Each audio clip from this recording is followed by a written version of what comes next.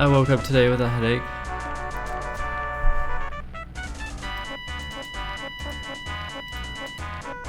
I don't know why. I know I did a lot of marijuana last night and I had a Klonopin. And a lot of caffeine yesterday. I don't know what caused my headache.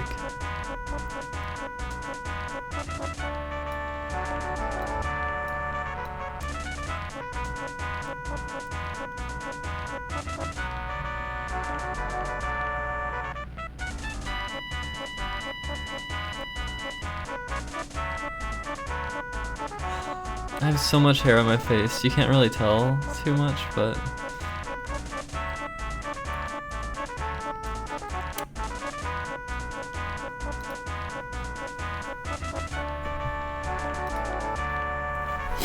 Tomorrow I'm gonna get it, tomorrow I'm getting it removed, some of it. Oh, this headache is killing me.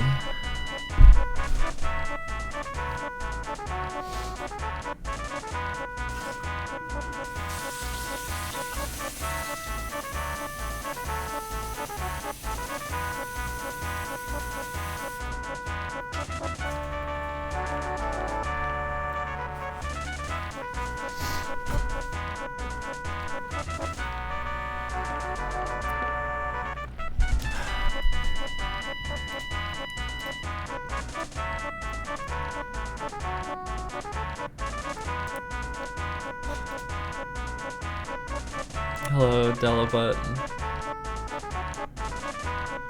That's fucked up, Ambrose.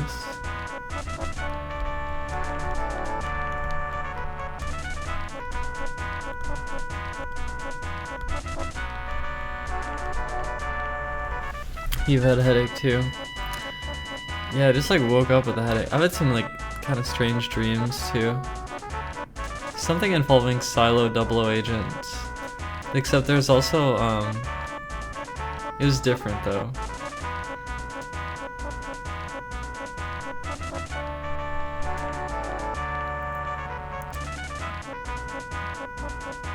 I can't remember, it was an interesting dream. I can't remember. Yeah, it's tomorrow, the political debate is tomorrow. What the fuck? Tomorrow's gonna be a good day. Tomorrow is Electro and presidential debate. Don't even go to that, Ambrose. Don't even go. Like, refuse to go. Wait, where do you live, Ambrose? Like, is that shit even legal? Like, where the hell do you live?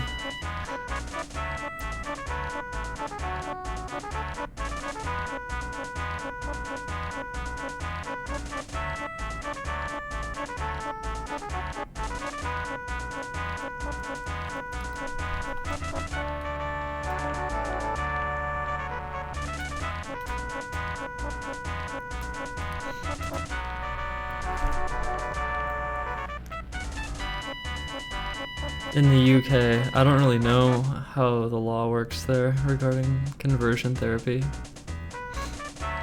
It's illegal. Oh, for gay, lesbian, bi. Is it legal conversion therapy for trans people in the UK?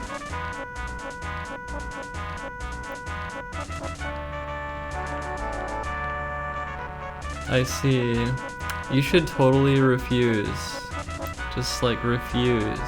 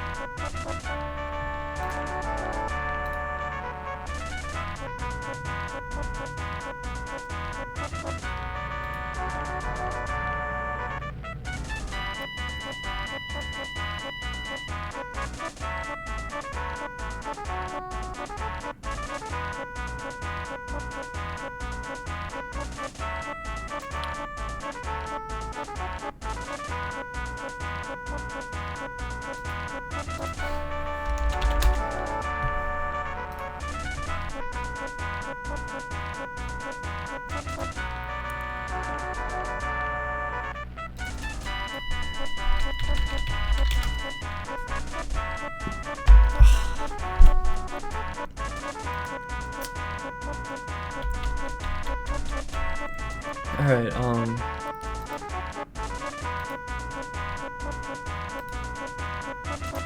gonna post my stream on Twitter.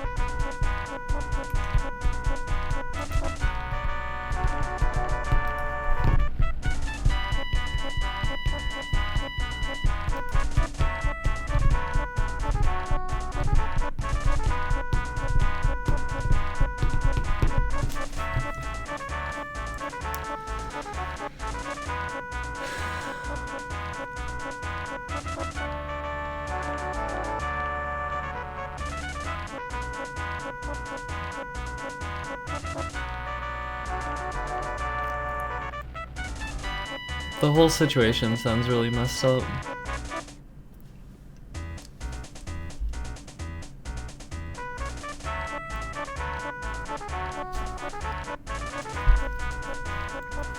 Hi Neko, hi Terminator.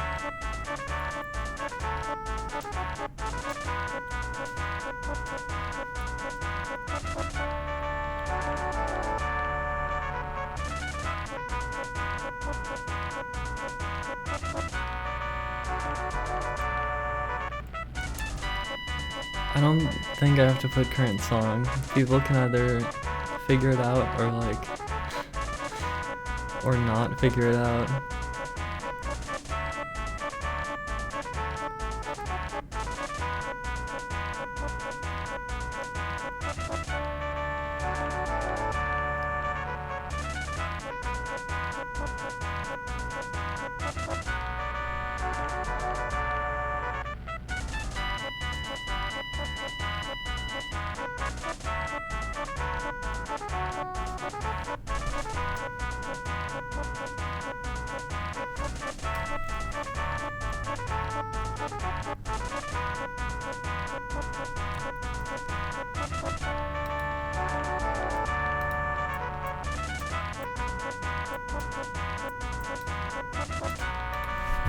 Okay, this image preloading thing I'm doing with CSS doesn't even work.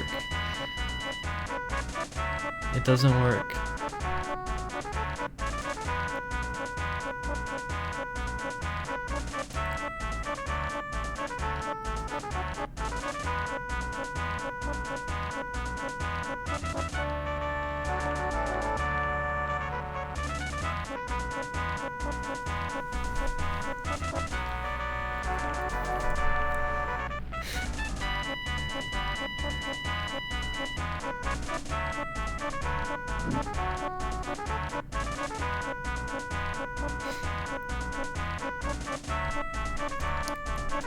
You had problems prefetching assets. Is there a good solution to it? Why 1,000 is a goal? Because once I get 1,000, I have 1,000 true fans, and then I'm set.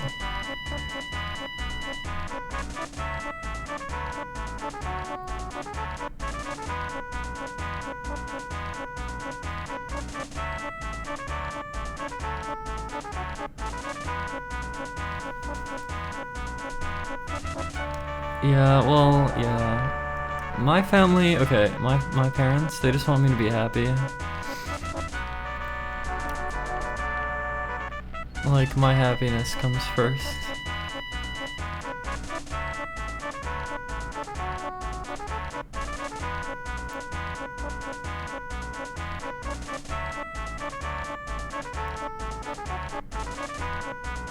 It costs $4.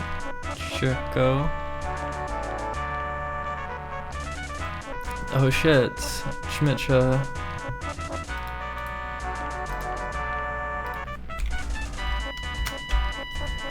Thanks.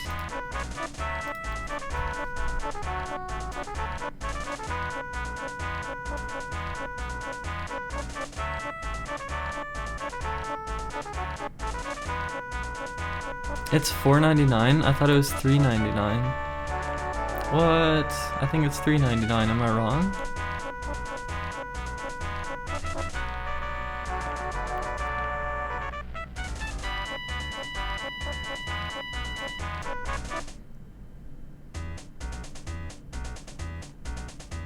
Oh, Australian currency.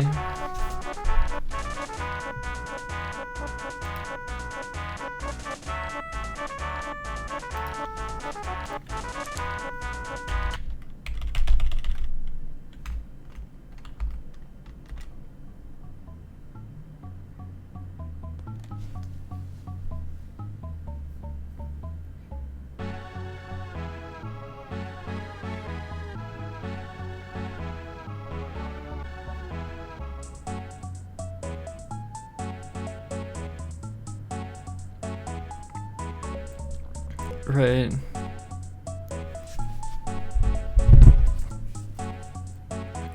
Thanks.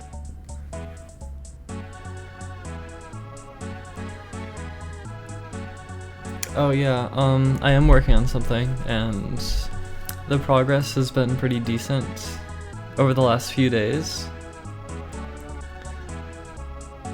And there's some issues, like there's more to do, there's plenty more to do. And I guess today I'm planning on doing more.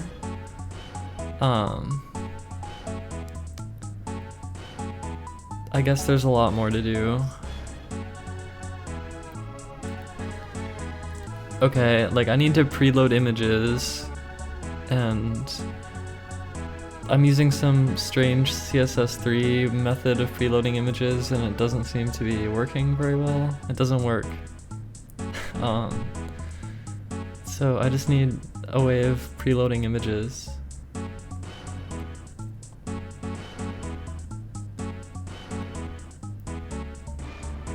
Yeah, that's how long I'm streaming today. The bottom corner.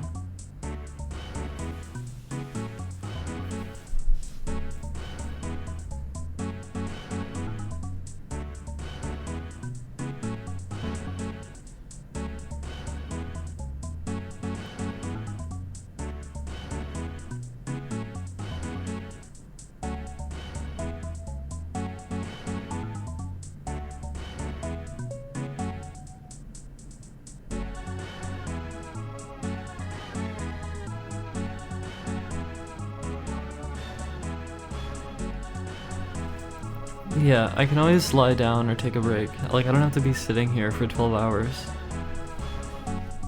As long as I just want to be live that long. Like, the stream live that long. God, what the hell? My head hurts. Suddenly, pain. Phaser.io.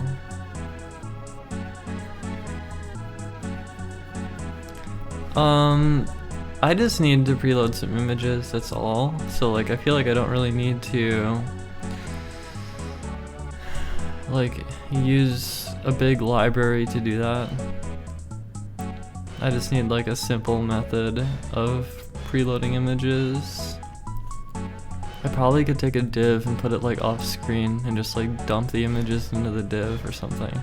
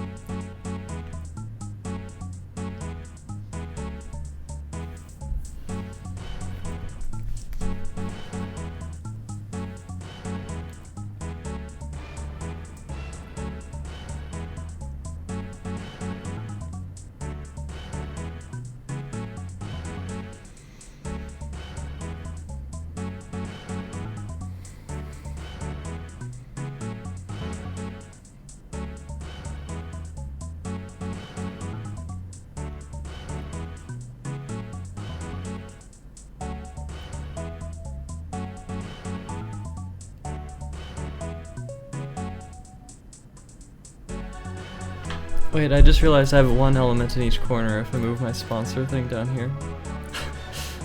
This would cover the balcony chat though, damn. Oh well, I'll just keep it up here I guess.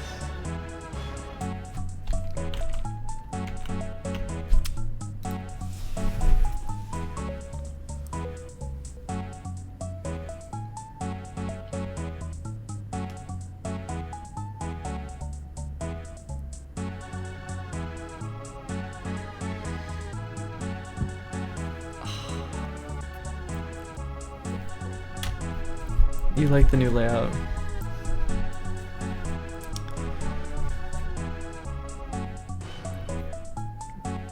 Yeah, balcony does go all the way down there. It's just you have to be in active conversation in order to get it that low. Oh, actually it does stop. Oh, I could put it. Okay, you're right. It does stop because I moved it up a little bit. So I could put the sponsor number down here. And actually, let me change the color of that too.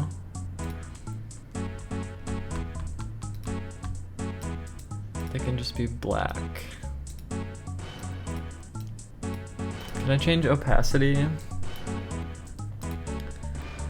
Oh nice, drop shadow. There's no drop shadow options, it just looks like that. Wow, it looks so bad. I can't believe I can't change the drop shadow, like, wait, outline? Wait.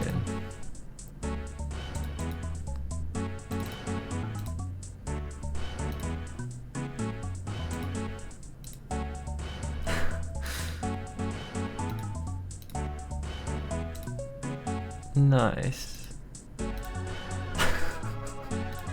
OBS's text tools are so bad. Like, look at this drop shadow. Actually, with the outline, it's not terrible. That's kind of funny. It's so bad, I kind of like it. I'm gonna keep it, I think.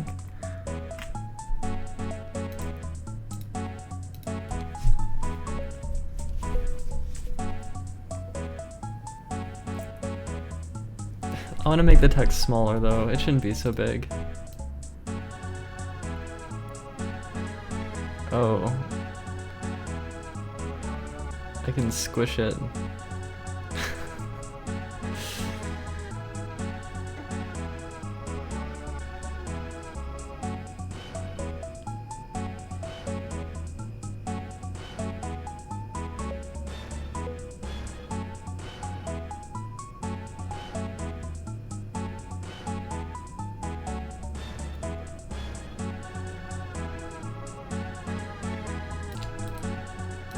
What about which font it is? There's so many fonts to choose from.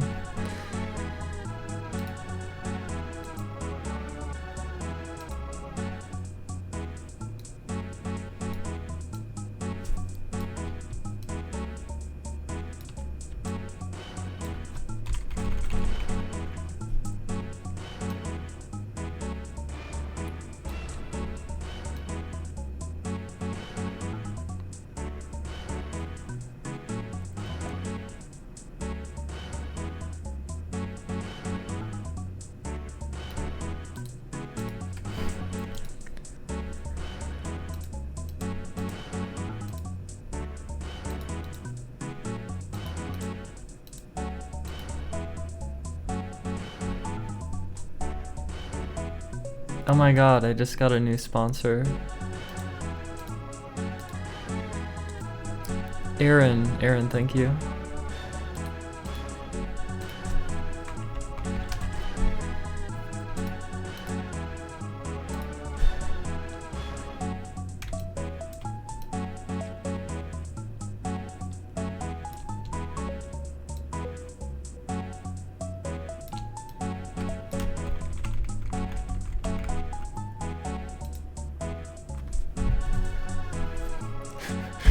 It looks so shitty. It looks so fucking bad.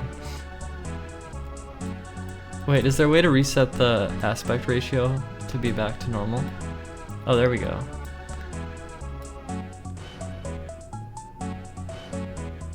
Whoa, I can make it go upside down apparently. There, that looks a little better.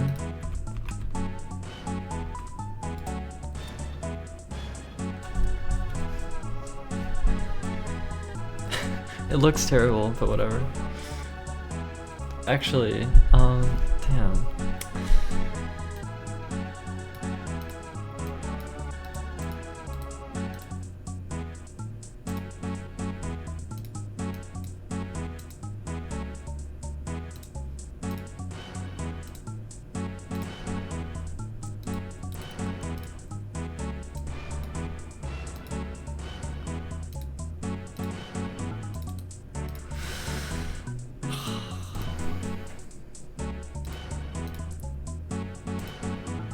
Oh, the text does go down there. What the heck?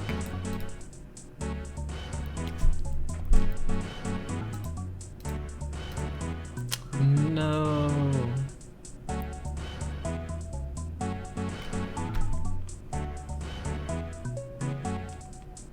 I could make this less tall.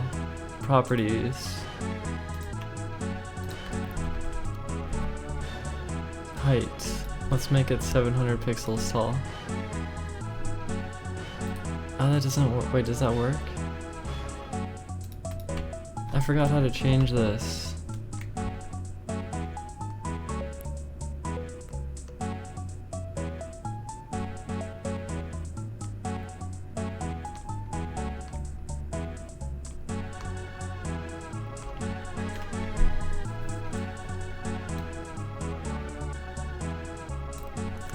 Oh. Okay, this should work. Wait, it didn't work.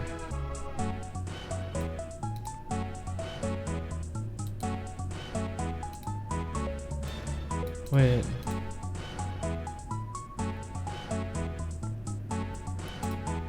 Oh, I don't know.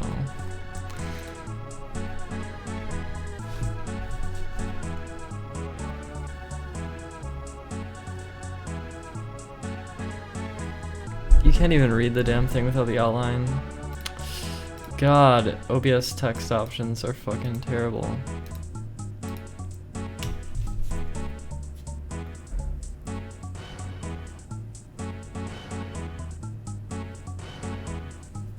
White and black, I could, but it doesn't matter that much. I don't know.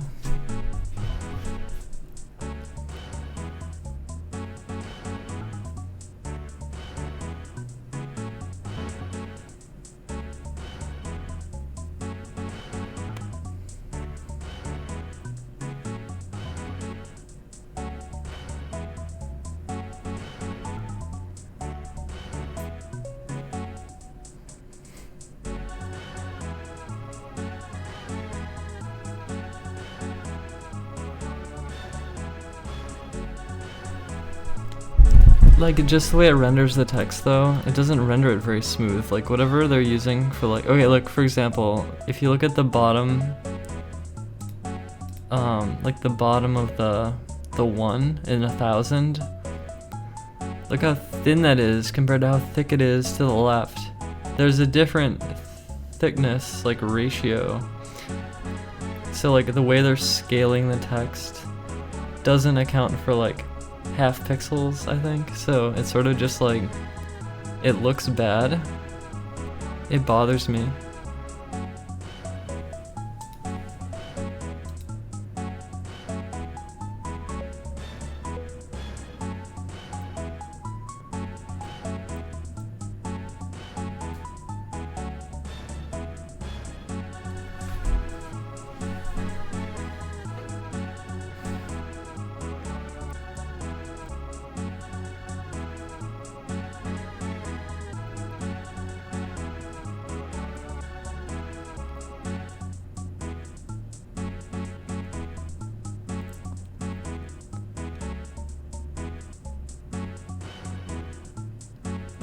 Who's gonna be my 69th sponsor?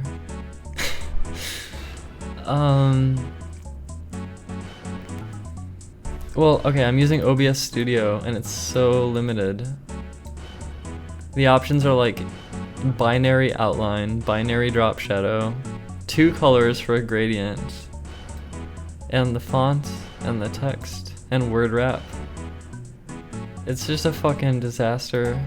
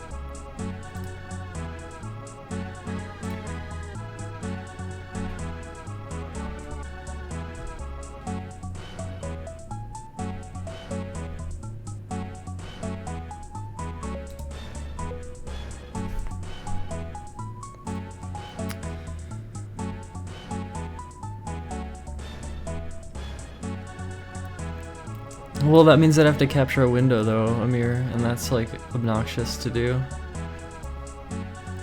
So I'd rather not do that.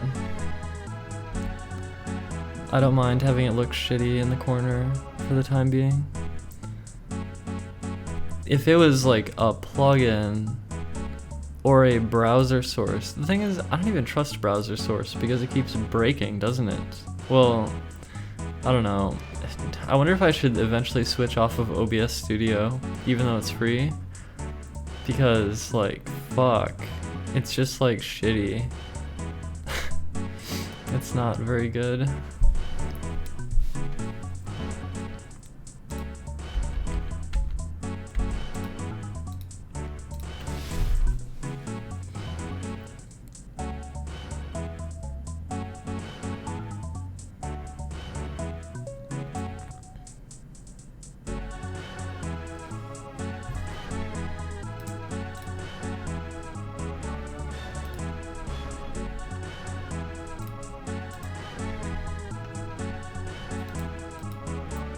Okay, so preloading images on a web page. What's the most elegant solution? Or rather, it doesn't need to preload so much as it needs to. Well, I guess it's preloading. It needs to get them in memory before it needs to download them, you know, before they're used. But I don't care if I don't need a loading bar or anything. I just need it to actually spend time loading all the images prior to them being used. And I want the most elegant solution to do that. Does anyone know?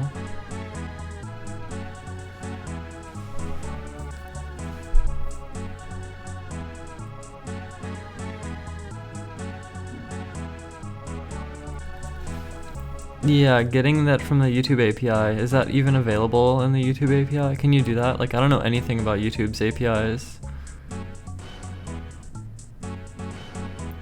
Preload.js.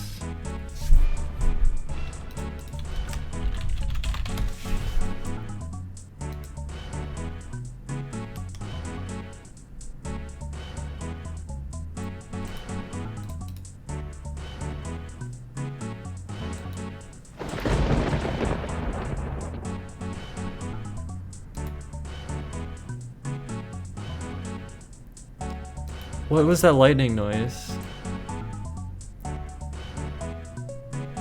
Was that this webpage?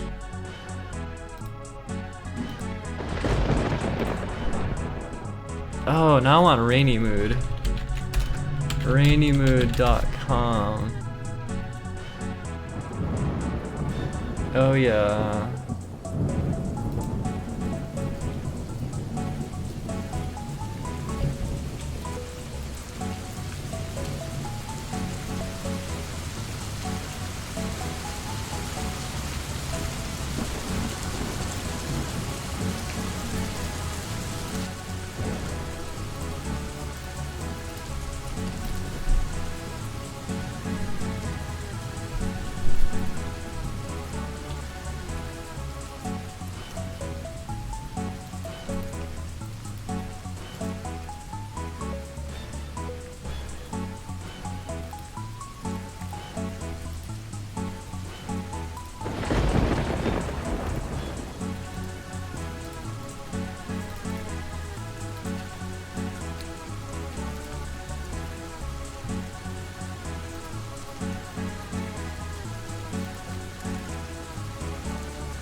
Okay, so you include a script, preload.js.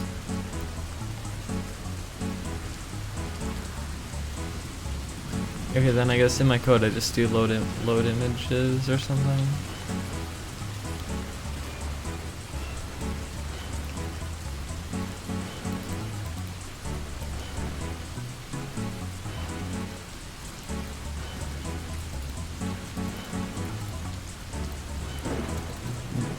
Document.body.append child. Wait, I don't want to do that.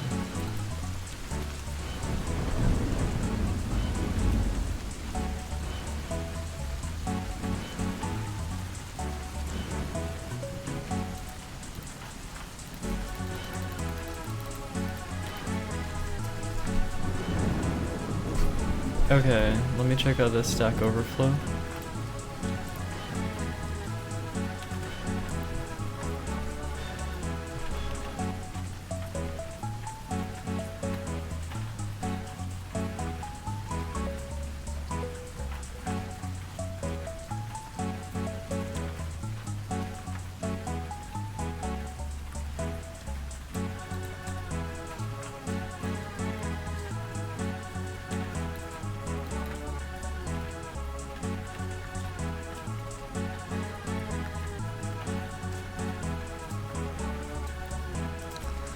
Okay, do you think I should just use this little JavaScript thing from Stack Overflow? Function preload image URL. var image equals new image. Image.src equals URL. Close function.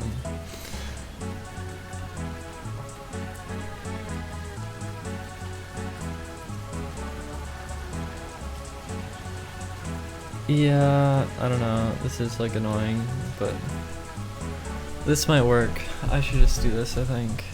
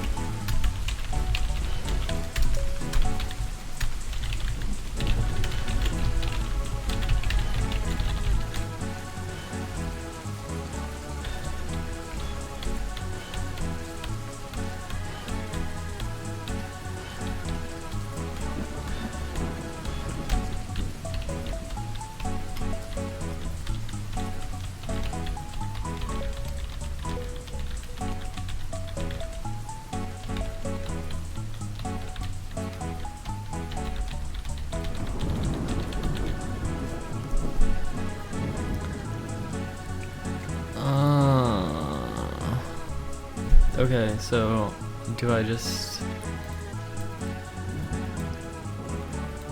image SSC equals URL? Do I need the full URL or wait? If it's in wait a minute.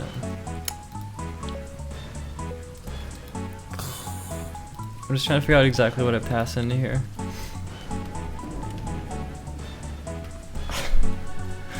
Alright, preload image.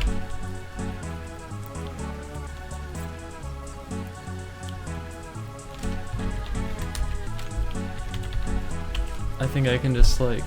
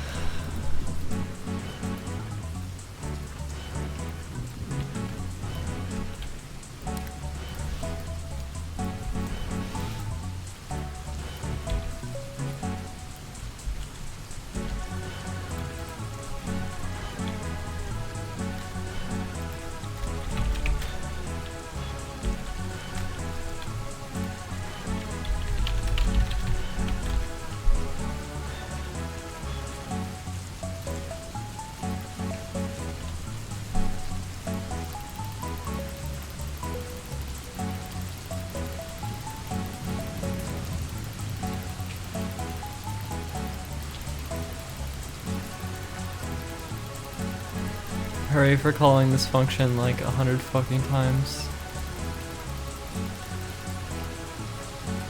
Alright.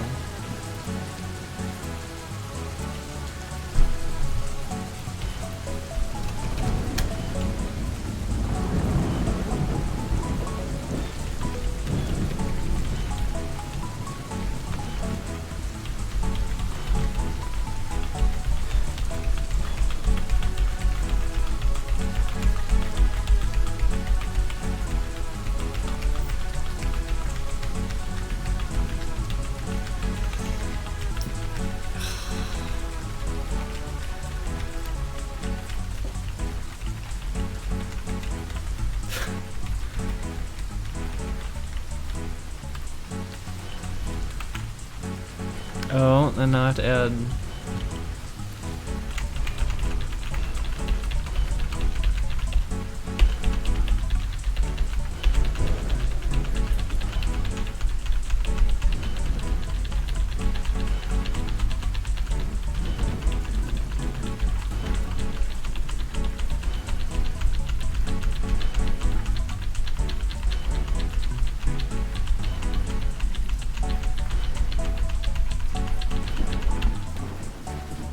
Alright, let's see if that works, I guess.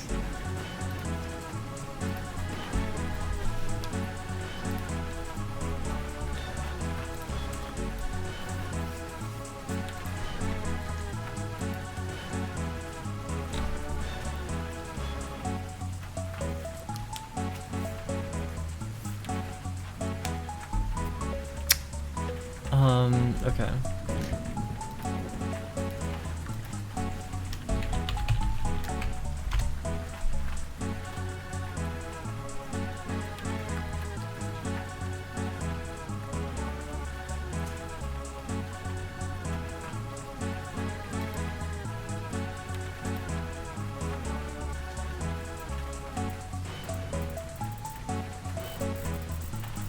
Okay, it seems to work, but it does load you can like see everything loading slowly, I think. Or at least the first time. Wait, if I have a new incognito.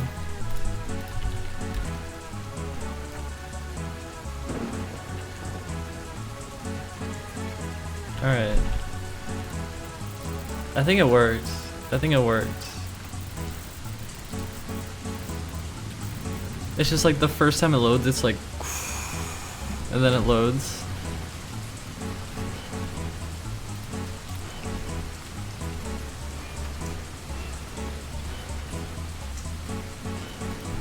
Actually, it almost would be cool to have like a loading bar or something.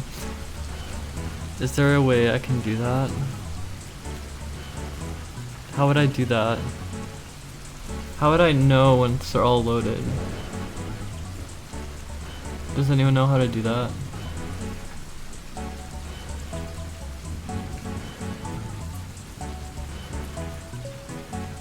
Oh, yeah, see, I'm doing the loading after document ready. I guess I should do it before. Before? Would that... Well, wait.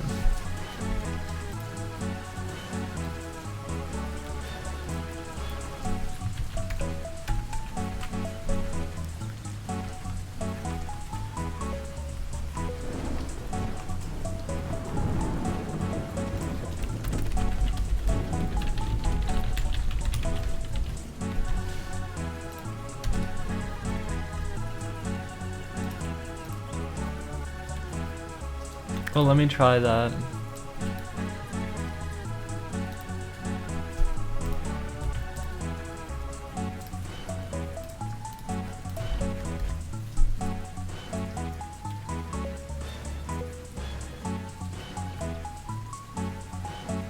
It's still kind of like slowly.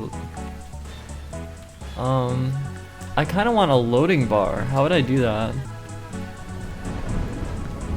Does anyone, like, how would I know when the image is loaded and then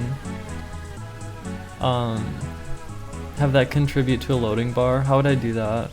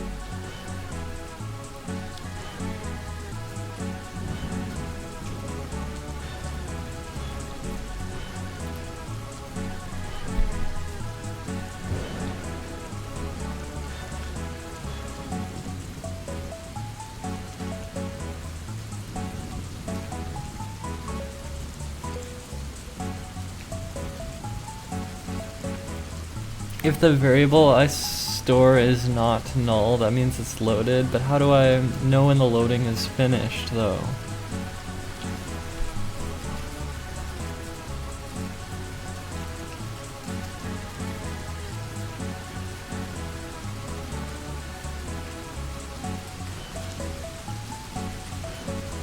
Well, at the moment, the loading function is like preload image, and then it passes in the URL, and then the function is var image equals new image, image.src equals URL. So it creates this new image, which is, I guess, like some sort of JavaScript image thing. I don't know. Let me actually look up what the hell that is.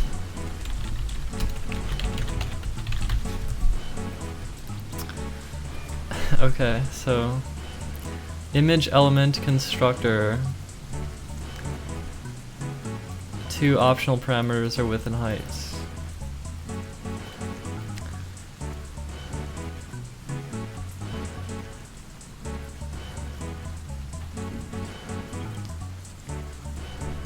It doesn't tell me much about it.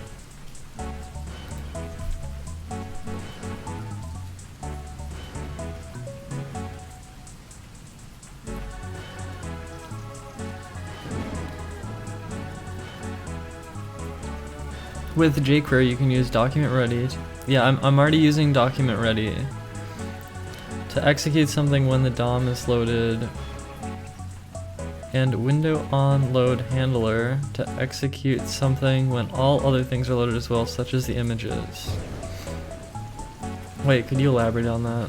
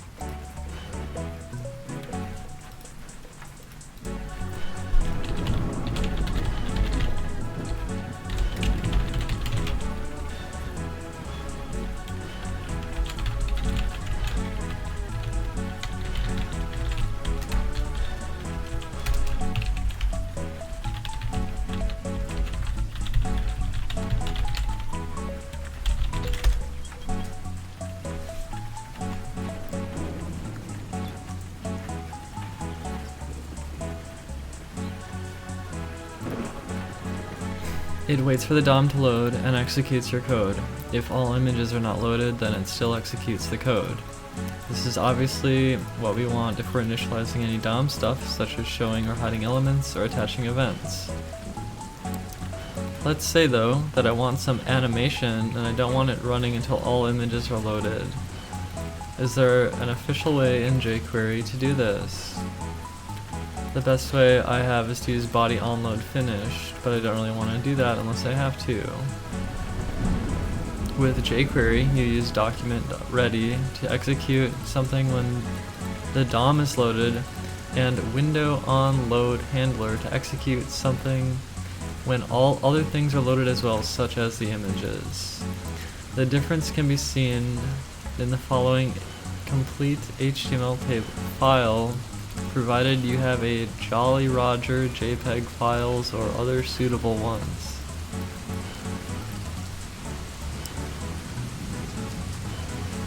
Okay, then there's some example code. With that, the alert box appears before the images are loaded because the DOM is ready at that point. If you then change document ready into window on load function, then the alert box doesn't appear until after the images are loaded. Hence, to wait until the entire page is ready, you can use something like window on load. Okay, so basically if I just change document ready to window on load,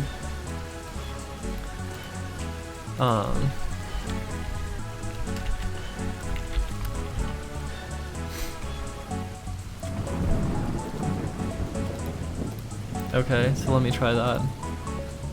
Now this still doesn't give me a loading bar, which is something I'm interested in, but let me try it.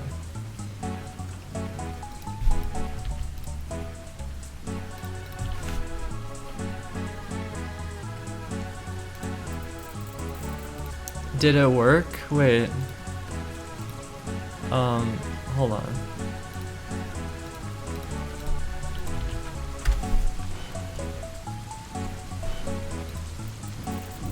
It fucking works. I think it works. Wait. Wait a minute. Does it?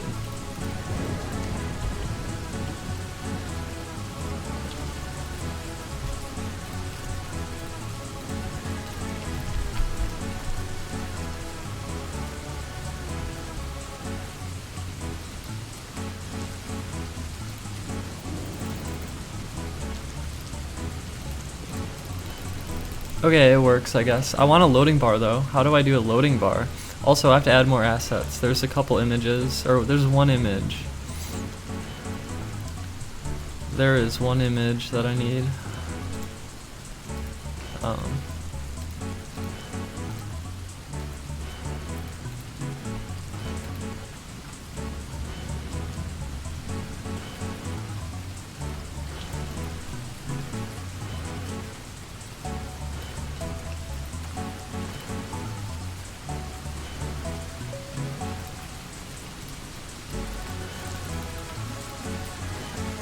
Why is this so frustrating? Okay.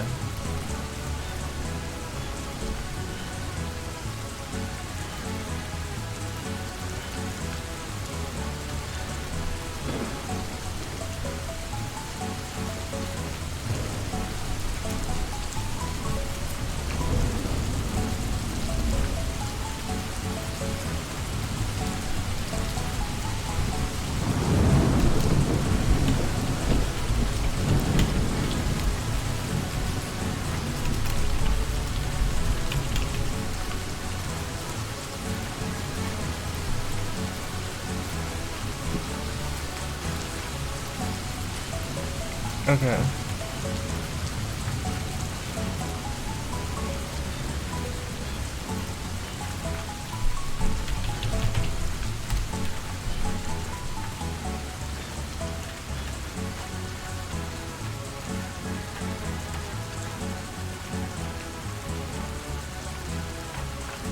It still like shows the page.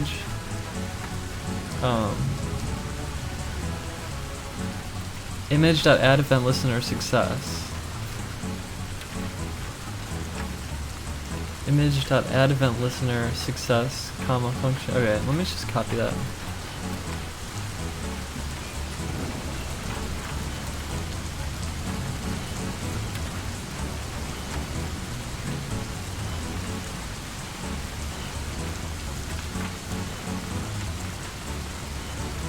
You put the src after the function? Okay.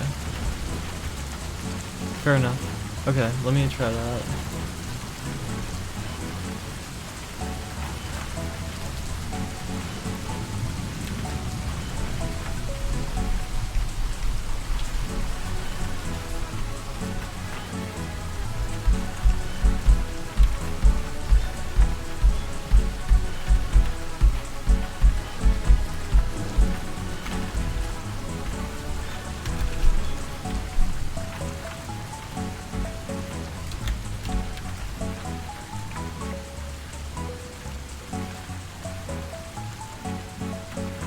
Wait, where do you close that function E?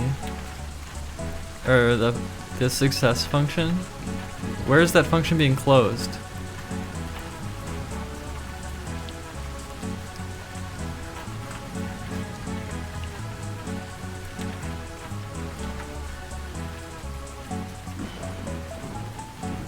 Oh my god, we just got our 69th subscriber, thank you. Or sponsor, I mean.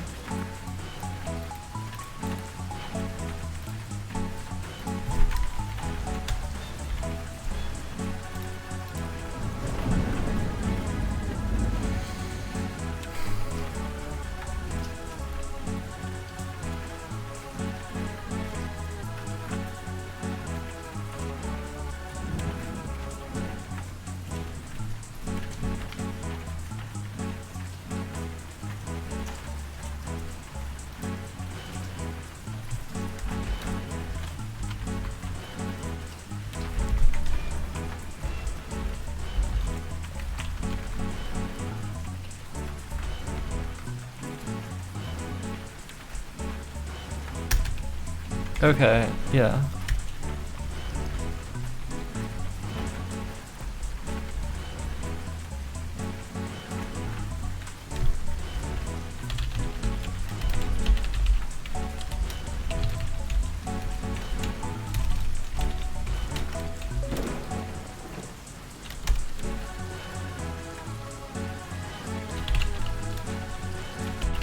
Okay, I'm gonna have a console log in there, and it's just gonna like flood the console with all the images that it loads.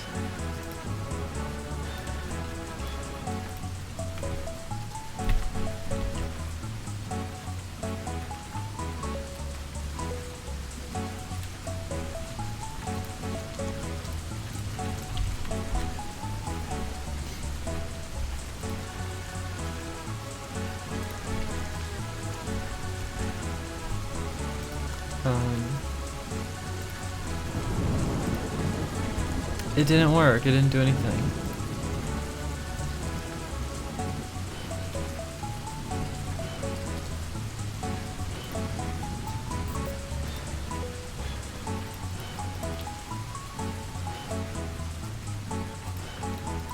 Okay,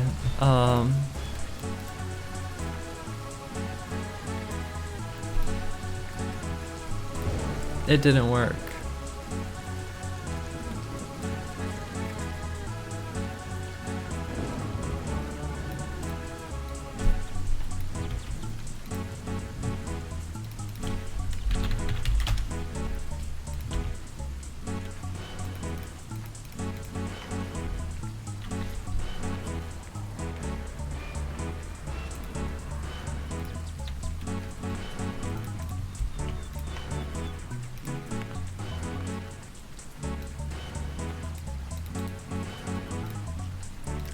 Did I fuck this up?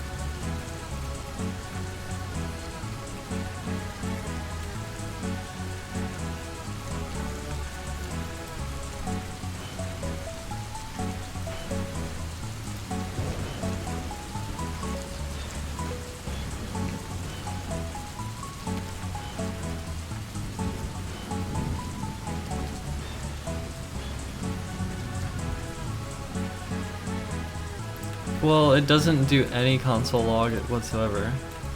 It never goes to the console log.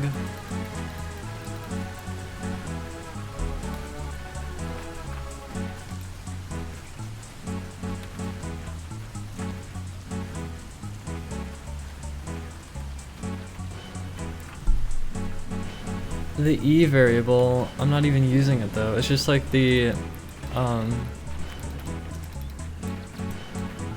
don't even know what it is. It's like the event or something. I don't know.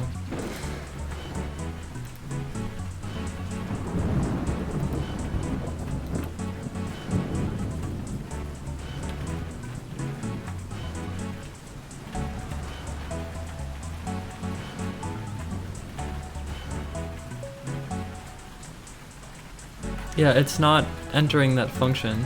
That function doesn't ever happen. The preload image function happens, or at least I'm pretty sure it does. Here, I can put another console log to make sure that it does. I'm pretty sure it does.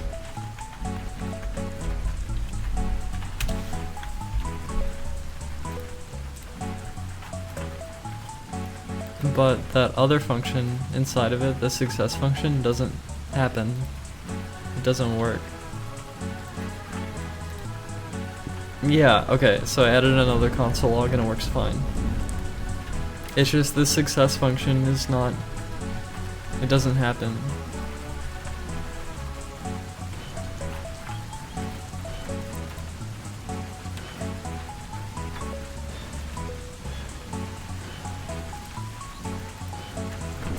So like image add event listener success, like it's just not working.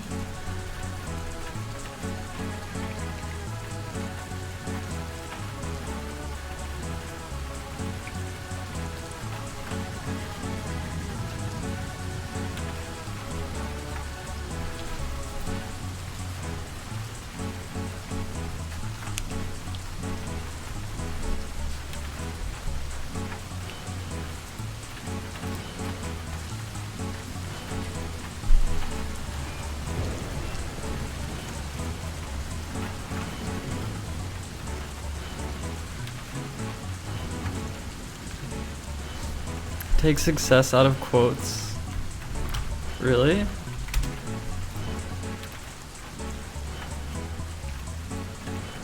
I'm gonna try it. I don't think it's gonna work. Or maybe it will, I don't know.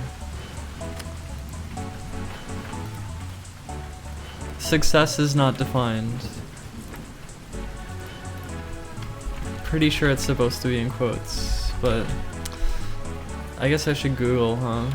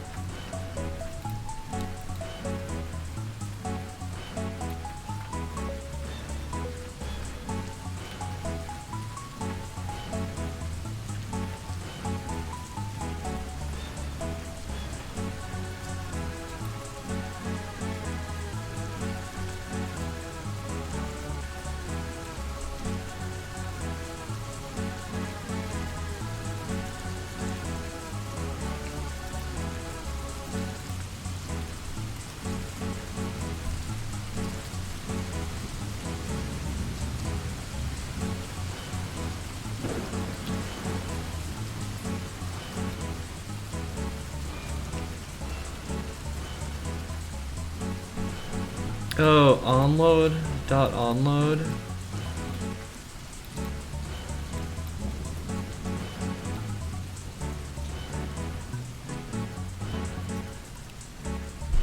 Let me try this.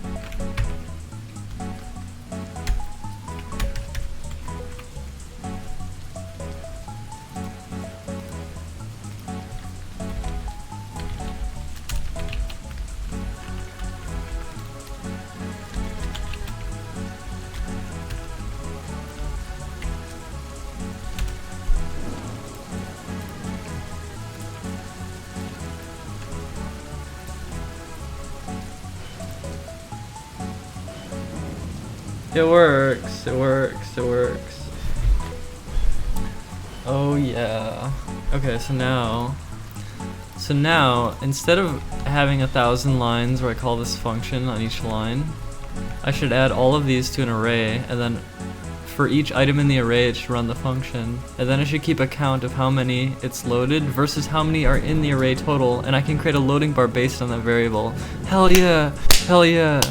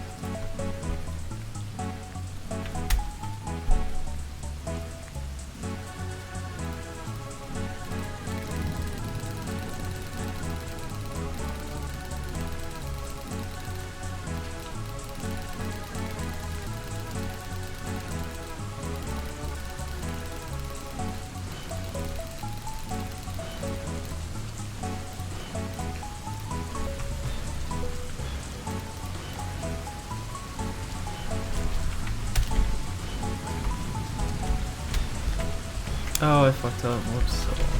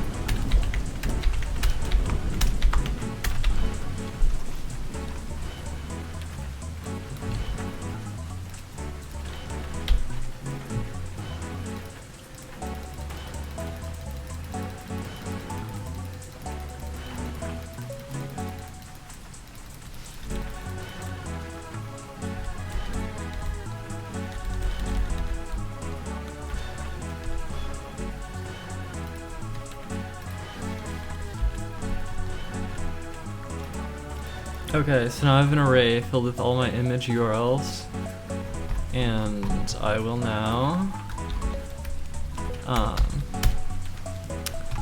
I'm now going to call the function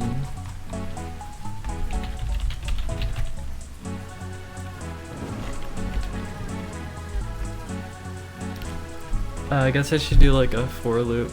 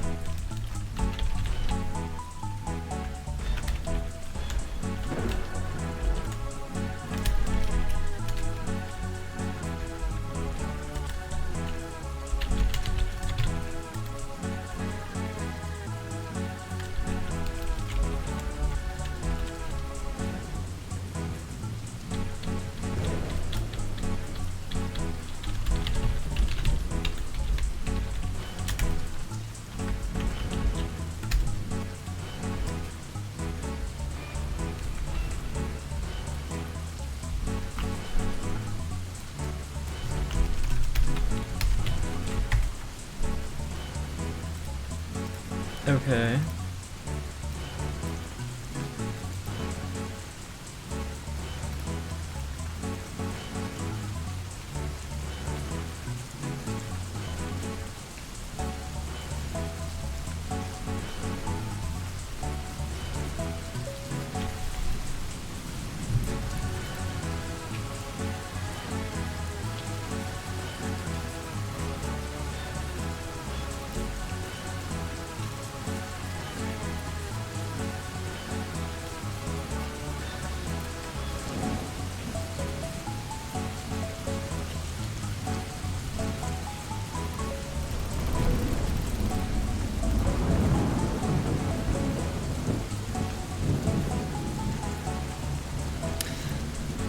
That's kind of strange.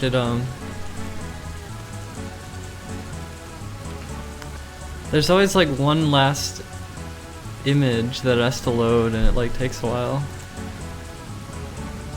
It like gets to 99% and then stops for a second. It's really strange.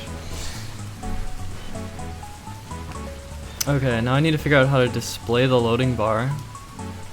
The rain noise is separate from the music. Oh my god, the sponsors is overlapping the balcony again.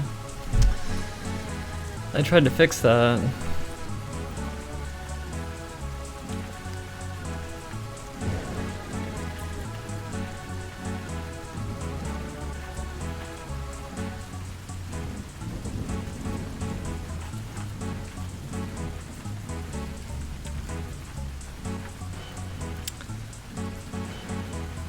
Okay, so let me open this again.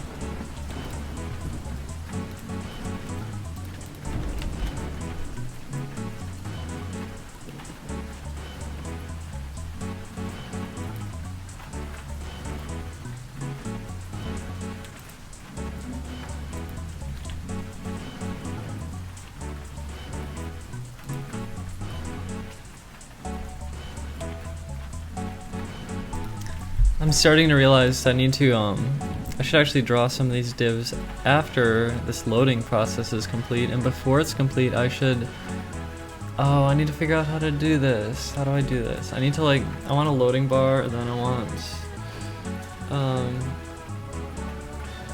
oh, another thing too is like once the,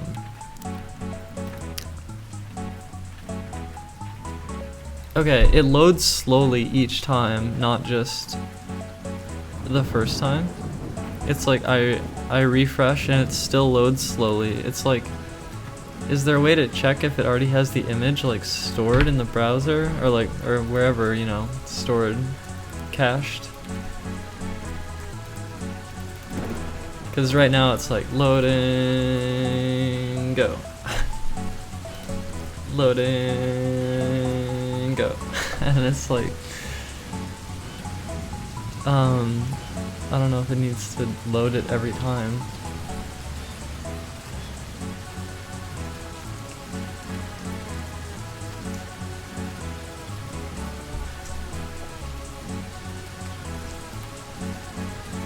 Like, is there a way to know if the image is loaded and not have to load it again?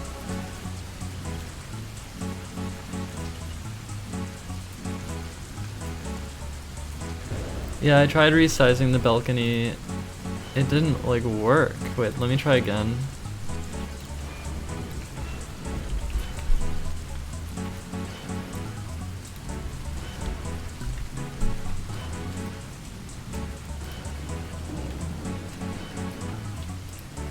Oh, maybe I fixed it now.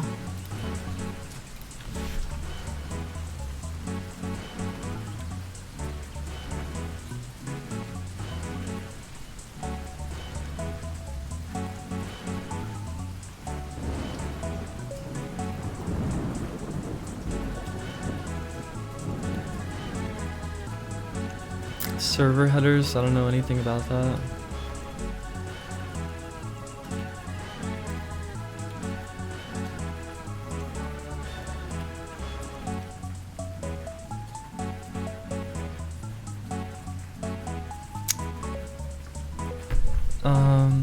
Alright.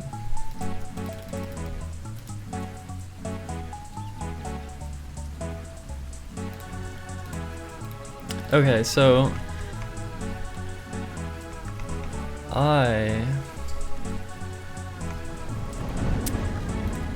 what do I need to do?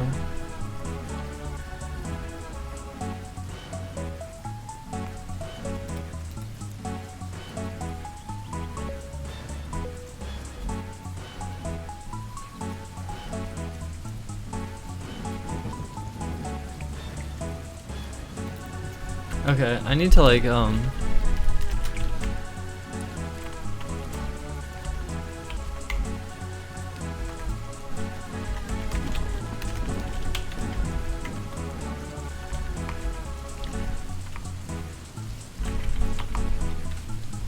I need to create these divs when the page is loaded.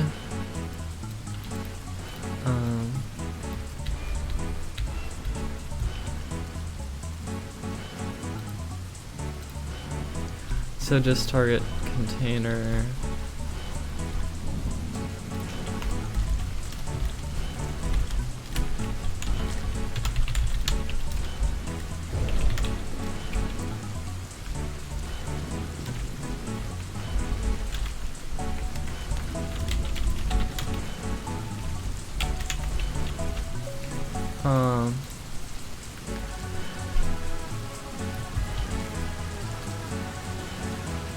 So an empty board, empty menu.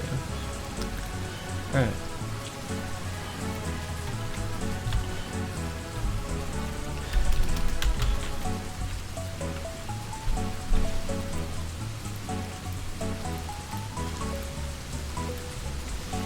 And then upload, and then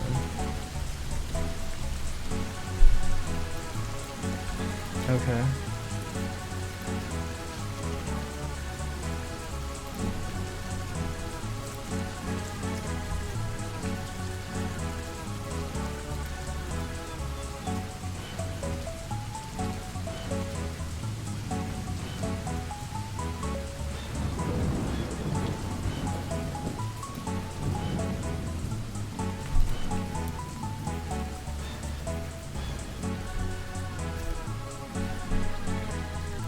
You can preload the image in JavaScript and apply the image to a div later.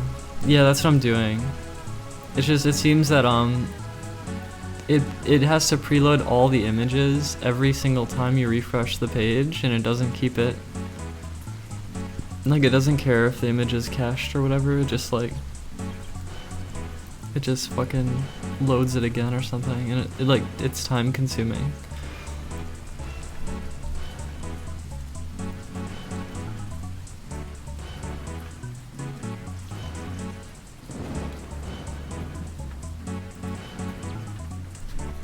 Oh, let me check my sponsors again. I have 69 sponsors. Party Hat Jones, you are sponsor number 65. I'm doing full page refreshes. No, I'm not. Well, I mean, when I do a manual page refresh, it loads everything again. And I don't know if I should care, but once the application or whatever is running, I'm gonna call it an application, even though it's just a fucking web page in JavaScript. Once it's running, it doesn't need to reload the page.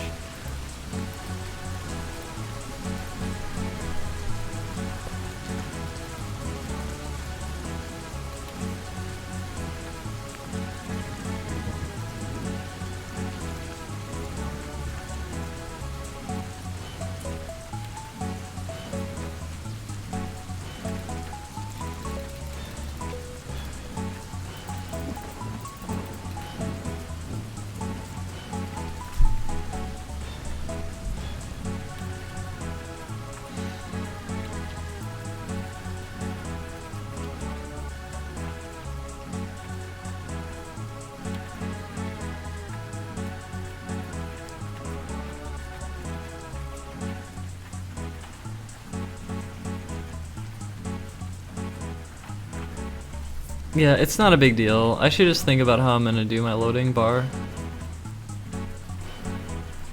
Or loading message or whatever.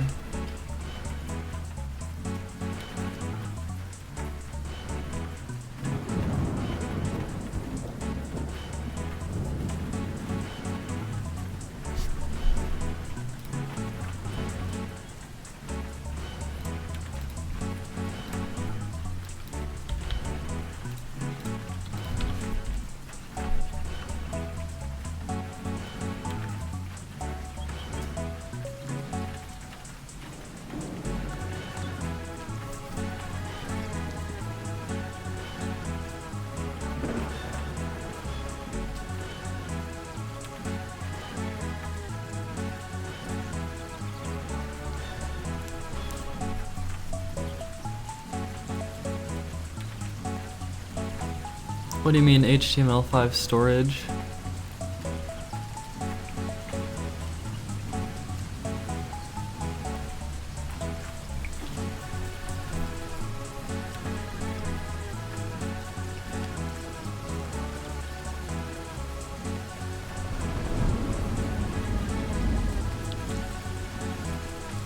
The timer is the remainder of the stream.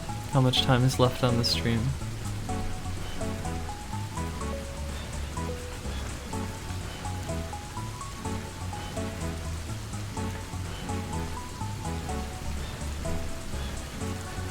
Well, this is all about just loading images, though. It doesn't matter too much. I just want to...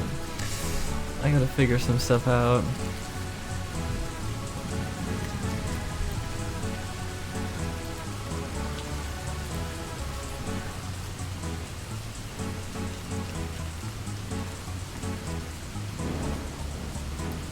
And I need to make some design choices too. Like God. Gotta figure out what I'm doing.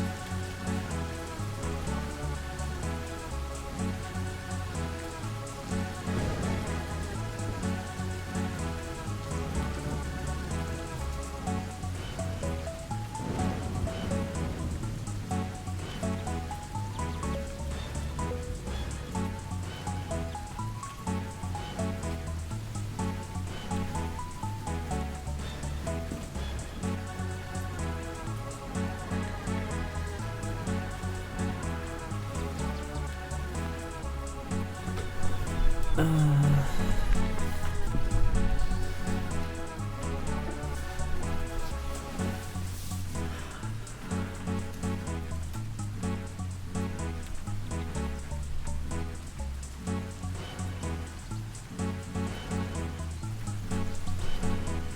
cold. I want to cuddle.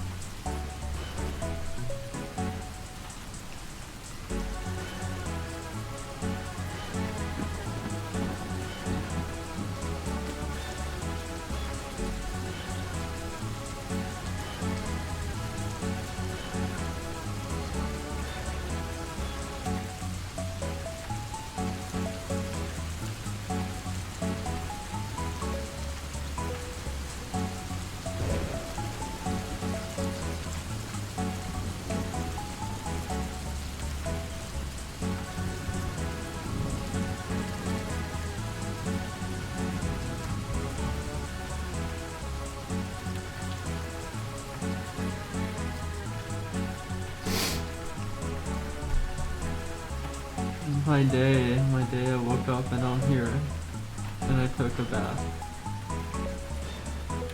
And I woke up with a headache, although I don't really have much of a headache at the moment, but I'm cold and I want to cuddle.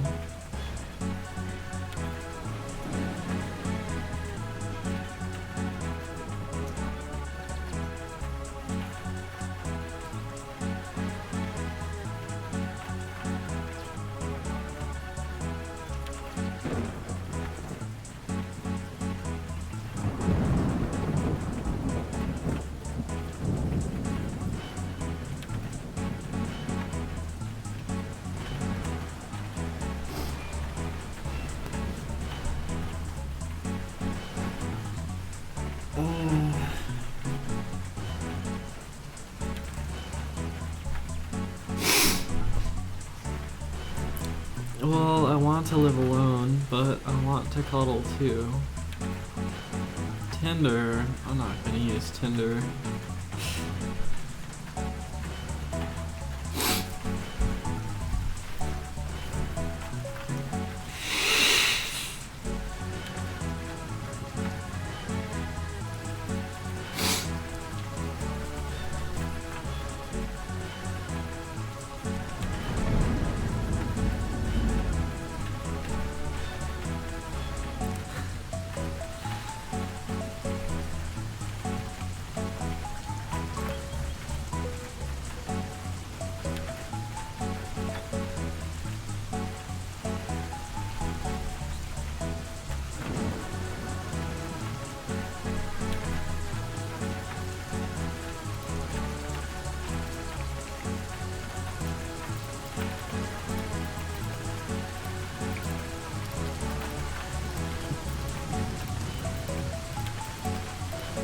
This game was a draw.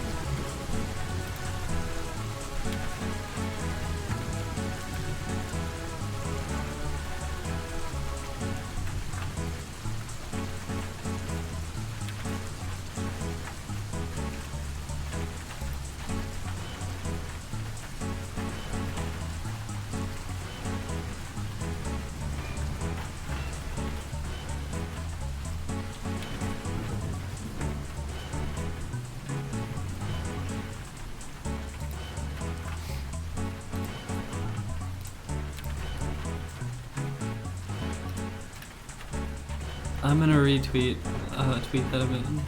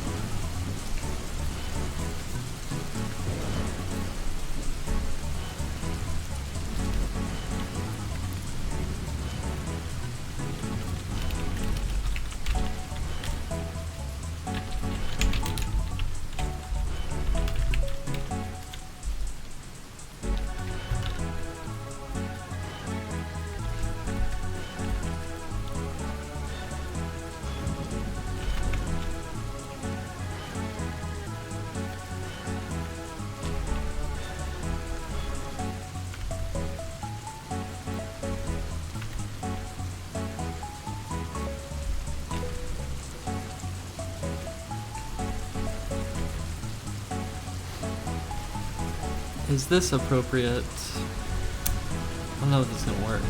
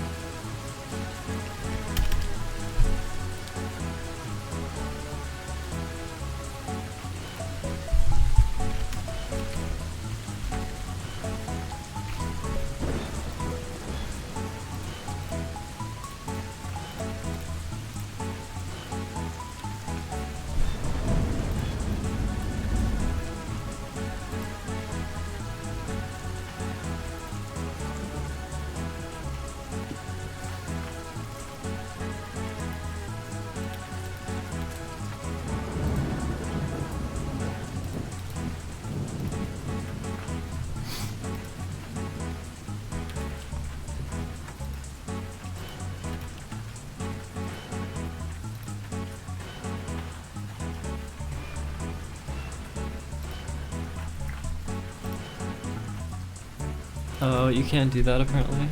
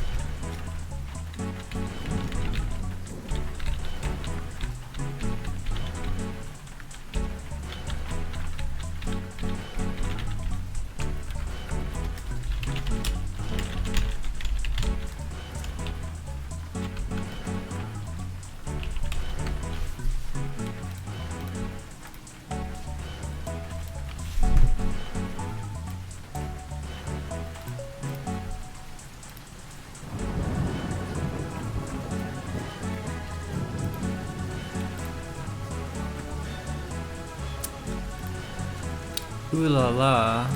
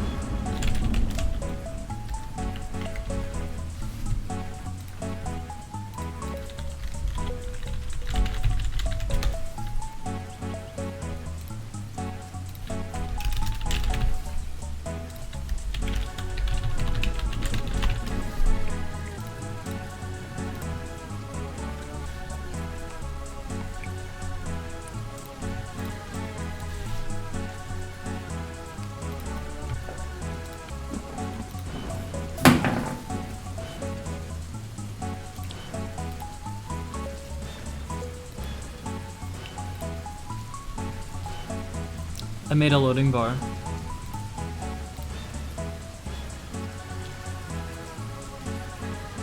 Except sometimes it hits like 99% and then it just stalls. Why does it do that? It works pretty well.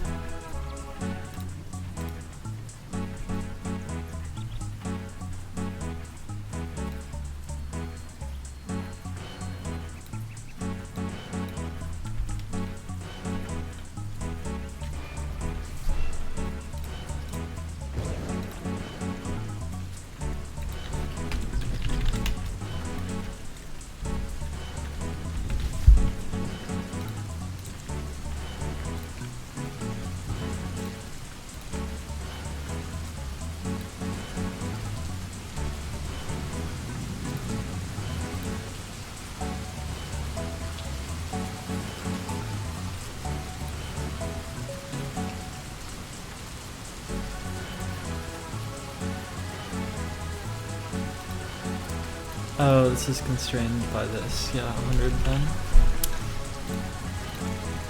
And then this needs to not be auto, that doesn't work. Wait, how do I...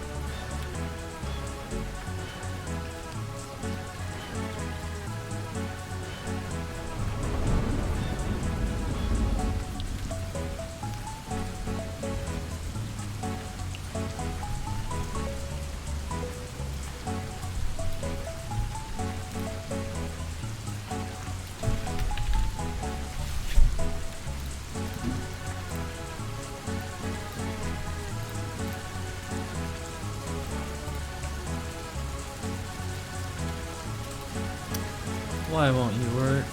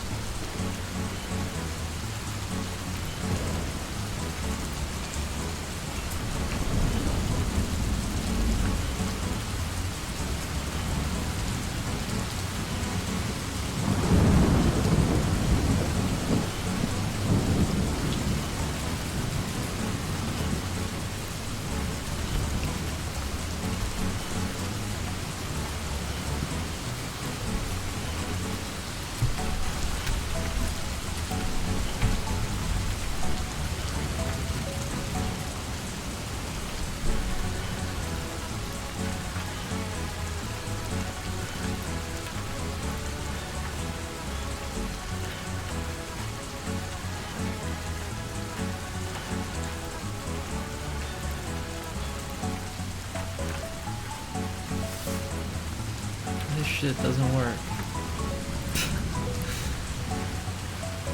Wait a minute.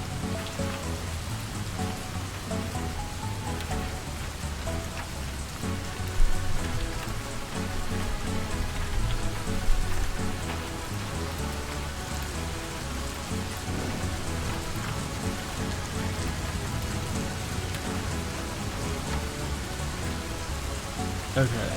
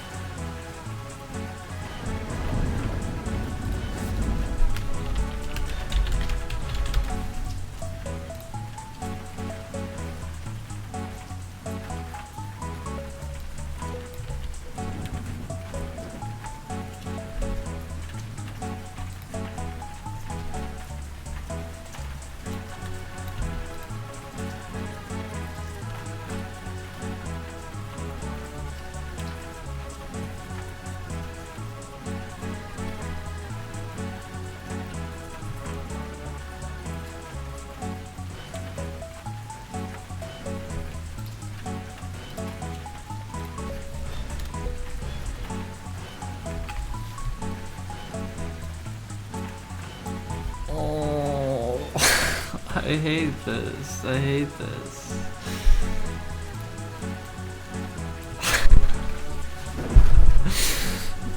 God damn it. Alright, alright, alright.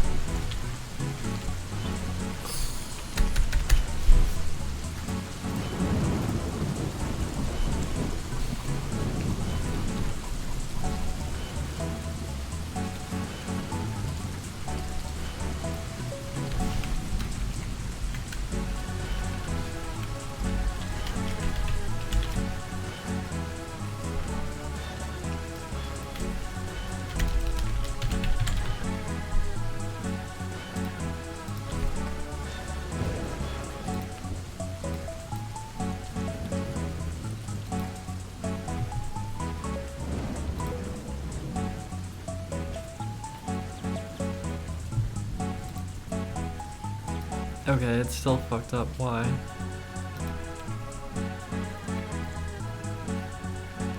Is there a justify self?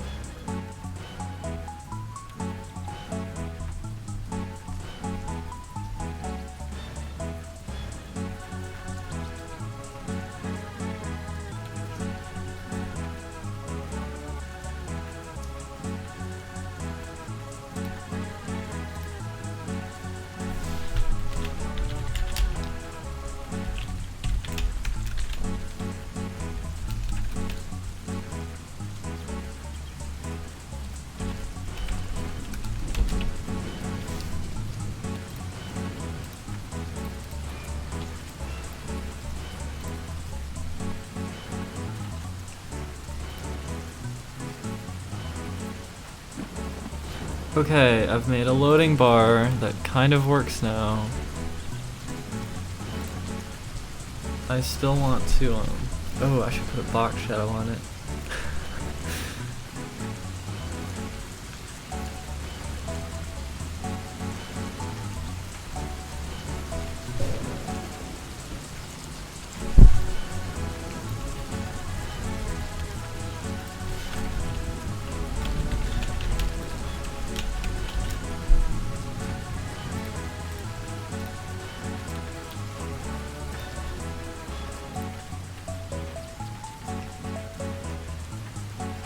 Okay, now the thing that I have an issue with here is that I can just assign this via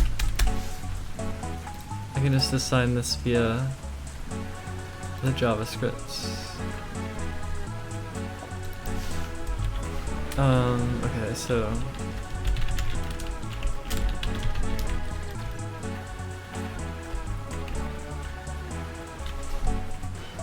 where is that?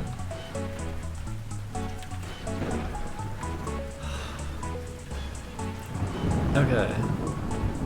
Okay.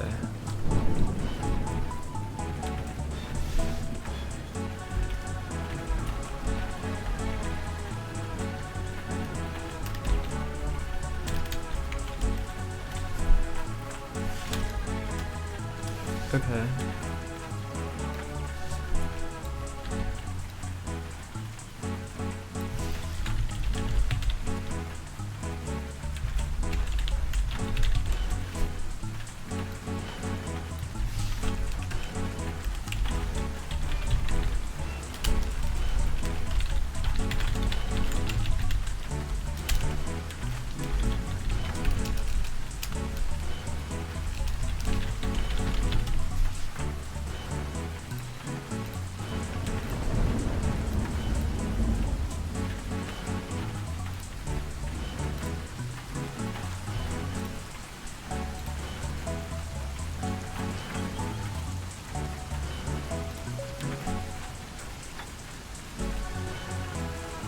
Okay.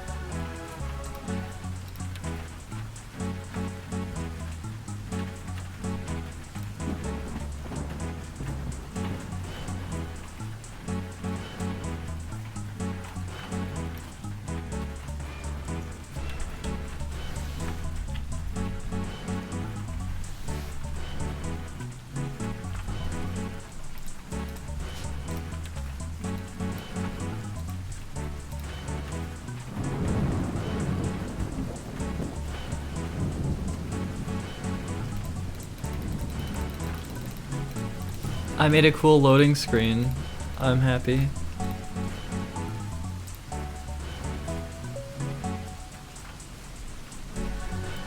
It works pretty well.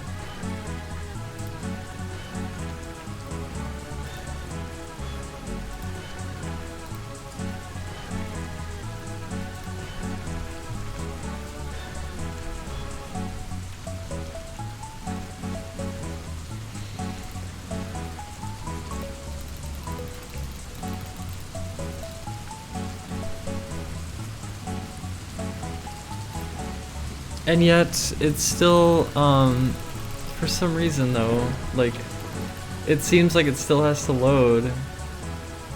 What? Like, the whole point of this is to prevent, wait, what? What the fuck?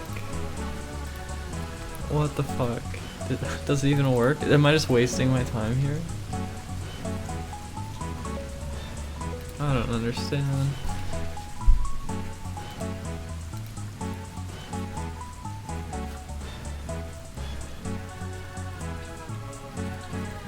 Oh, I think I forgot to load that too. Block.png. Yeah, I forgot that one.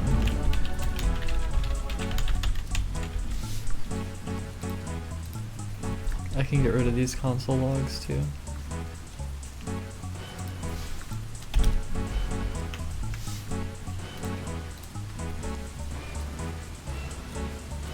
Well, okay, despite it loading,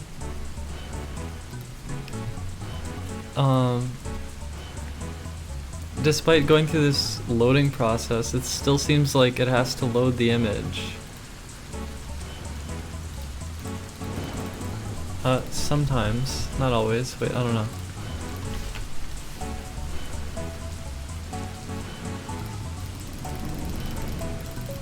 I don't know. It kind of works. I'm confused, to be honest.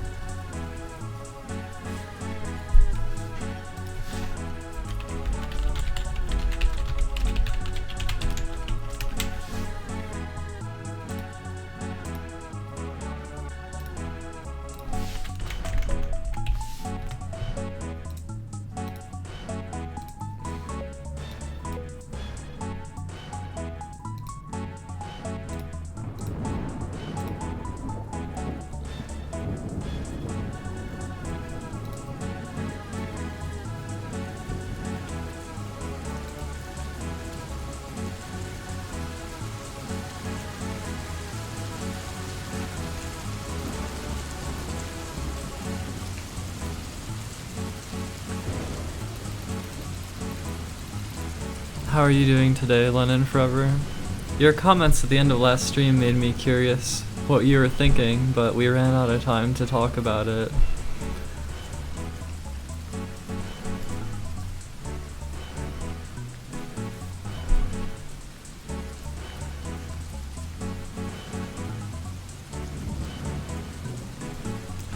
Wait, you want new music?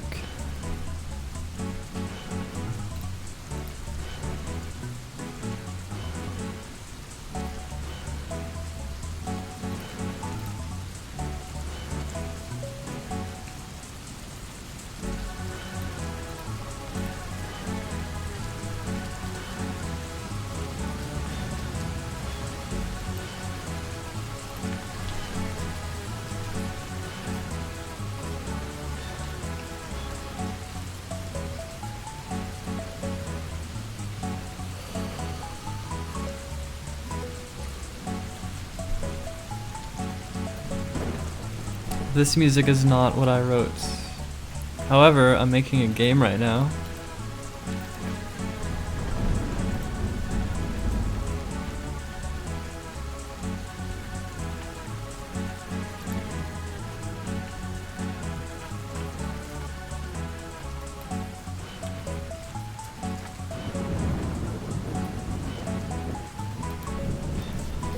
You wasted your last shot of heroin, you were very upset. Why were you upset? It seemed like you were upset that you were watching my stream or something. I didn't understand what you were saying, but the stream was like over.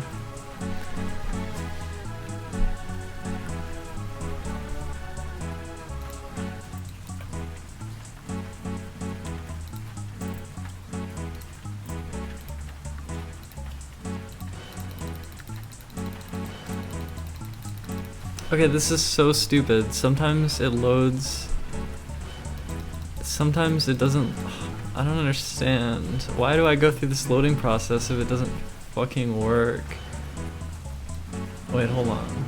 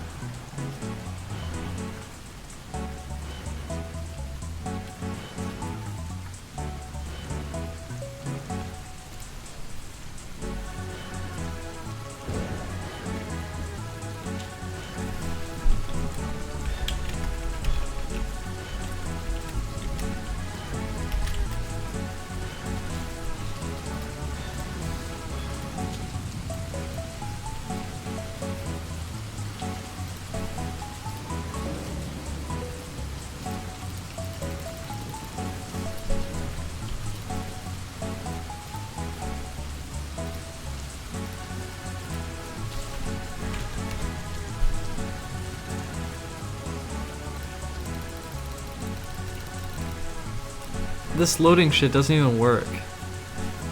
It just slows down the page and doesn't even fucking work.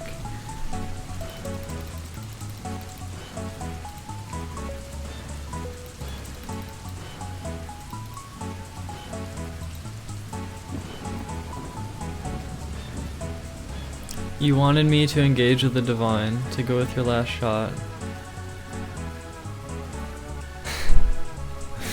Yeah, I think I was just like, I was just like lifting small weights.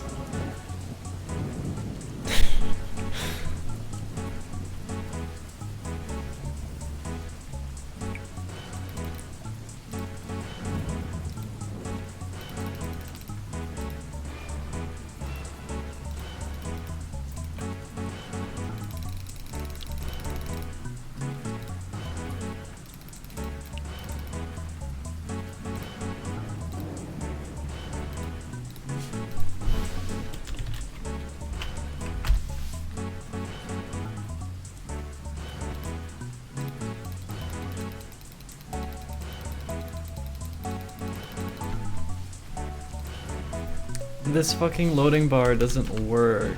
What?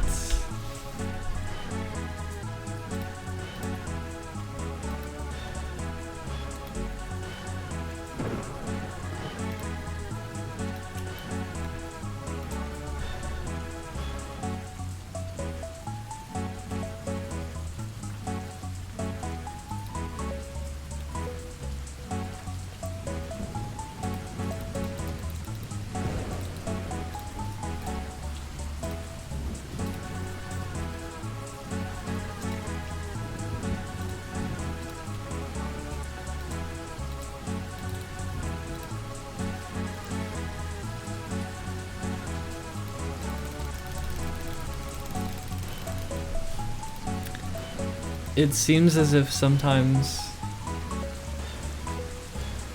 Well, does it work? I don't know. This is stupid. Sometimes it seems like for a very short period of time the image is not loaded, even though I went through this arduous loading process. It seems like, I don't know, there's like an instant where it doesn't show the image when it should be loaded already, so it shouldn't require any time to put the new image there because it should be loaded.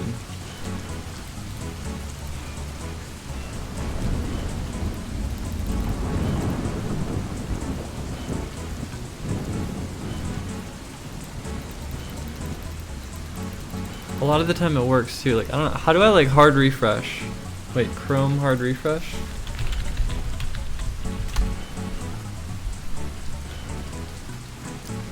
Control F5. Control F5.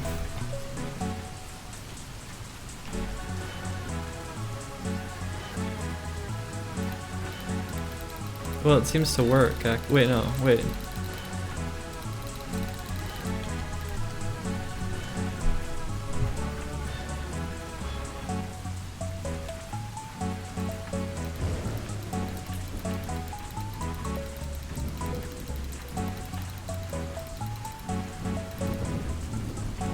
Okay, if I removed that line of code, let's say I remove this code right here. So now it doesn't do the loading process. And now I do a hard refresh. Control F5. Now. I still have the images like cached. Oh wait, I thought I thought a hard refresh clears it. What the fuck?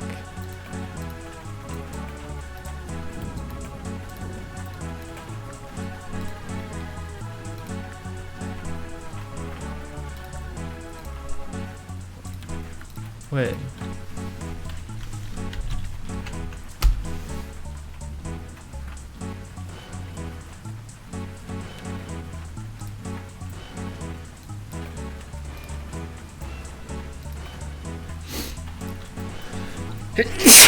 Oh my god. Okay, wait, never mind.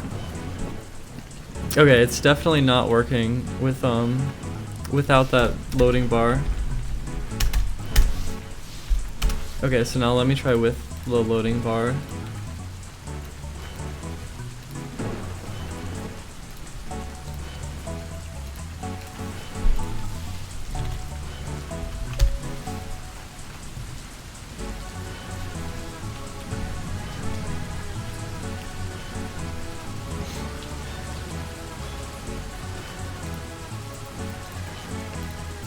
Okay, it does work. It works. I think it works. I think it works.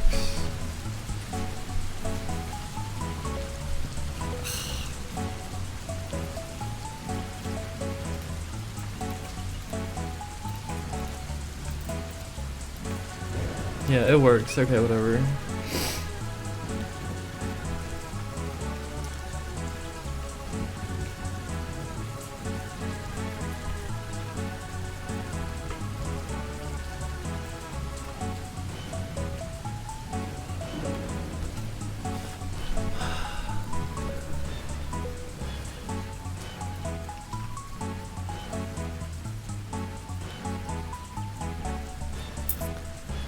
If I got total bytes not loaded, total bytes loaded,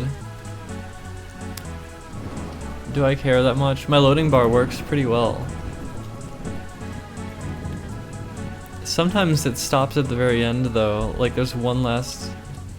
Yeah, it's like choking on the last image or something, and it has to wait a little bit.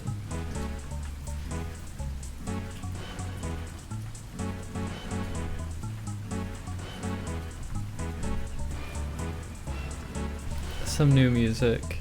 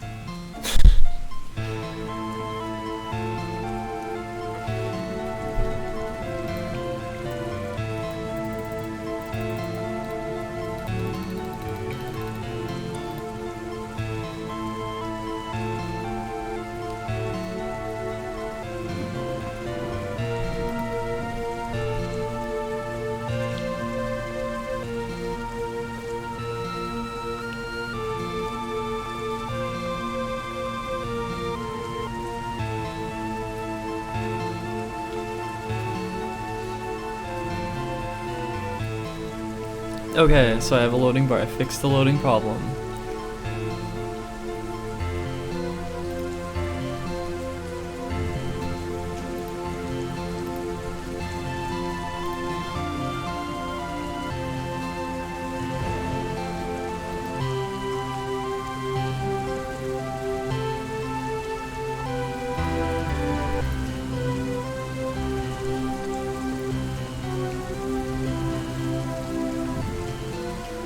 Oh my god, it's choking. It was choking so hard in the last image. It just like stopped at 99%.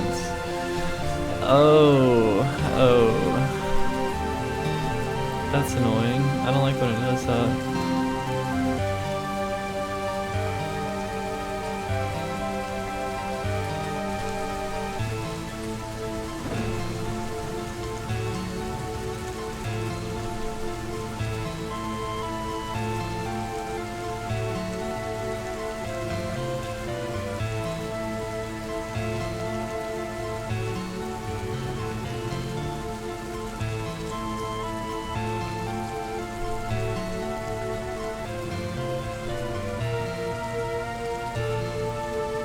How old are you, Lennon? Are you 40?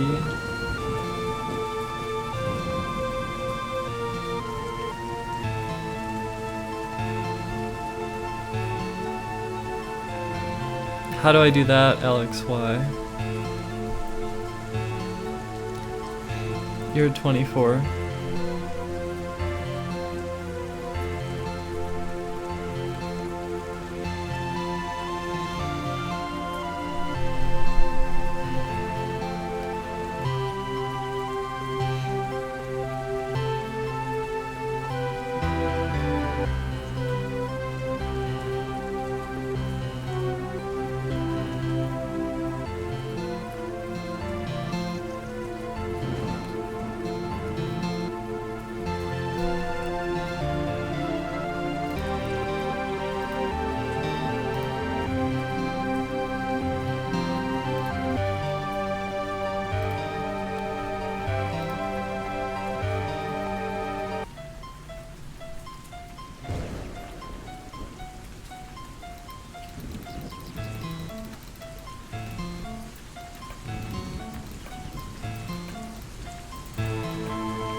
Hey, thanks for the tip.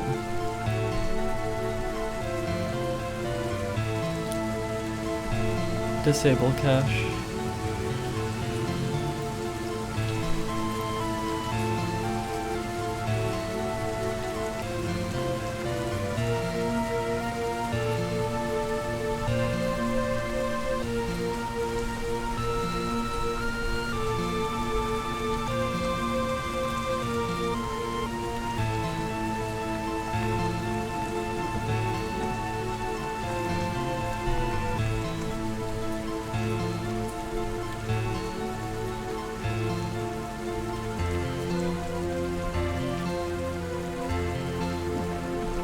Occasionally one of the images will take way longer to load. I'm not sure why that is.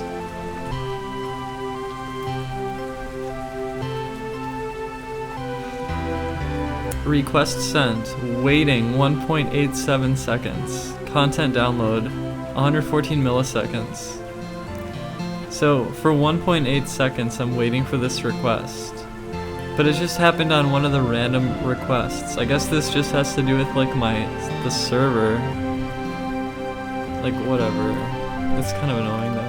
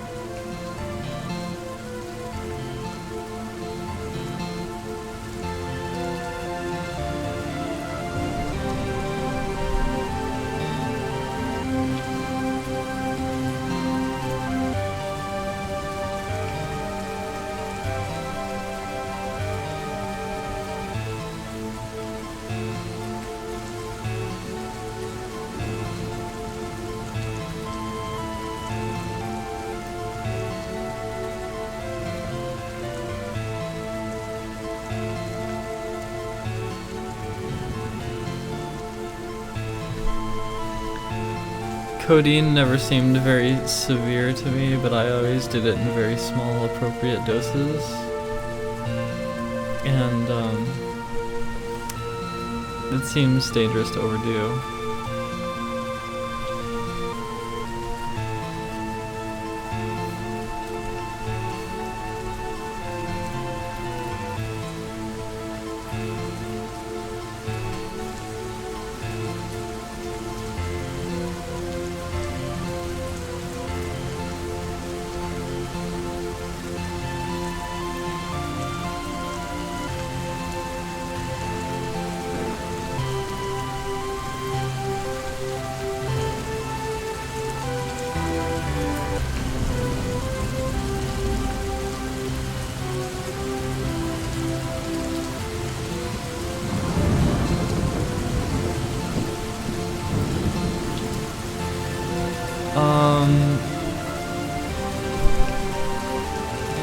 I forgot how big the little tablets I had were, or the little pills. They were like, they might have been 30 or 25 each, and I think I did like 2 to 3 of them. So like between 50 to 75 milligrams maybe.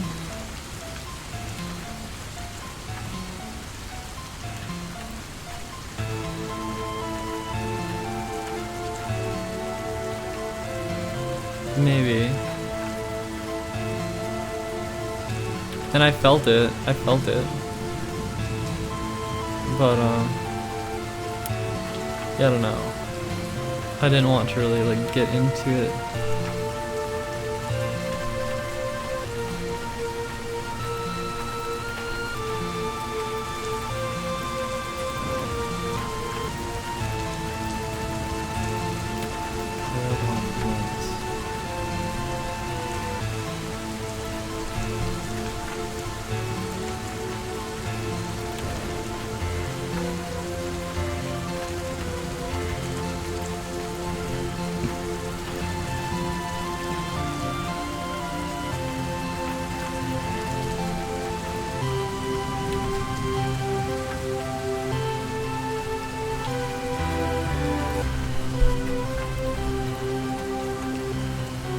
I have a cool idea. I like when I come up with cool ideas.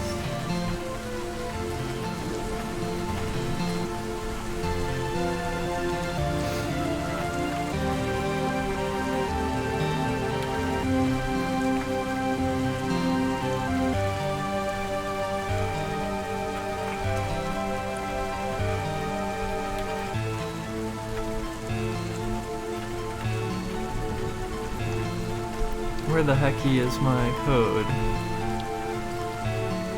for winning the game?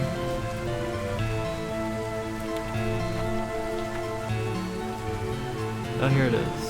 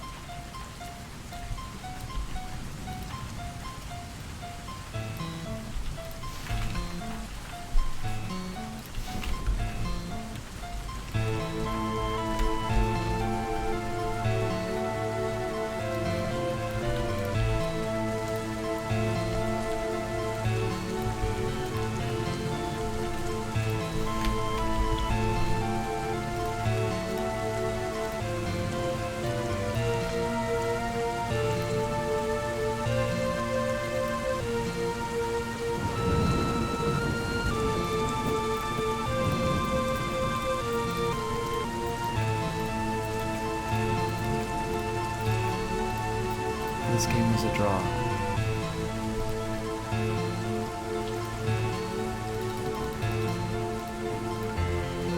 Wait, why is it still like that? Oh, it clears the board, it doesn't remove the board. I want it to redo the board. Wait a minute, what happens if I click this? Even this still doesn't change it? It's the same board the whole time. The board has to be rebuilt. Alright. Where's the new game function? Where is the board? It's inside a menu board. Prepend menu board. Board menu, prepend. Wait, you empty it, right? Board menu? It should empty board menu, not board. Wait a minute.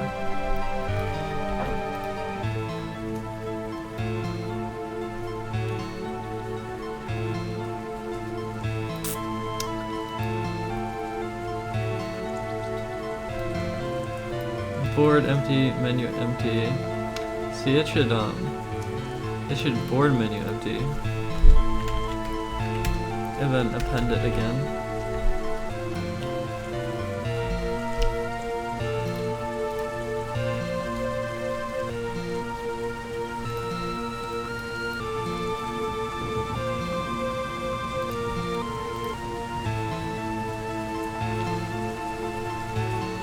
Whoa, what happened? Oh, what did I do now? What the hell did I do? What?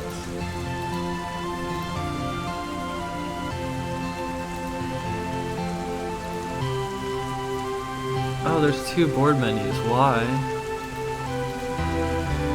Why are there two of them? Oh, it's because I'm appending it here.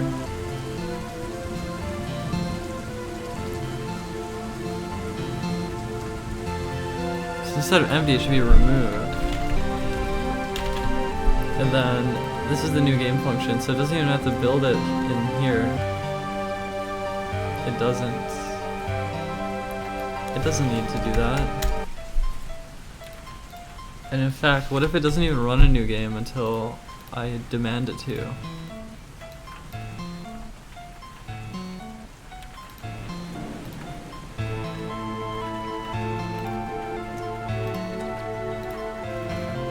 Excellent. Okay, so now, let's say player 1 wins. Player 1 wins. Excellent, excellent. Player 2 wins.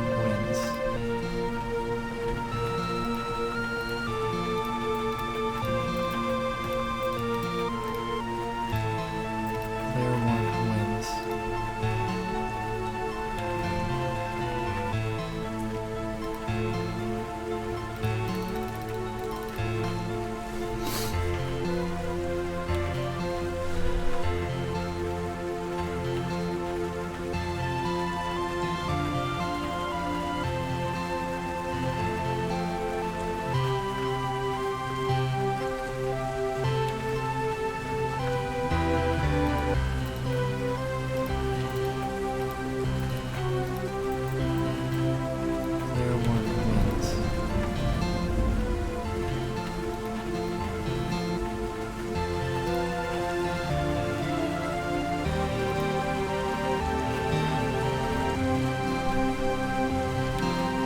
The board should glow as well. There's a box shadow.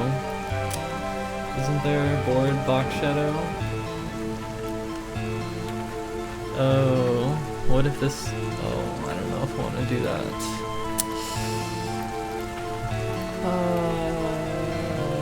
It doesn't matter that much. I'll just not do anything for now.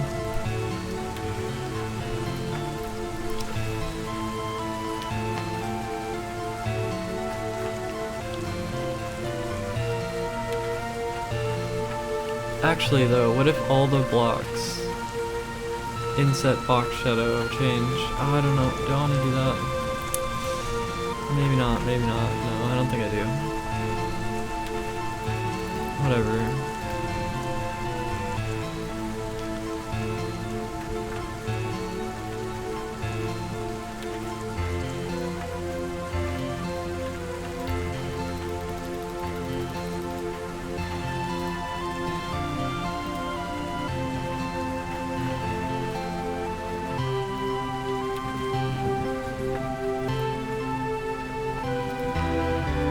Could it just fade in?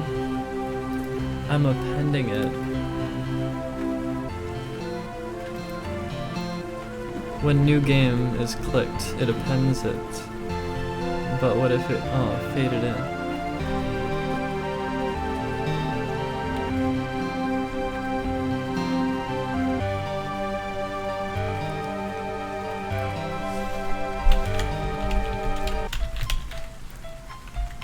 Display none. Style equals display none.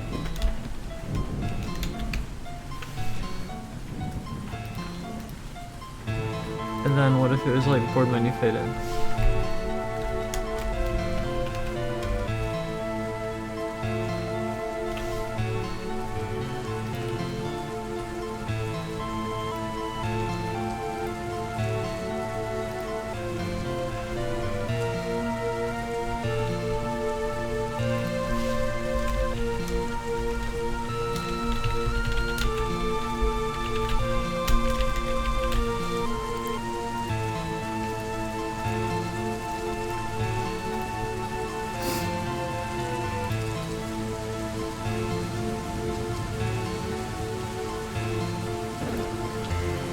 Oh, it works.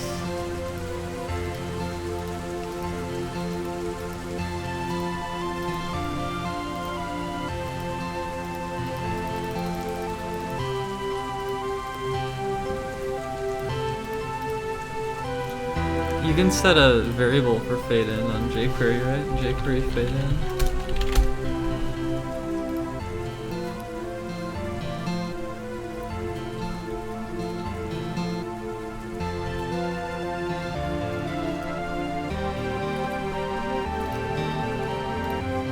What's the default? Default's 400 milliseconds. I think 200 milliseconds is cool. 250 maybe. And then before it destroys it, it should fade it out probably. Really quick though. Like wait, where's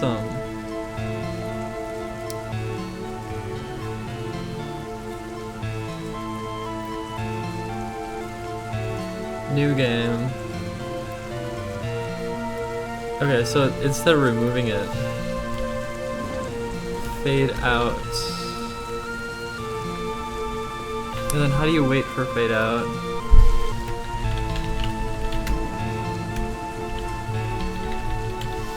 jQuery wait for fade out.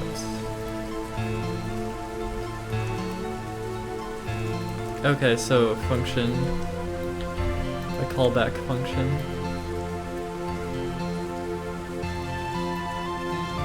Oh, everything has to be in the callback function then? Like everything?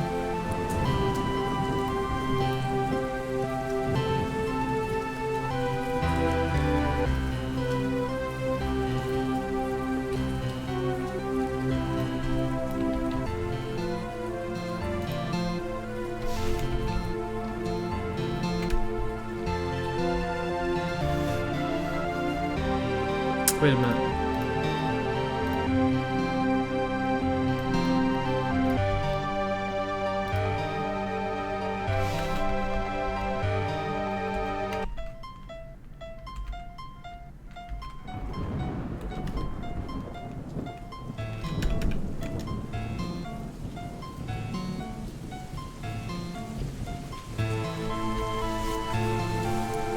I guess everything goes inside of this callback function.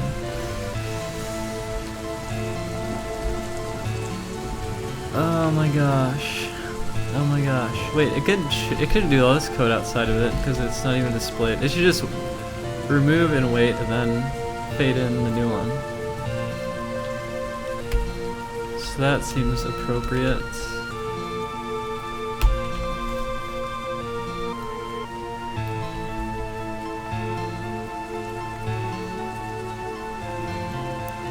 No, I can't do that because, oh. I was thinking of the other code running while it's fading out so it doesn't have to like do all of it instantly, but it doesn't even take time to run this code though, it's like instant anyway. And they both have the same ID, so it's not like I want to like,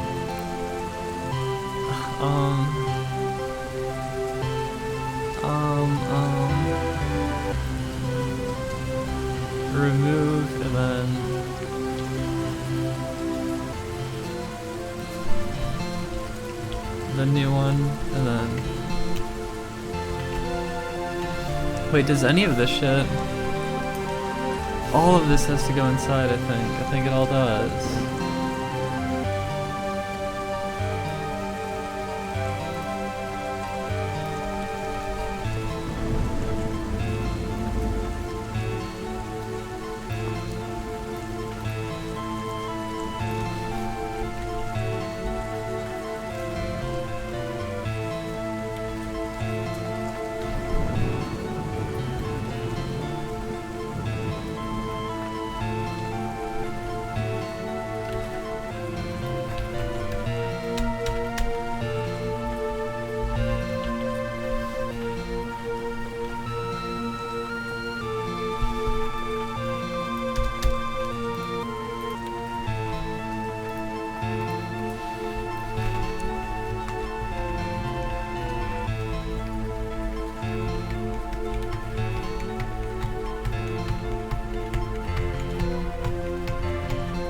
I wish I knew how to indent multiple lines, because I don't.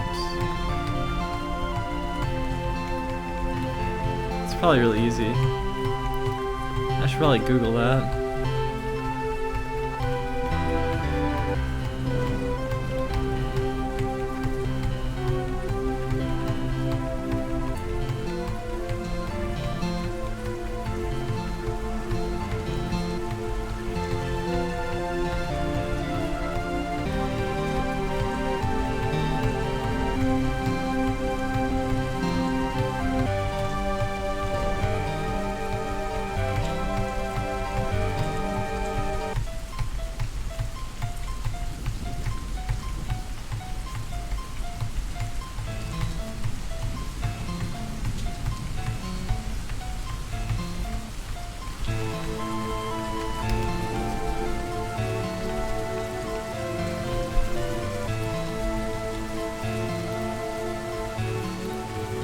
Okay, does that work?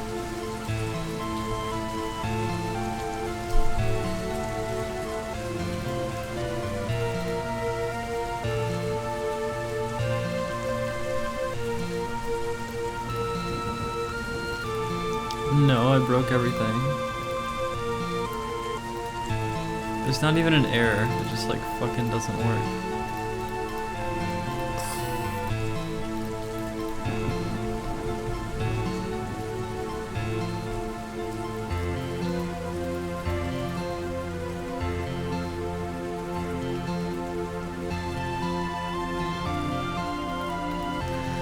Oh, there never existed one. I guess there should always exist one, but it could be...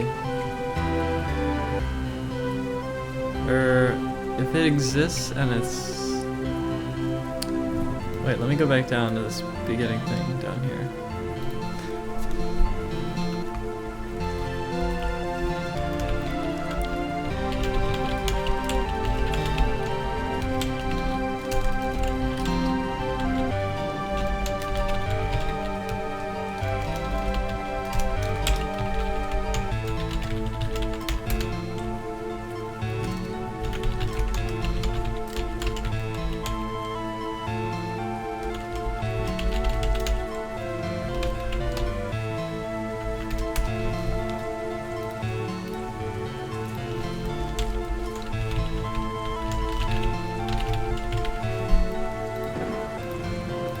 The way I'm coding this is a bit strange. I think it'll work, I guess.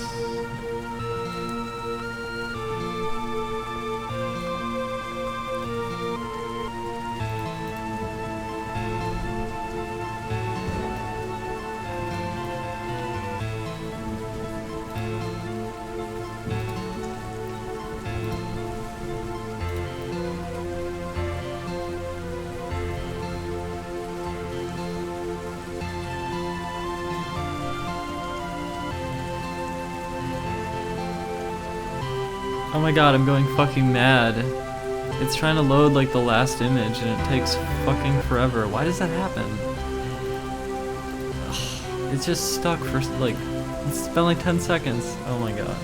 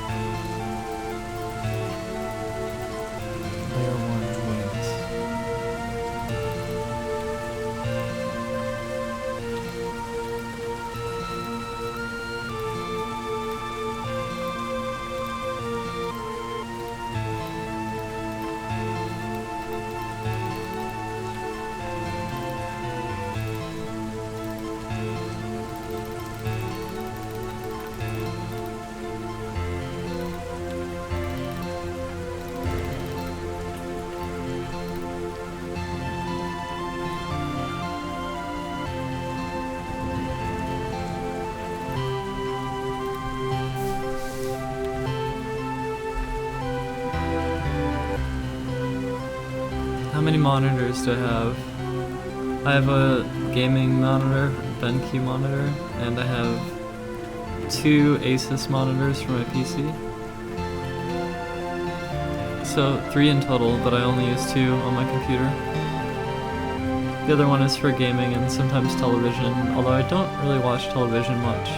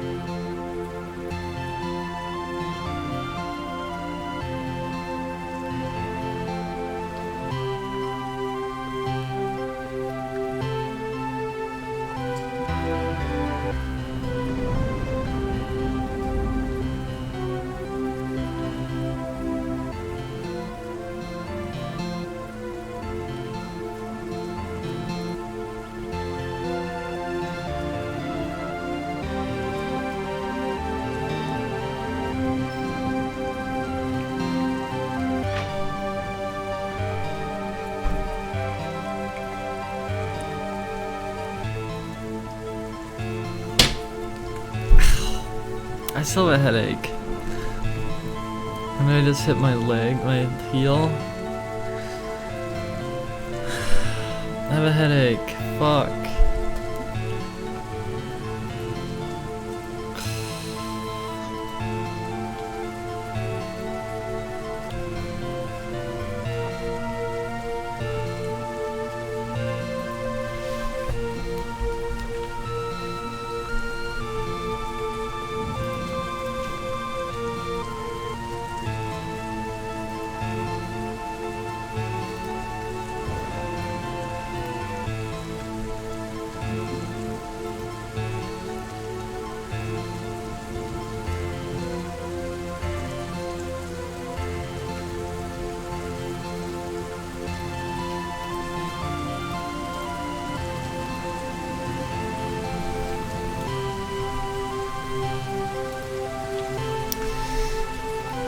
Maybe this fade shit is just a bad idea. Maybe.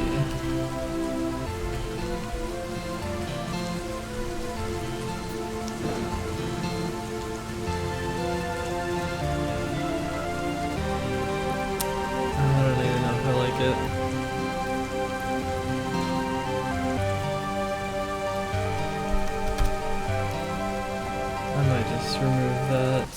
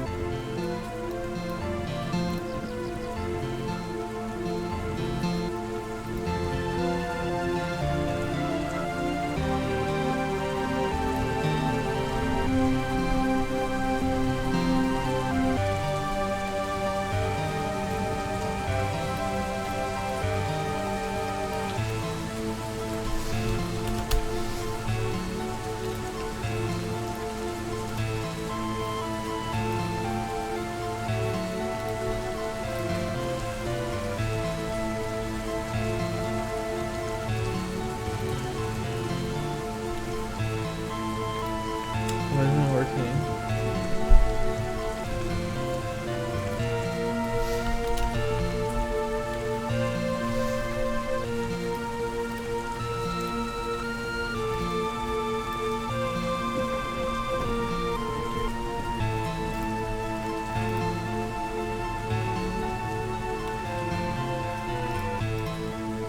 What the fuck? What did I do? I broke something. No, what?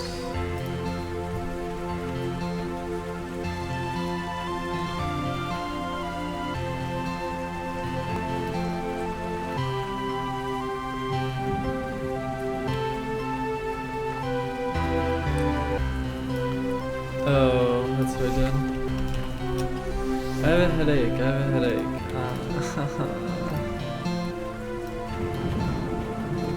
I have a headache and I have facial hair.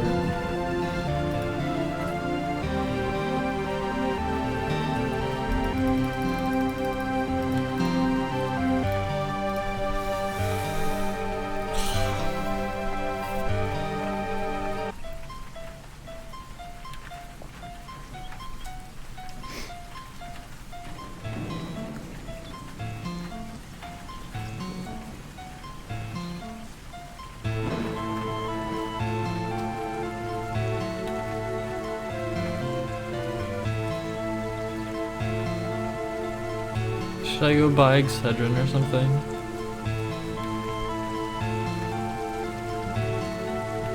I have a fucking headache.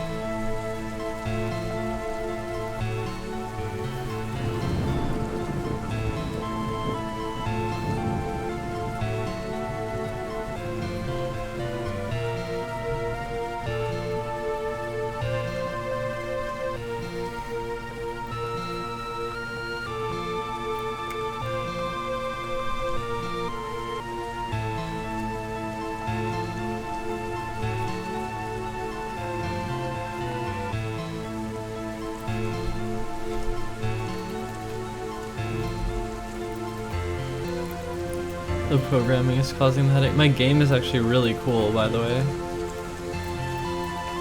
Player 1 wins.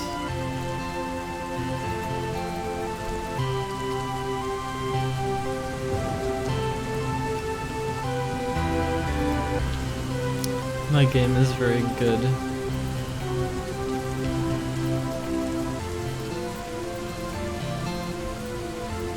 Player 2 wins.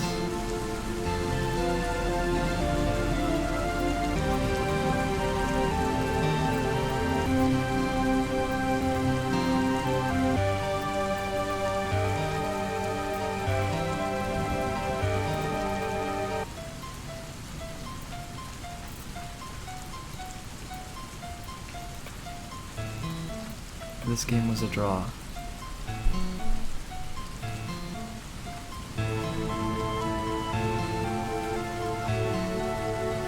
Yeah, we'll see, Walter.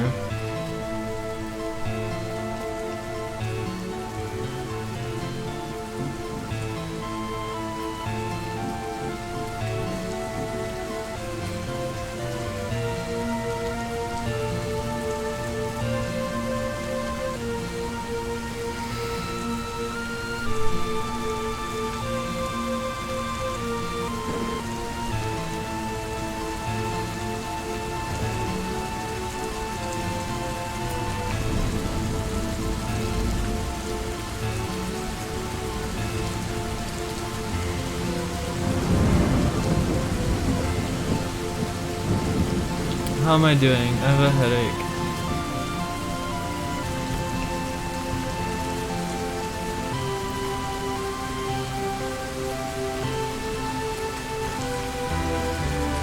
I'm debating if I should go buy Excedrin.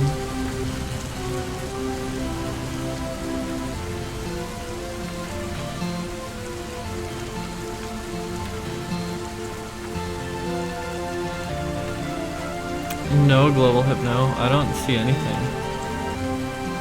I don't think I see anything at all. I literally just see their username, and that's it.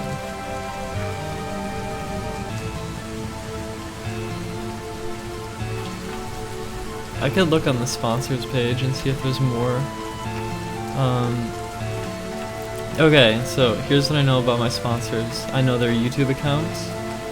I know how long they were a sponsor. I know how many subscribers they have on their accounts. And I have the ability to send them a message, and I have the ability to subscribe to their channel. I don't have any other information, like payment information. I think it's totally private.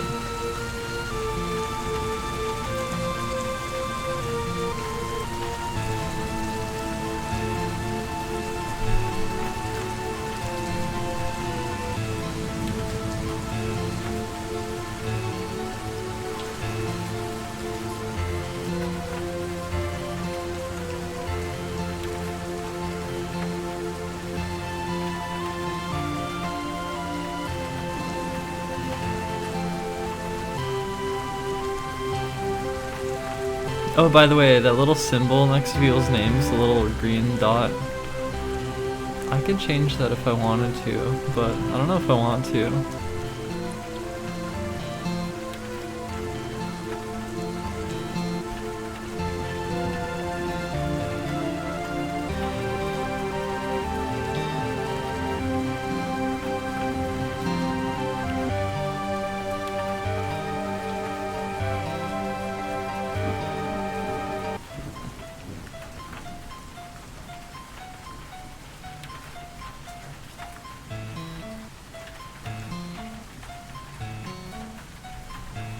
Global Hypno.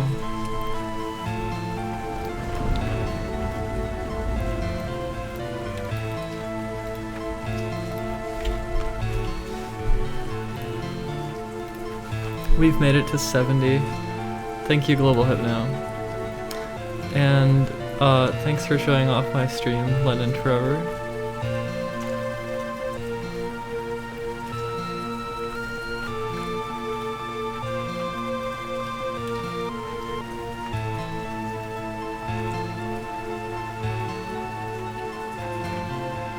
I'm gonna feel good tomorrow when I get my fucking face zapped.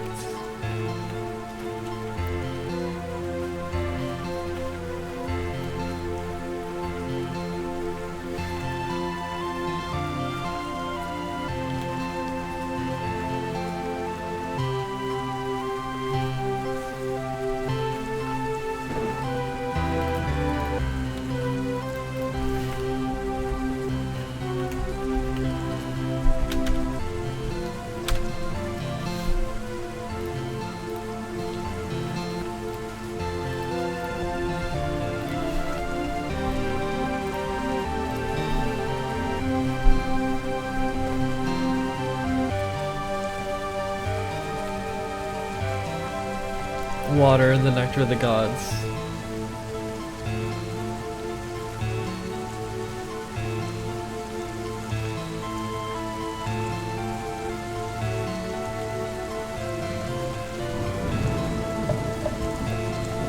I'm not sure what you mean, London Forever.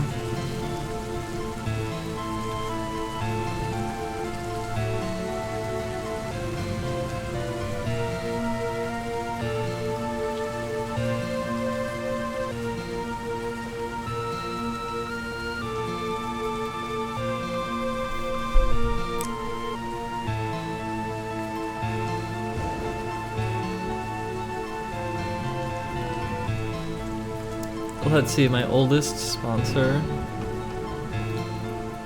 is apparently 2 weeks ago. I think they could unsponsor me at the end of 4 weeks if they wanted to. Hopefully they don't though. I need more sponsors.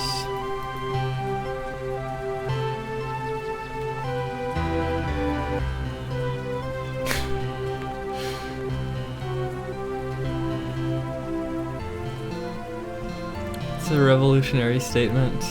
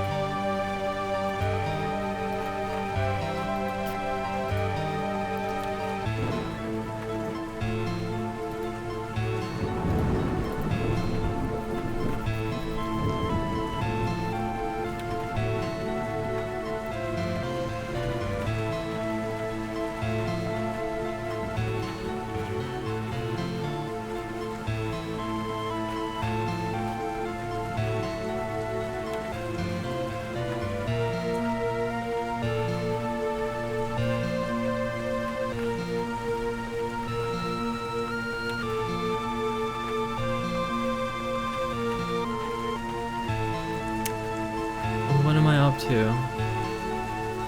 I'm debating on how to design this little aspect of my game regarding like how the menu looks, because I'm gonna have it customizable with like a lot of different options, and I need to figure out how to lay it out. And like the way I currently have it set up, there's like this background image that like sort of creates like this structure,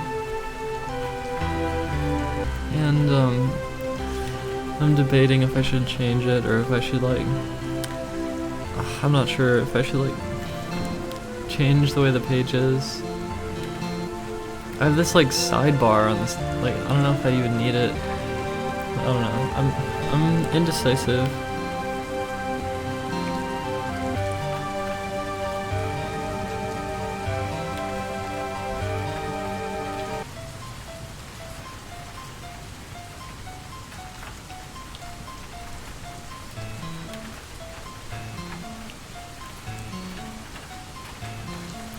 Behind one of the two doors is God, the left door.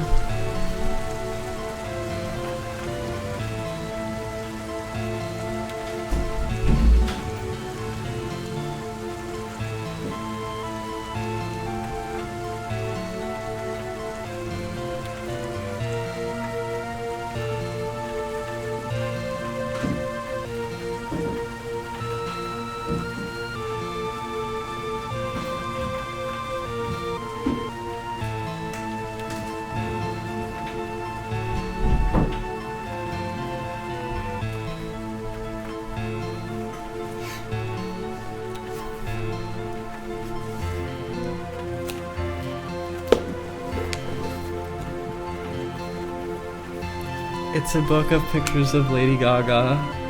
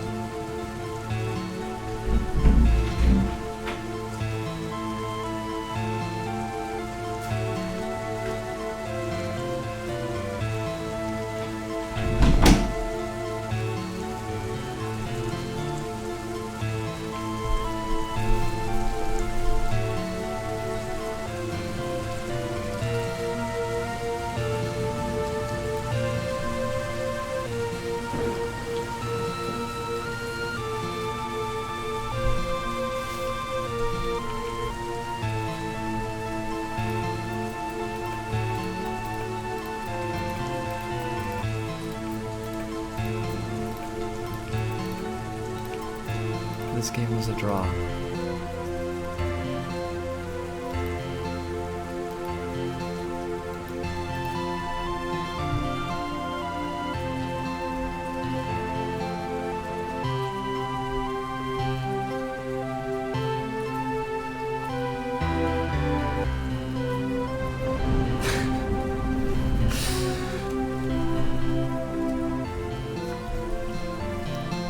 What happens at 1,000 sponsors? Financial security.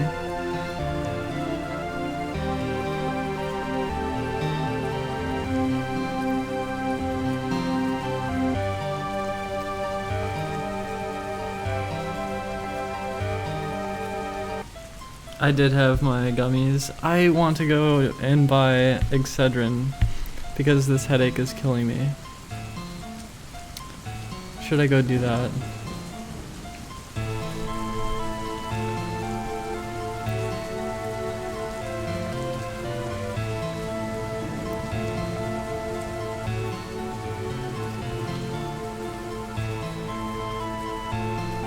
Am I doing anything special at 1,000? It seems so far away, I can't promise anything.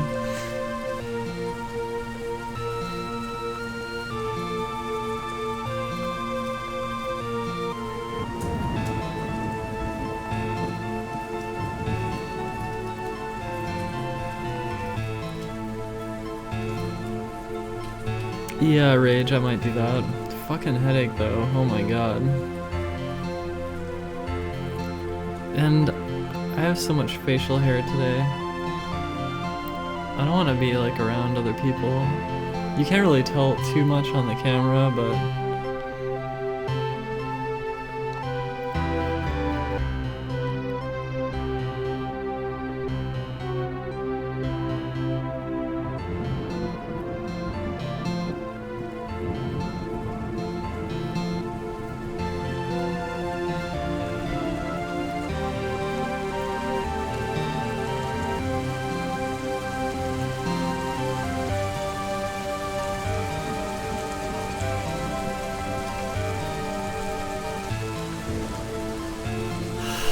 this headache is just ruining my day. I woke up with it and I still have it, and it's been like 4 hours or more.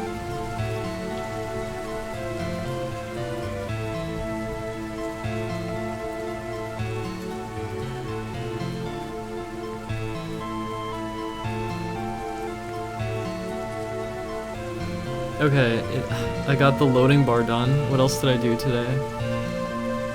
I did like a little bit of other stuff, but I wanted to get more done. It's just, I don't know. Headache is bothering me.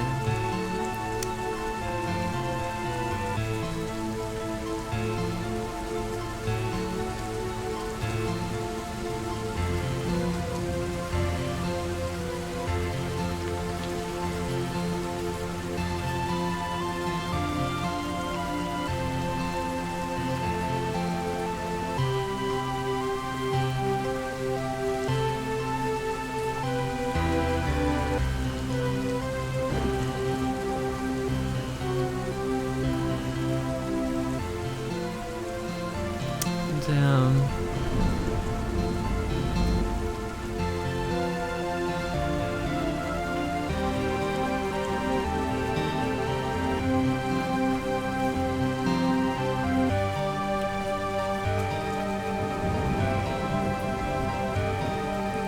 Aspirin and a nap. I think Excedrin seems like a good idea to me.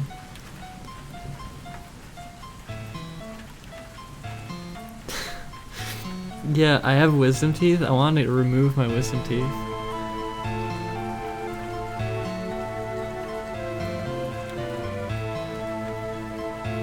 Hi.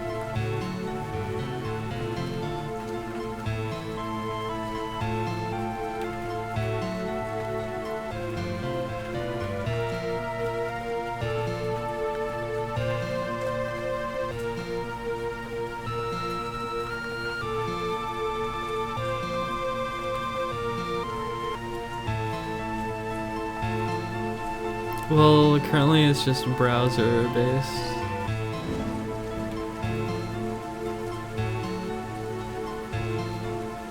My day has been fine other than this headache. In fact, the headache bothers me so much that I don't even really want to work on this so much. I just want to not even like do anything. Just a headache.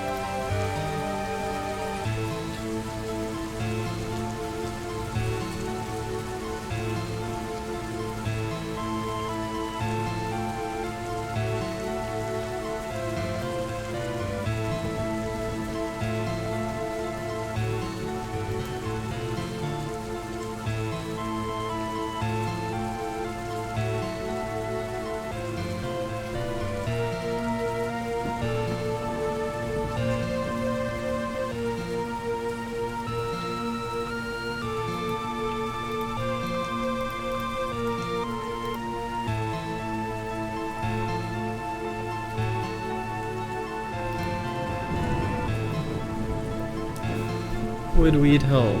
I feel like maybe not. Maybe a small amount. Like a really light hit, and then like Excedrin.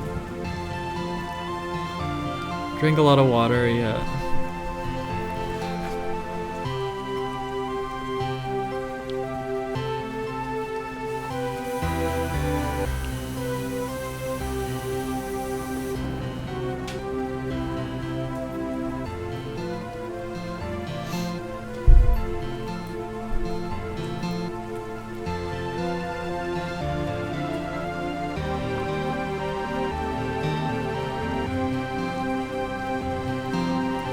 No, it's not a good excuse to shoot heroin, no.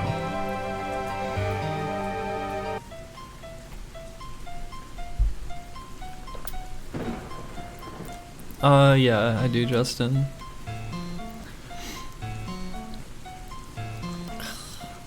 Okay, I'm gonna like go out.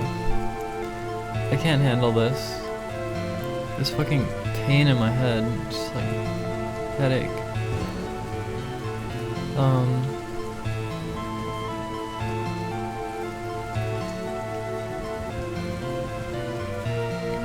I kind of want to go get food too, but I'm also like, I'm so disgusted with my appearance because of my facial hair that's getting removed tomorrow that I almost don't even want to see anyone. I just want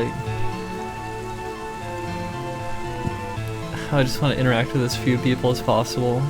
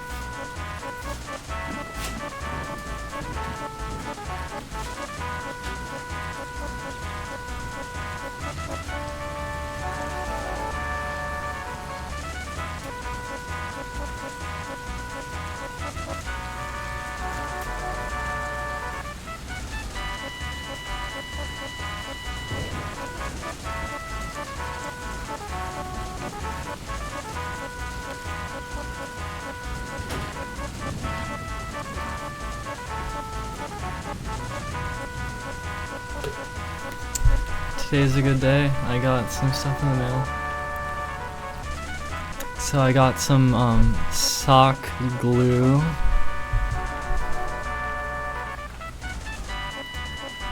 And it's sock glue, so I could like wear thigh highs outside and walk around in them and they won't fall down.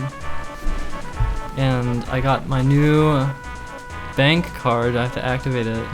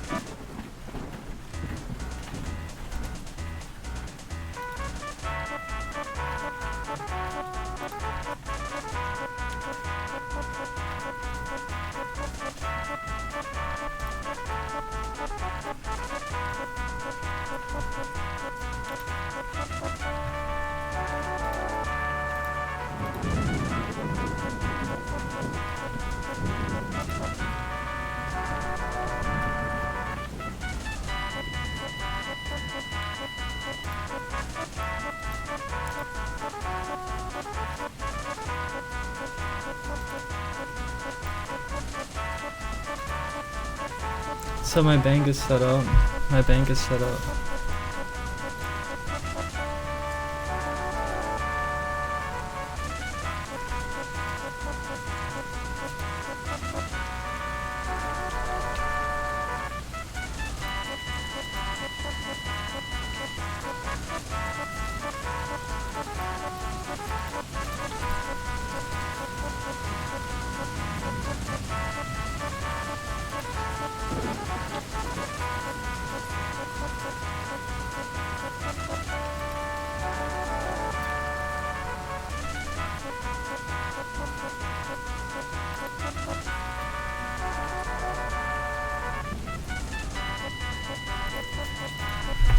Wait a minute.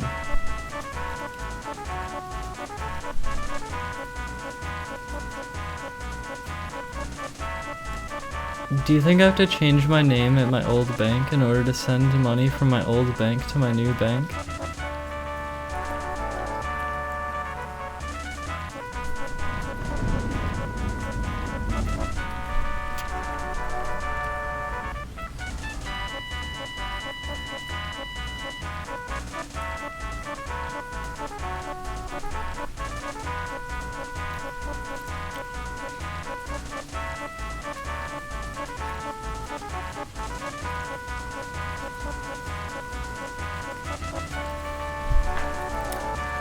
Oh my god.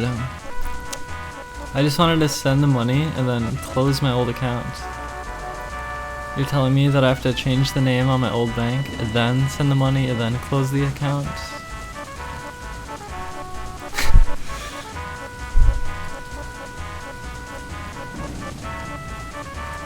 Yeah, I just want to like send money.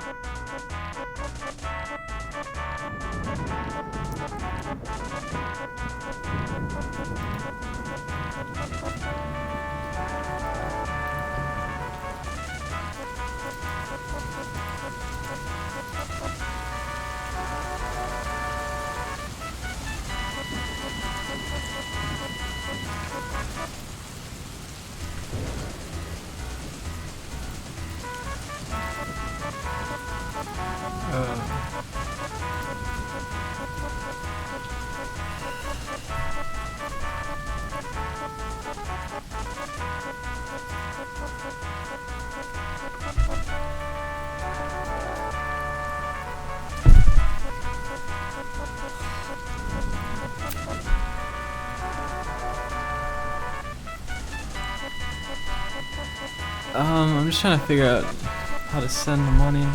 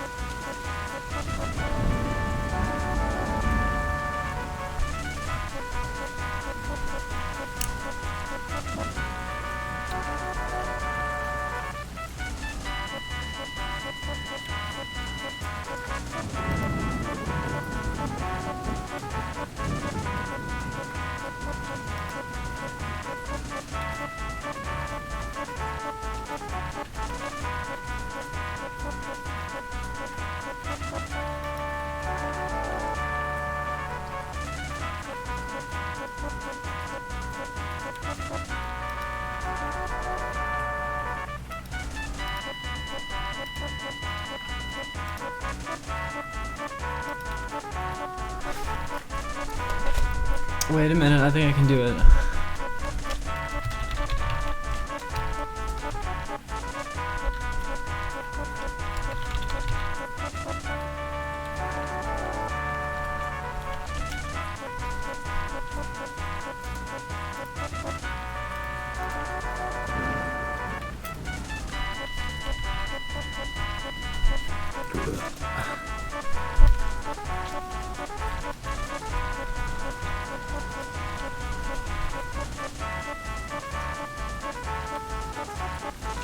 Wait.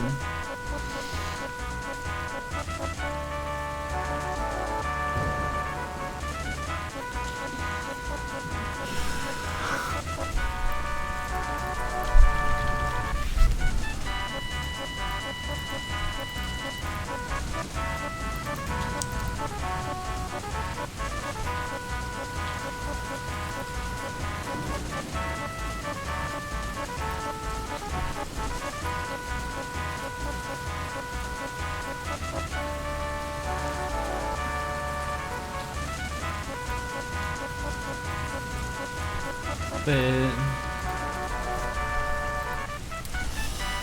I don't understand.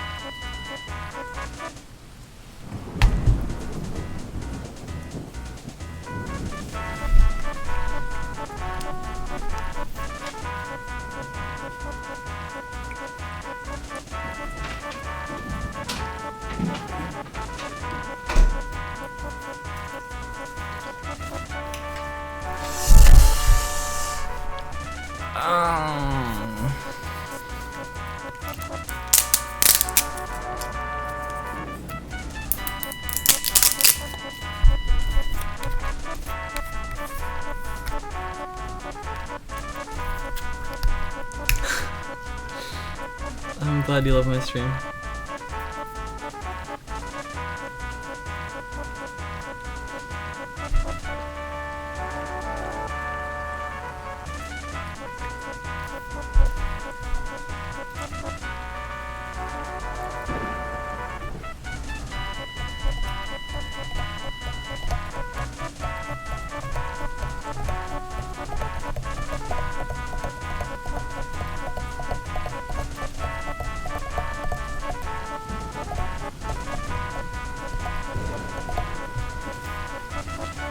I can't figure out how to send myself money.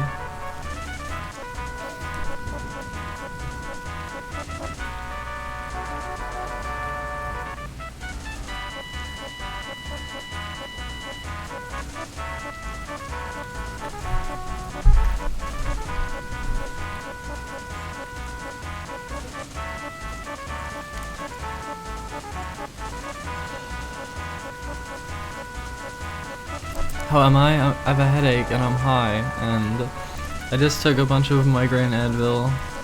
A bunch, I had 2. The recommended daily dosage.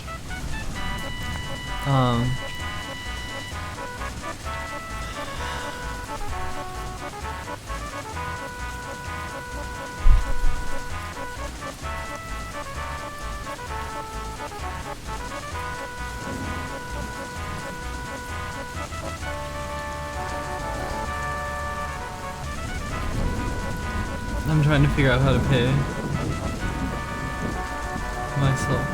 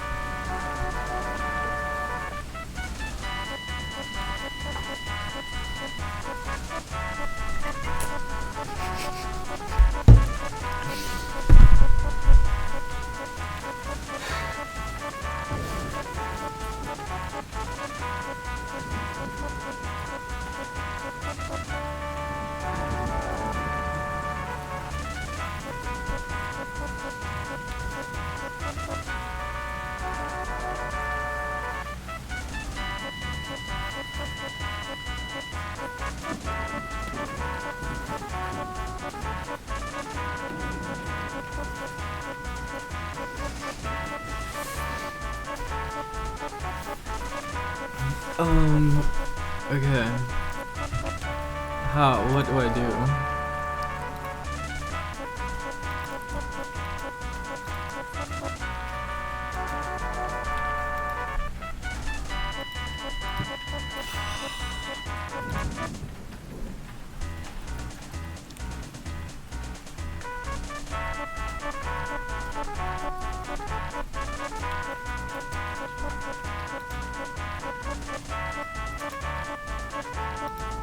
Oh, wait a minute, wait a minute. I think I have this figured out.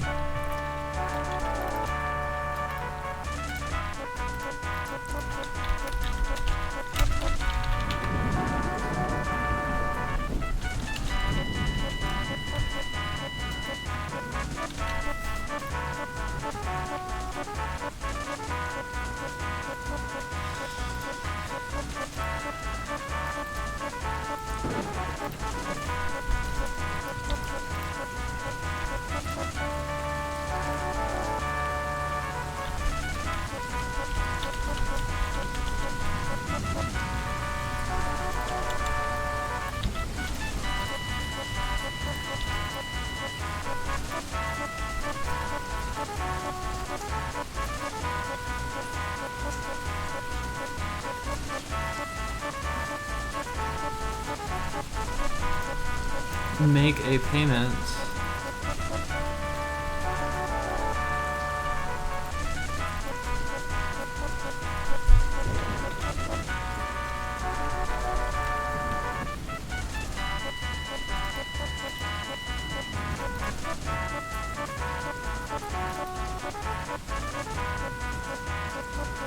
Wait a minute, I have to pay rent though.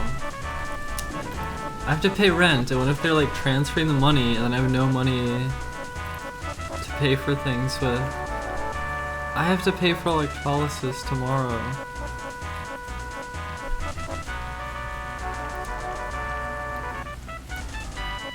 I guess I could leave some money in there.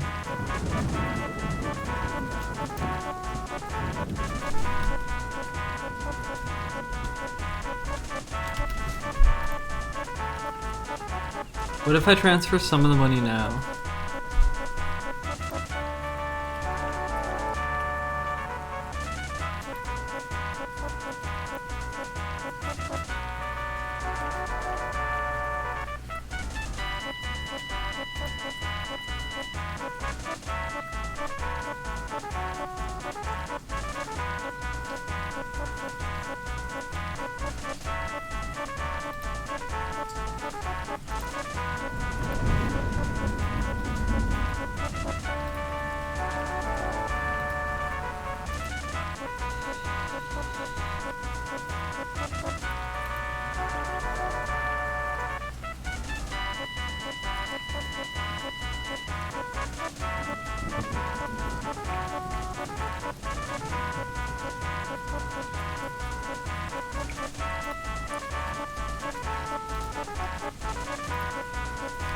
Okay, I just did it. Your payments? Okay, yeah.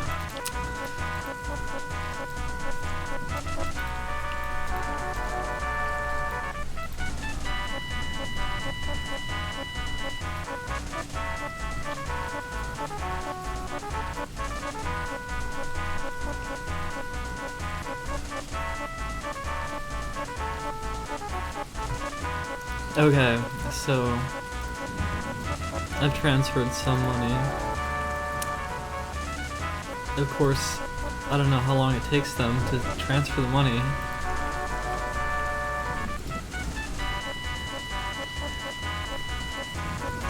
I'm surprised it's not instantaneous.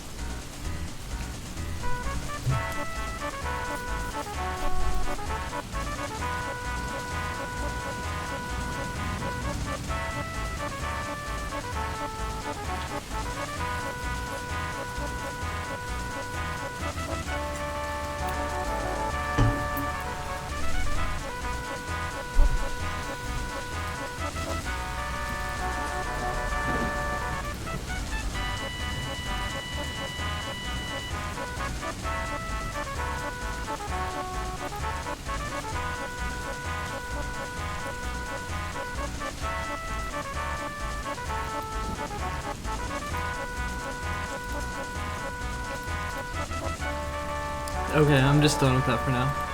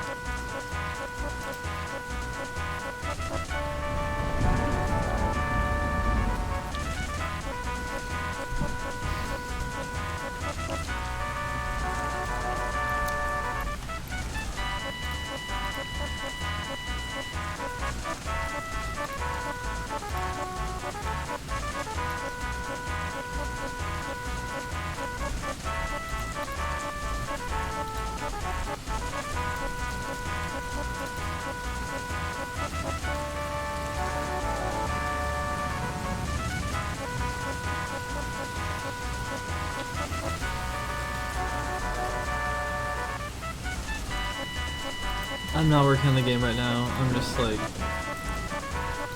mindlessly looking at Twitter.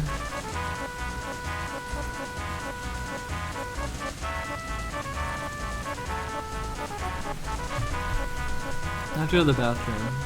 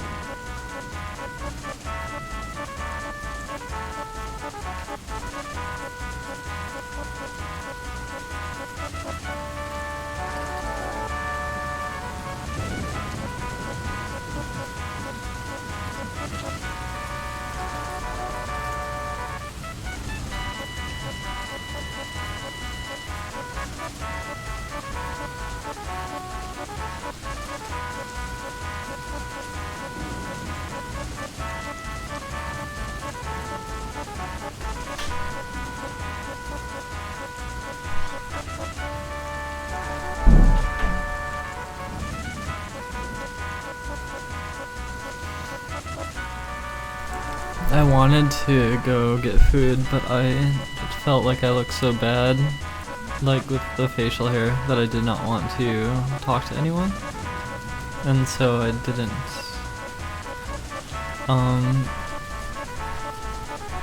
Yeah. If I was like totally clean, no facial hair, I would have gone to get food. So I'm probably just gonna drink Soylent today. No, it's real. It's real.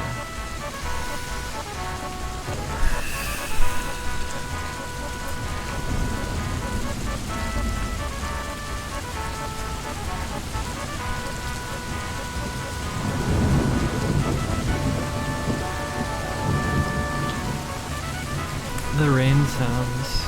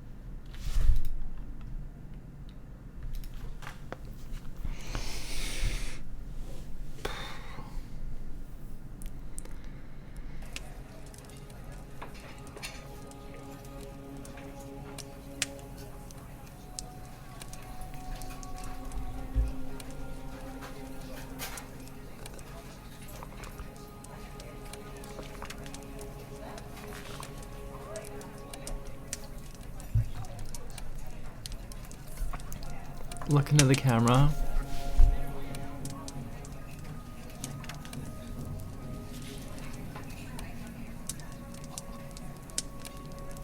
I almost never look into the camera.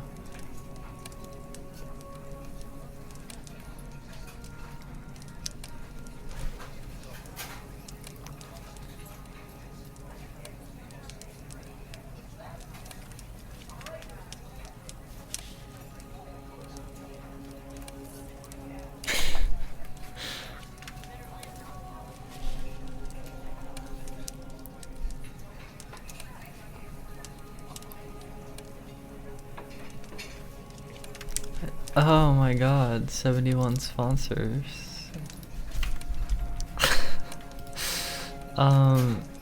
Nickel Hash, thank you.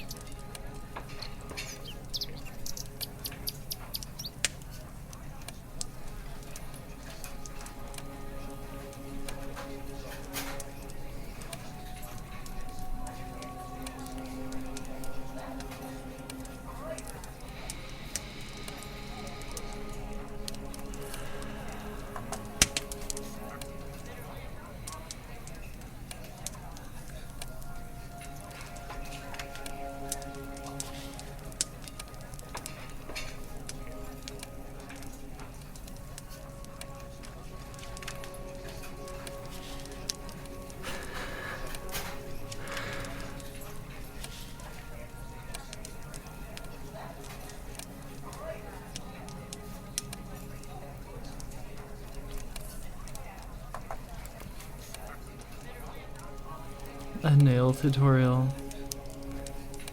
I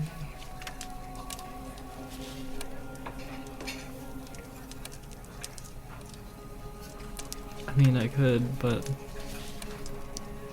not today, probably. I don't know. Maybe today.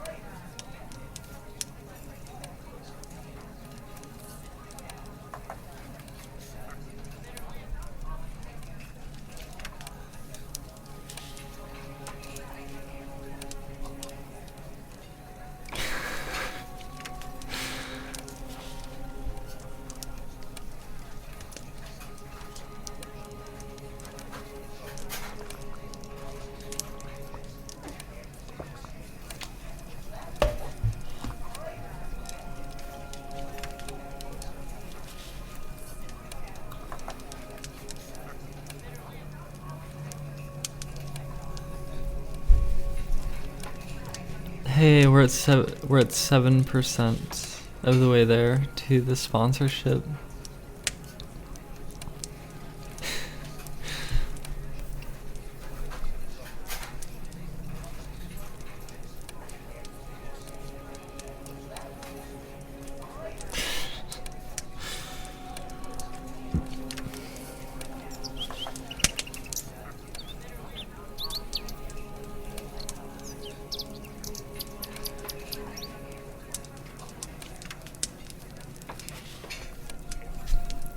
Join me under the covers.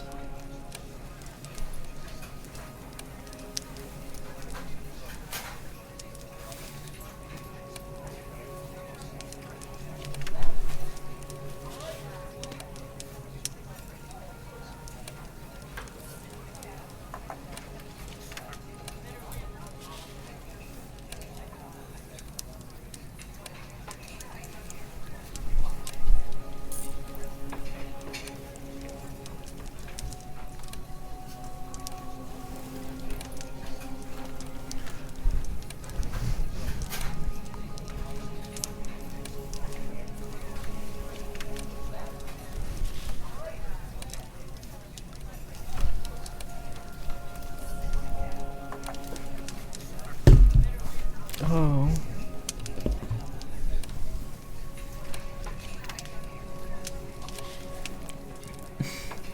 Okay, you're under the covers with me now.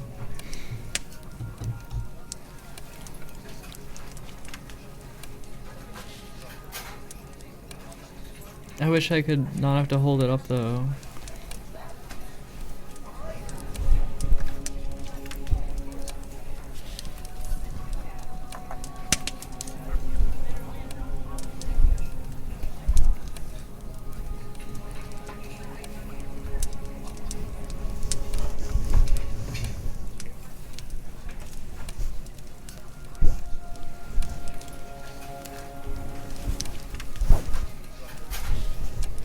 This is the best I can do, but it's tiring.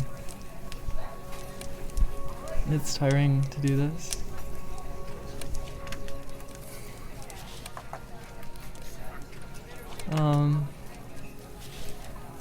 I like this right now, but I can't hold this up all the time, so sorry.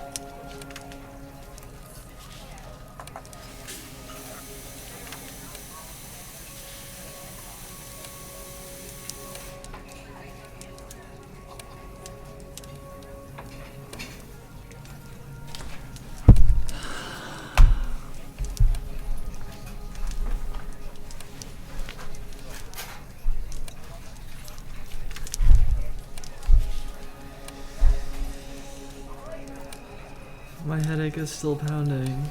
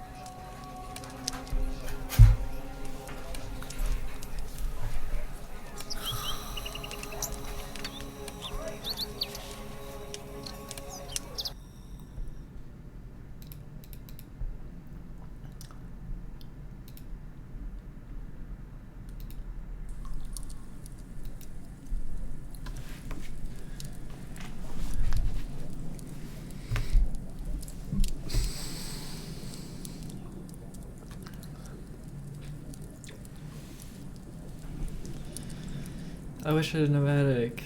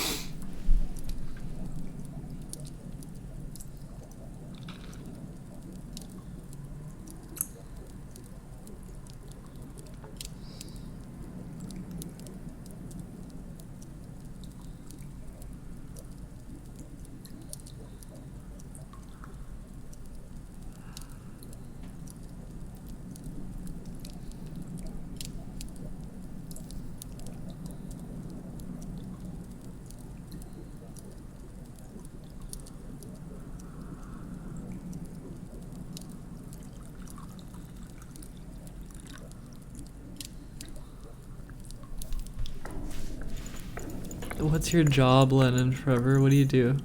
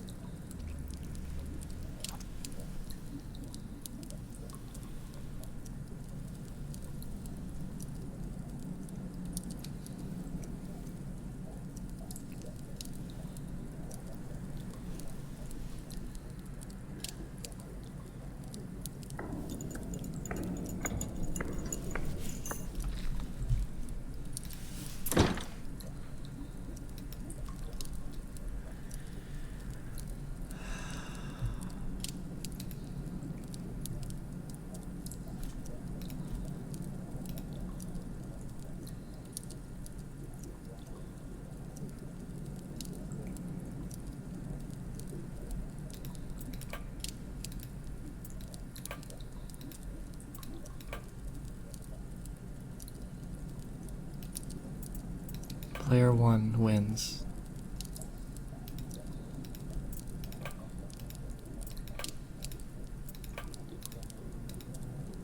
Player 2 wins.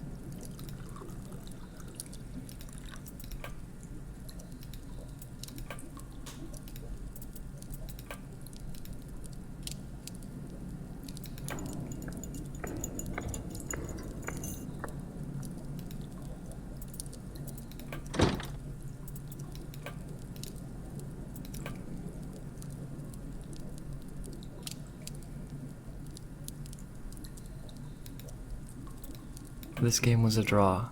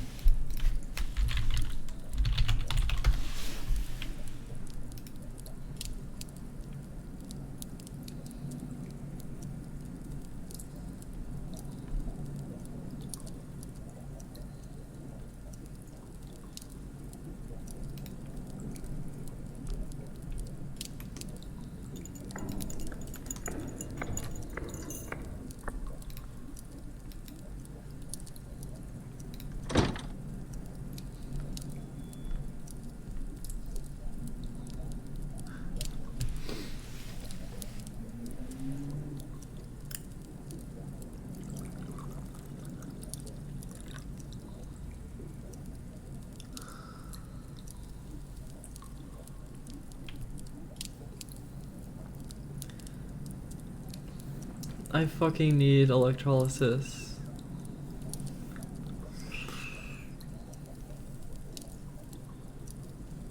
It's hard being on the camera right now.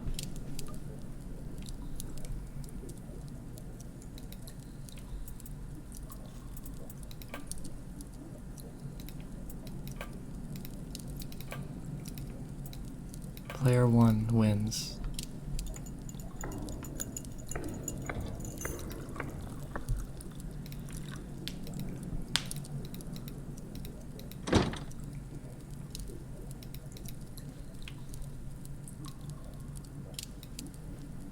I'm gonna go black and white.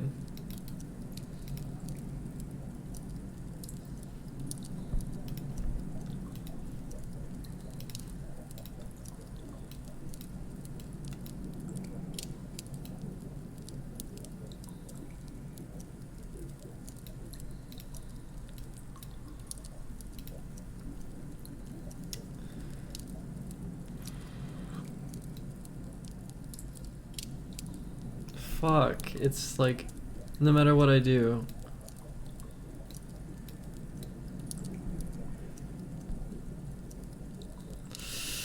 Oh. Fucking gross.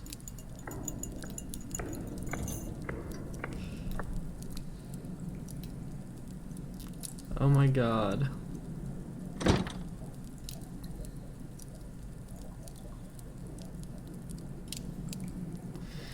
Uh...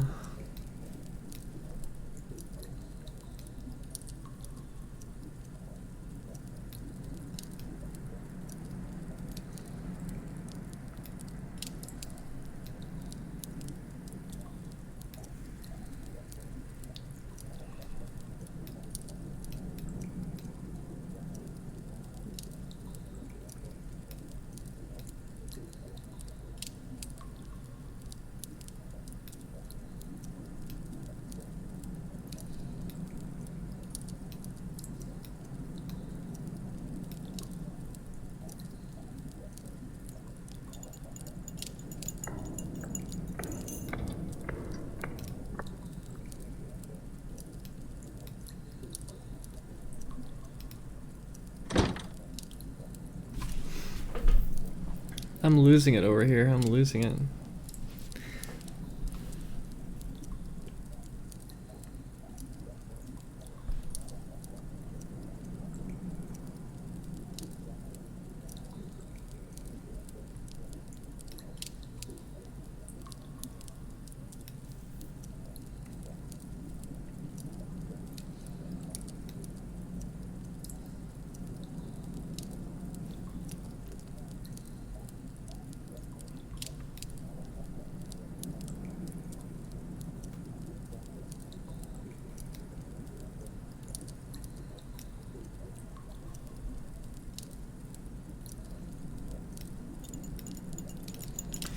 Whatever, I'm just gonna leave it like this. That was bugging me a lot.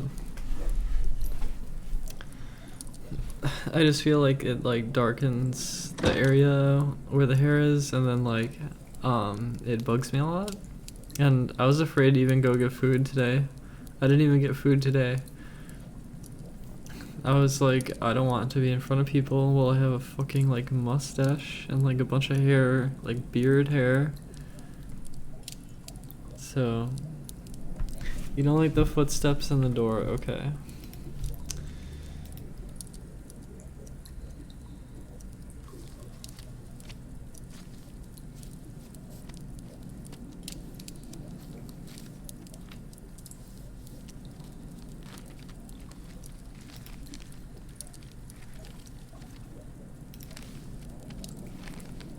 Alright.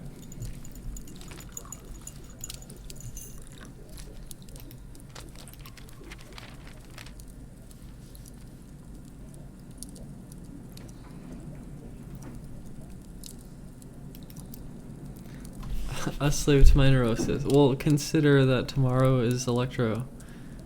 And so I have a bunch of hair because it needs to grow up before you get it removed.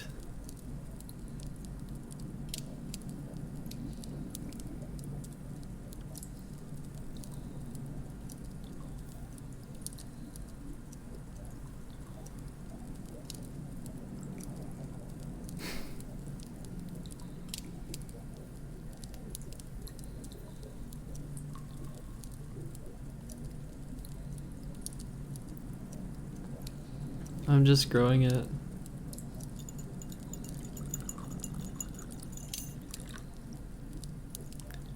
No, but it just personally bothers me on me, okay?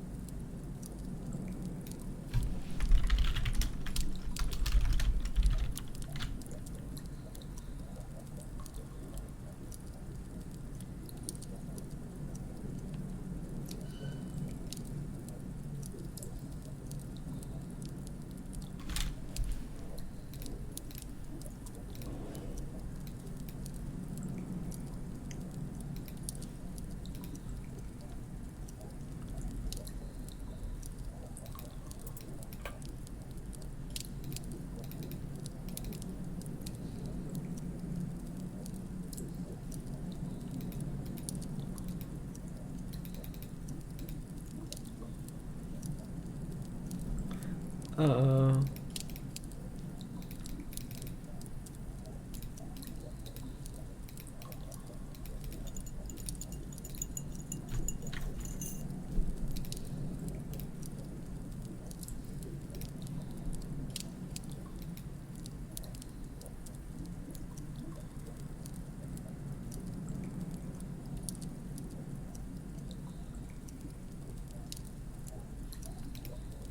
I think I crashed my browser.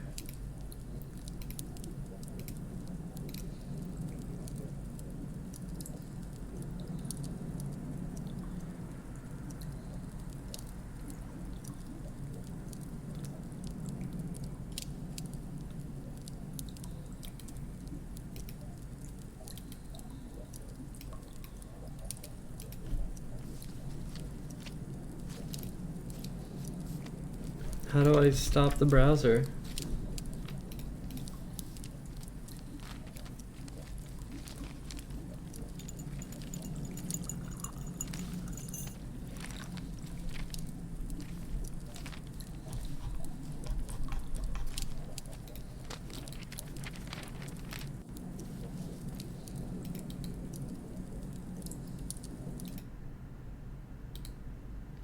Damn it.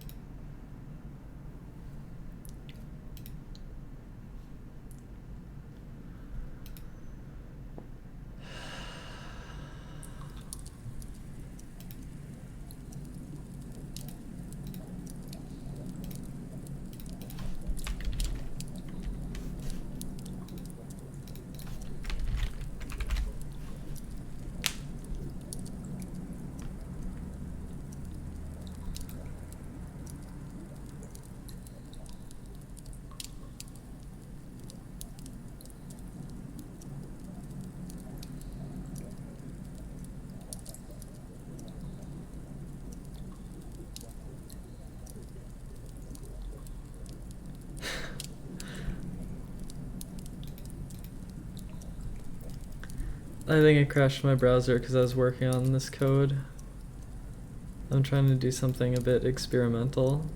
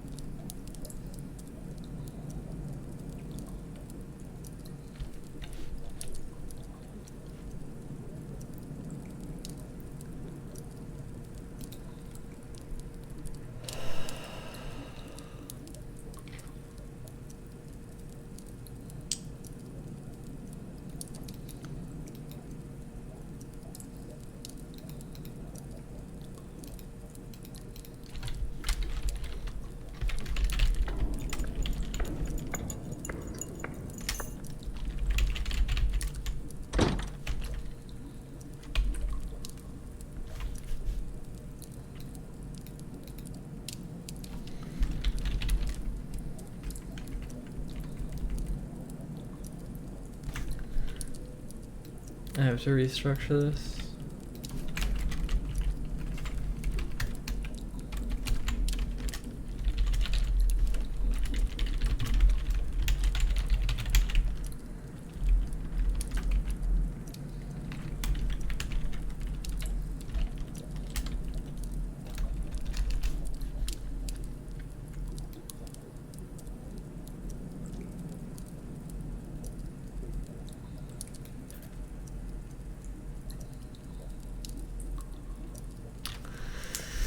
What is the purpose of this? What the heck?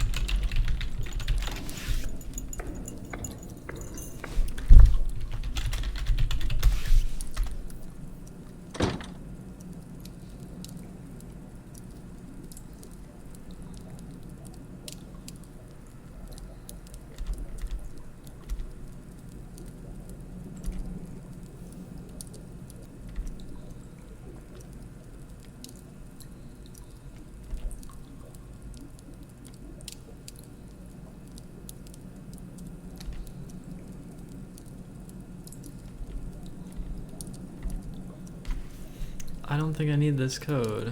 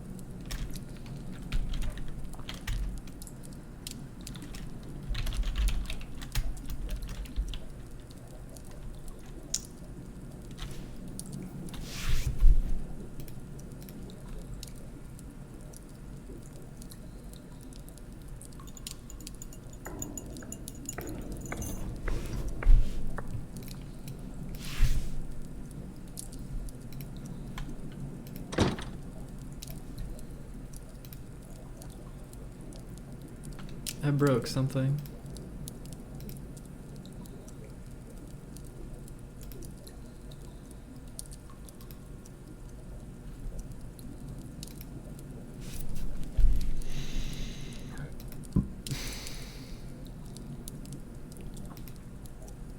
Oh.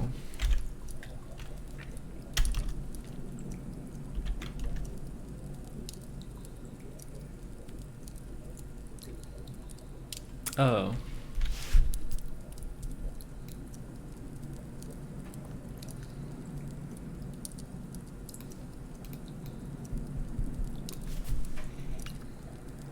Else blockade. Else blank. Else. Else.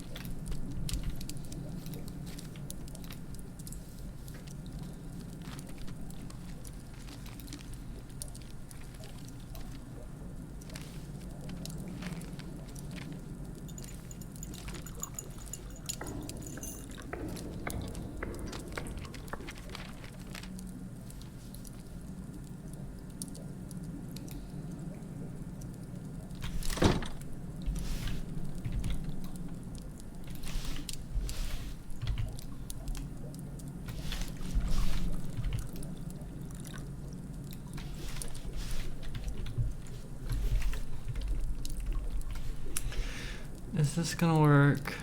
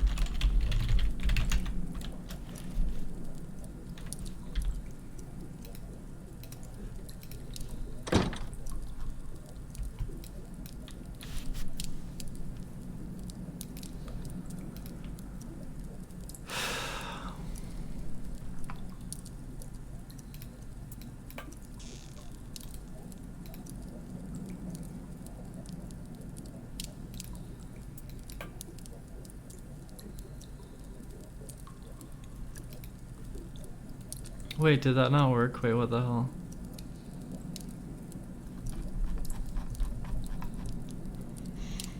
Wait, what? What?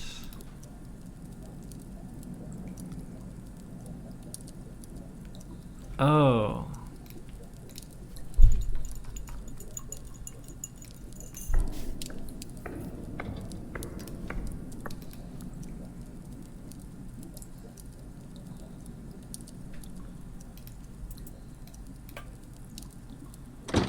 It didn't work.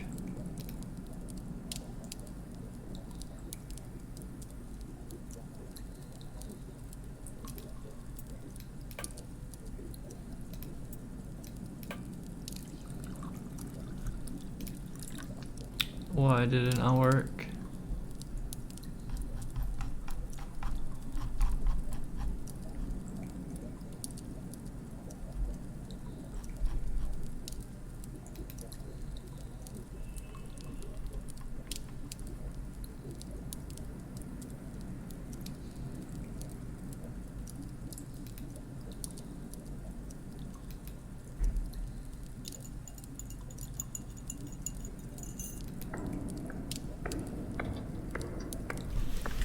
I'm gonna leave this code in. I don't think it does anything, but...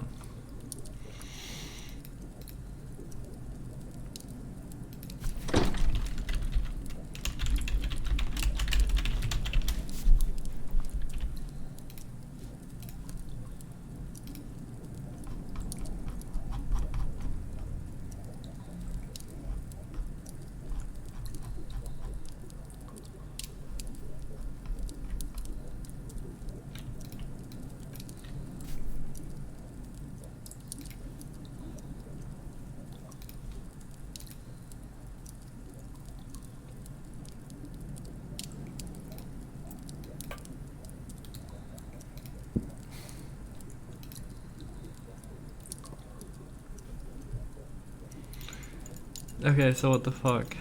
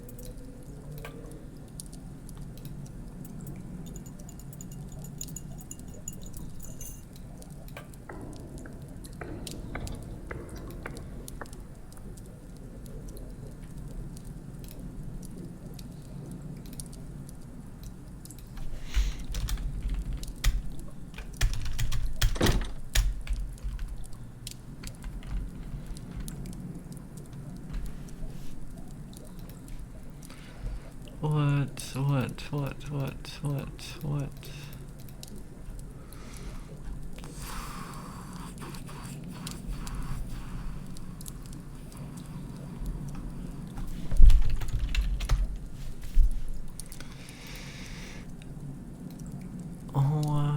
What?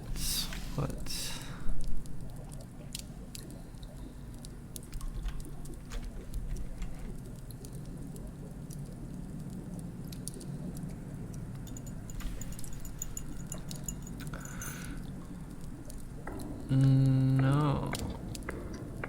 No.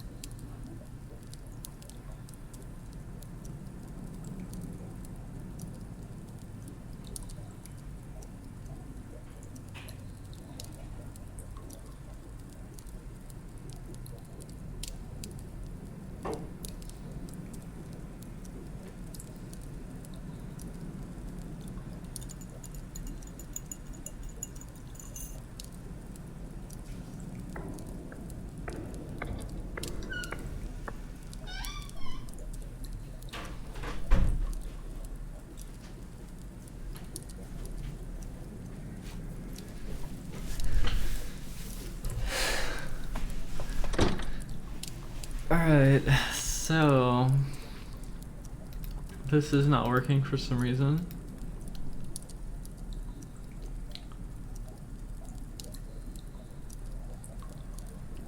Why?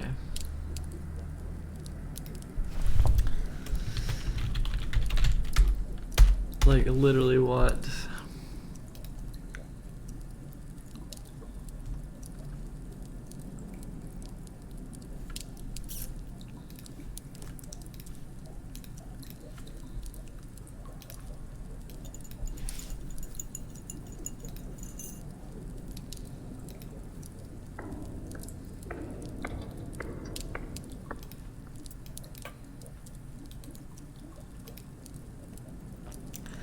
Why? Are you kidding me? What? No errors?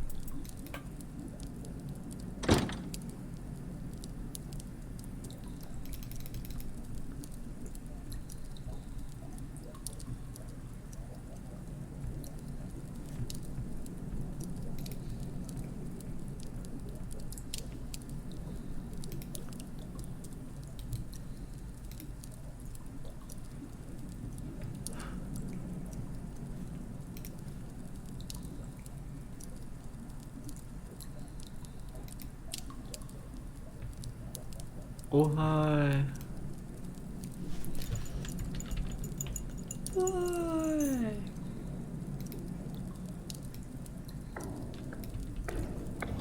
Why?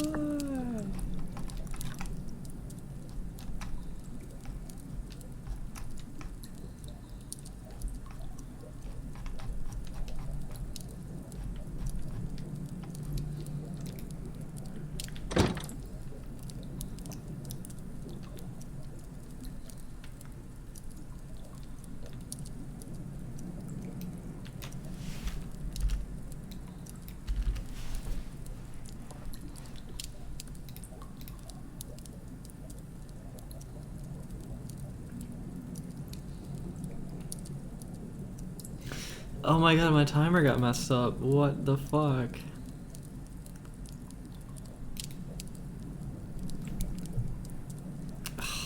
Seriously?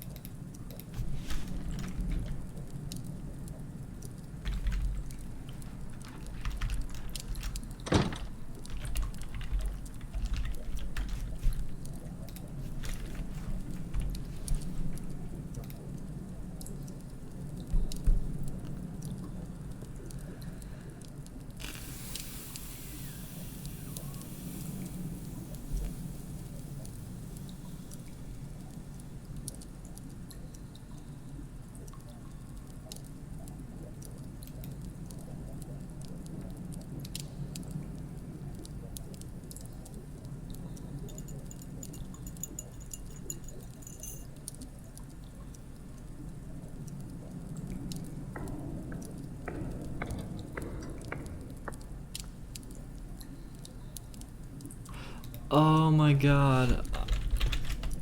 I think I know why it didn't work.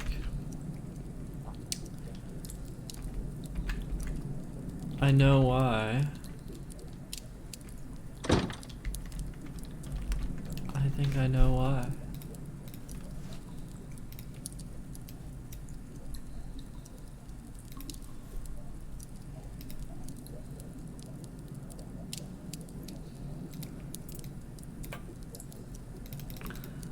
Oh.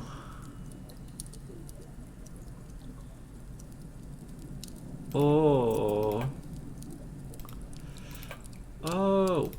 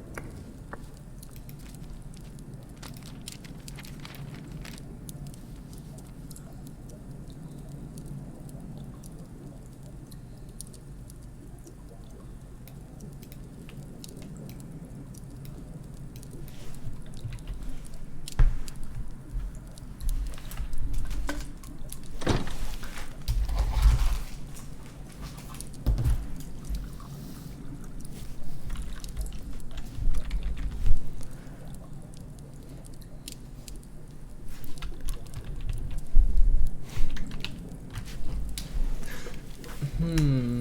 Hmm. Hmm. Hmm. Hmm.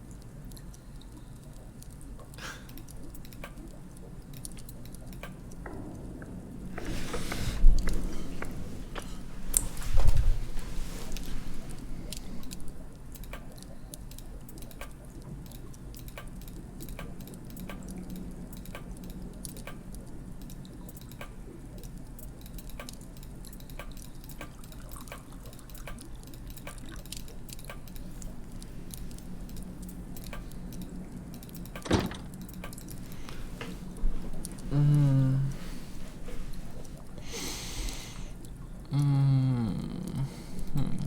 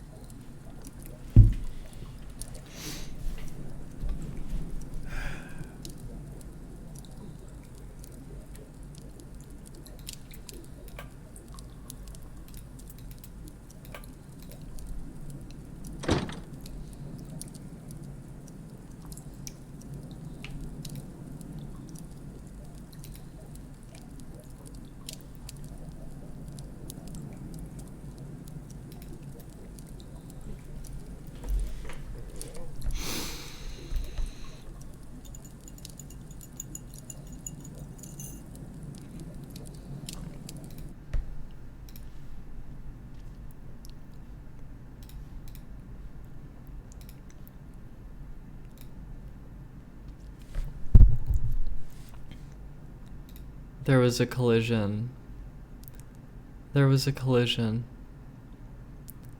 There was a collision. A collision has occurred. A collision has occurred. A collision has occurred. There's been a collision. A collision has occurred. There's been a collision. A collision has occurred. A collision. A collision has occurred. There was a collision. There was a collision. There was a collision. A collision has occurred. A collision has occurred. A collision has occurred. There's been a collision. A collision has occurred. There's been a collision. A collision has occurred.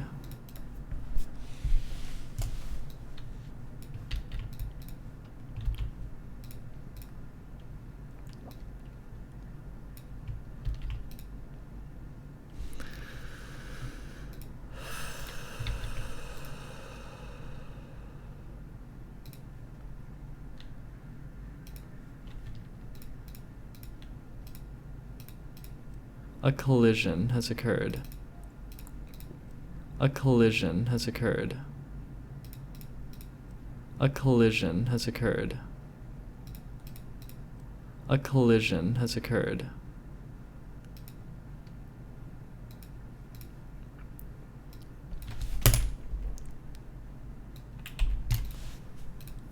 A collision has occurred.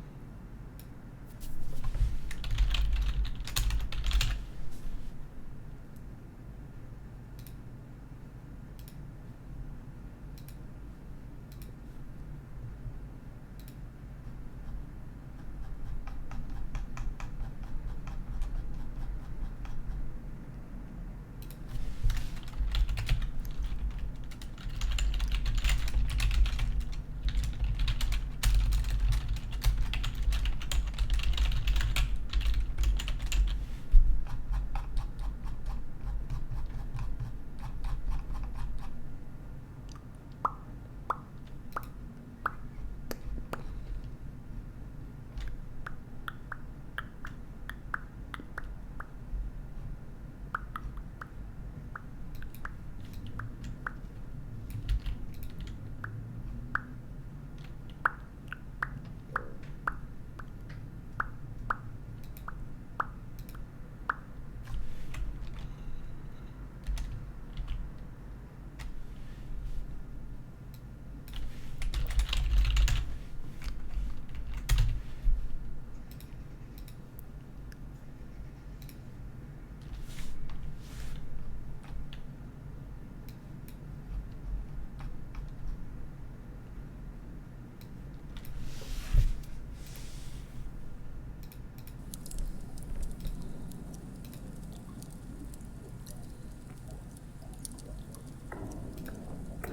A collision has occurred. A collision has occurred. A collision has occurred. A collision has occurred. A collision has occurred. A collision has occurred. A collision has occurred. A collision has occurred. A collision has occurred.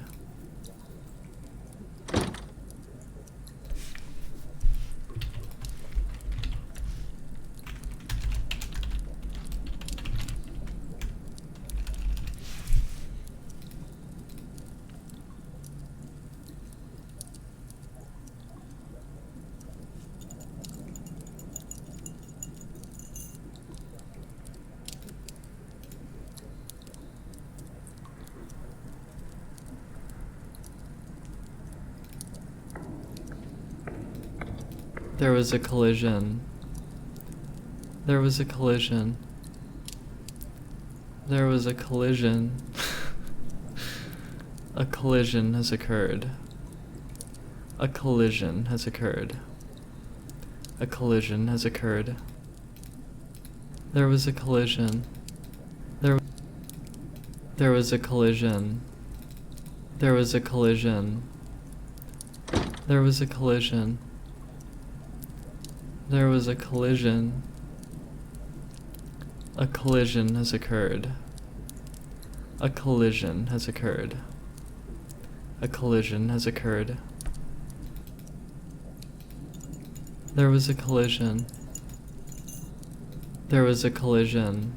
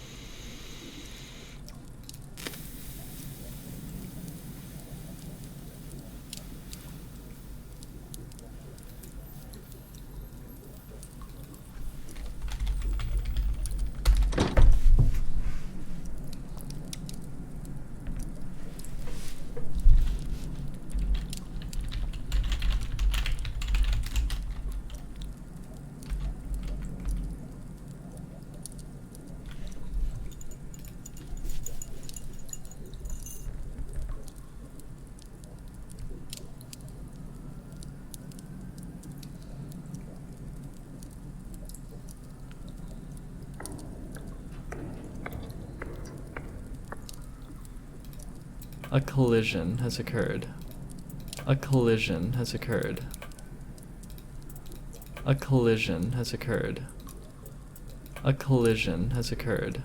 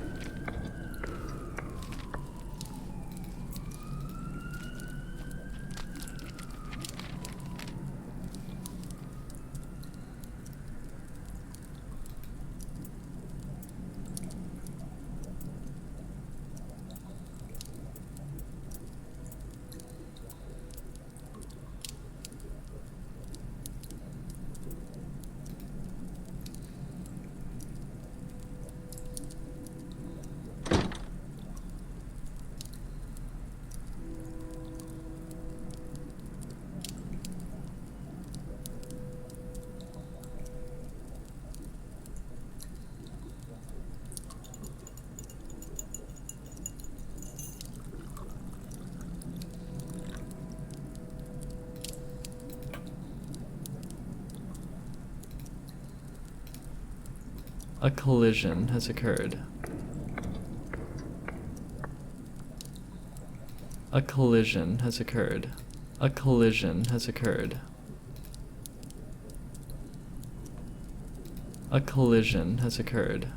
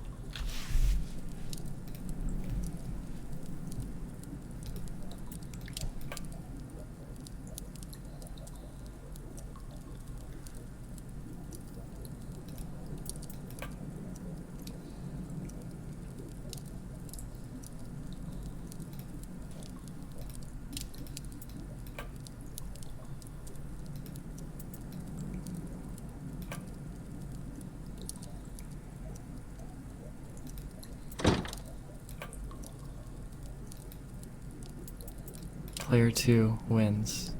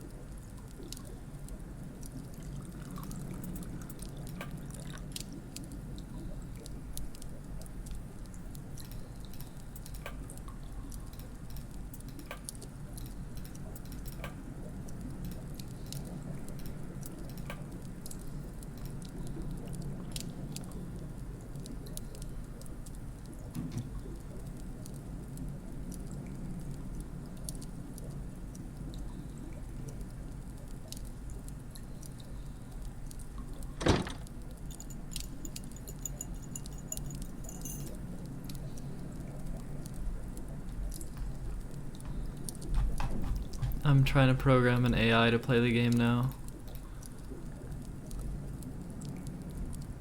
Just with some pretty simple logic. I just want to see how smart I can make the AI.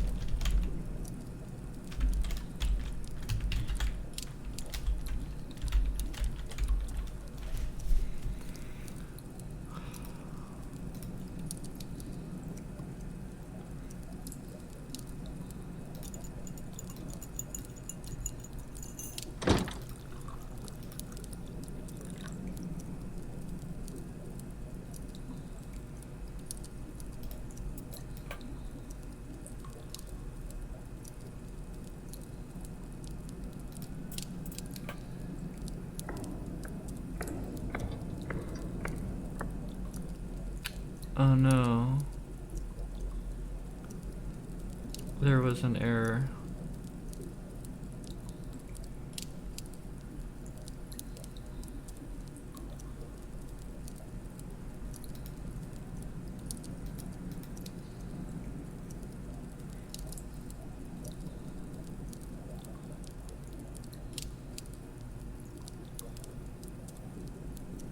Oh.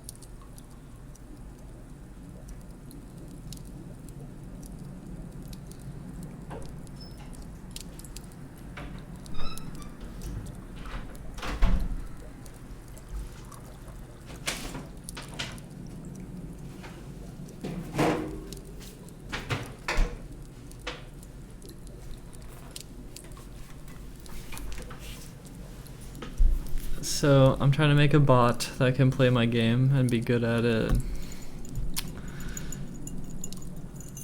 And I'm trying to think of like logically how to do it. I already have a little start.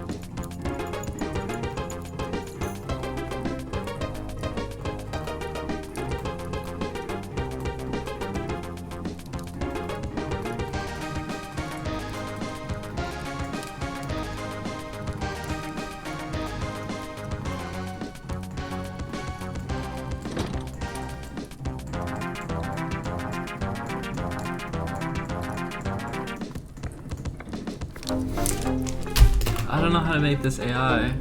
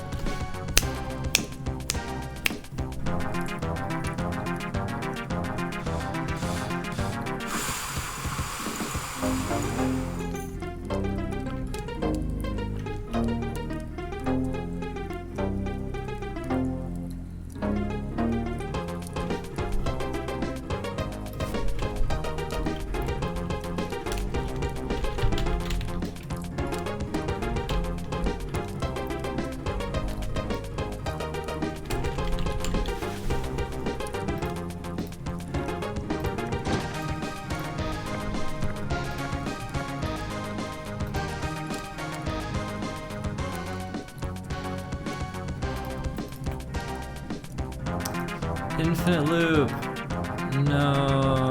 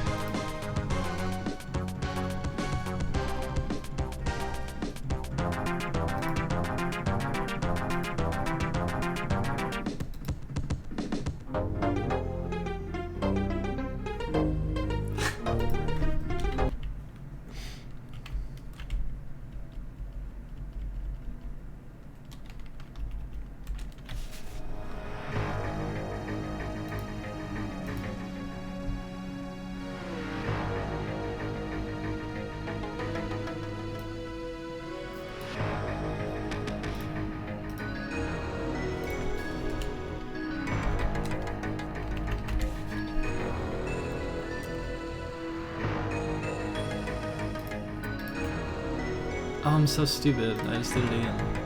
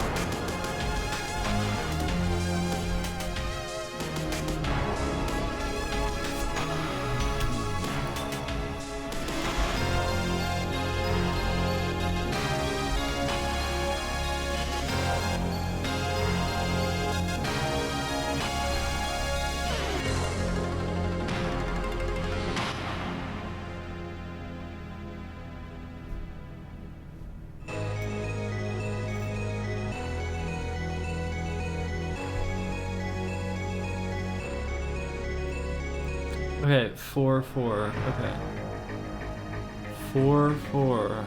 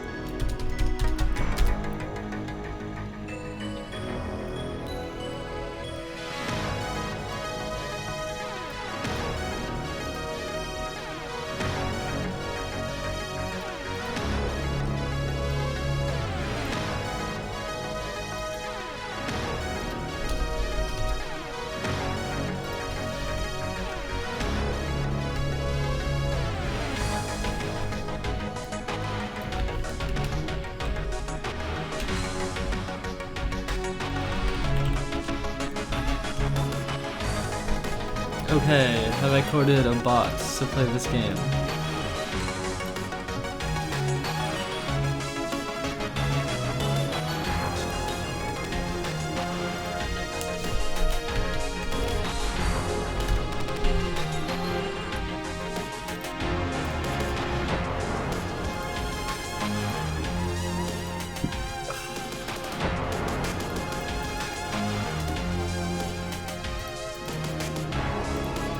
Player 2 wins.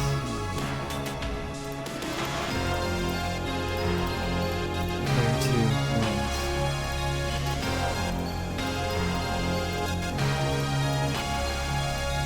Player 2 wins.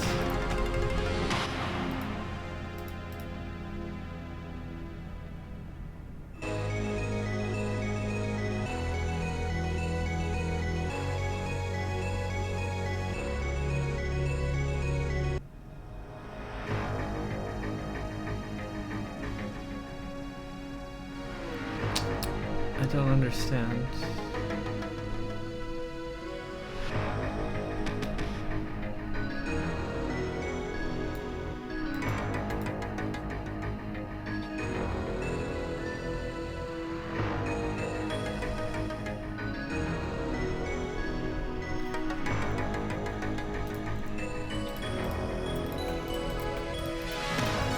Player 2 wins.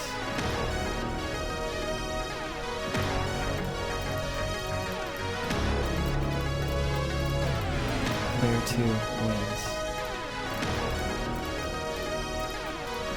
Player 2 wins.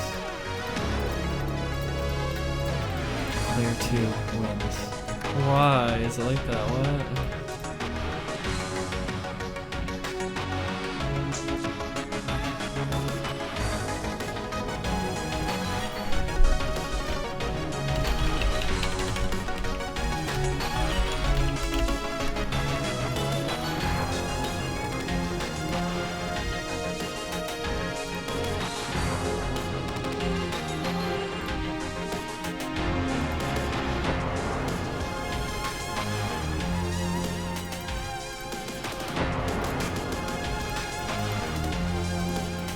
Player 2 wins.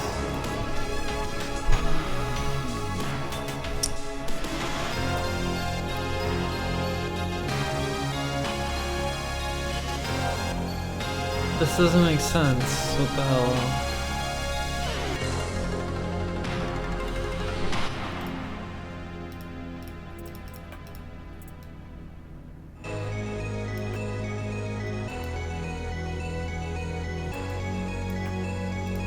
Player 2 wins.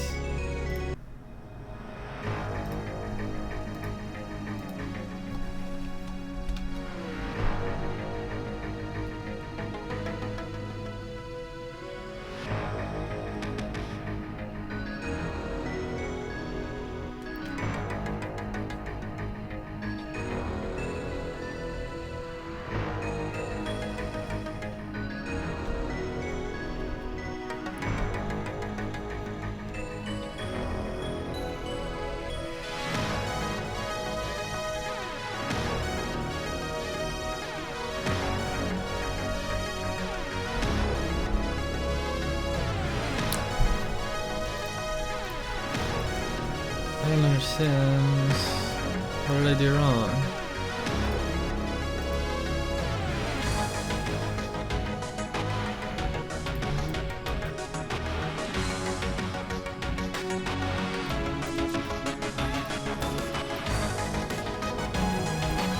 Player 2 wins.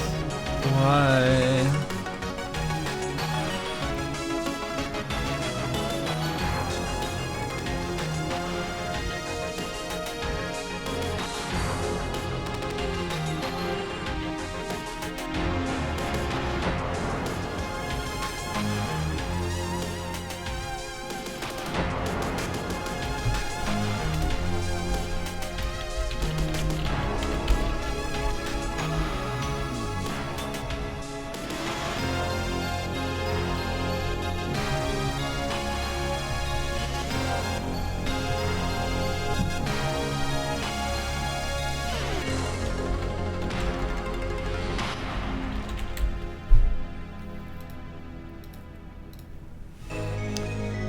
What the fuck?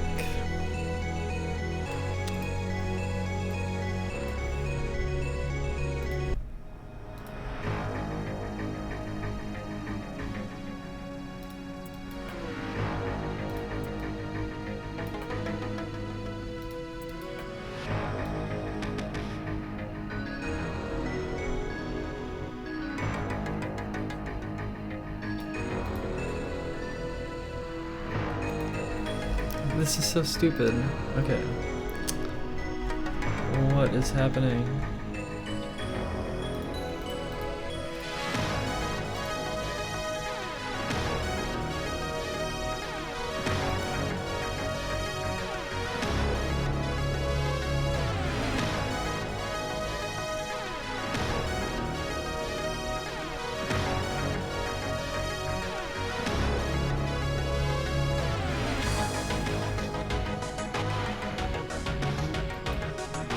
This doesn't fucking make sense.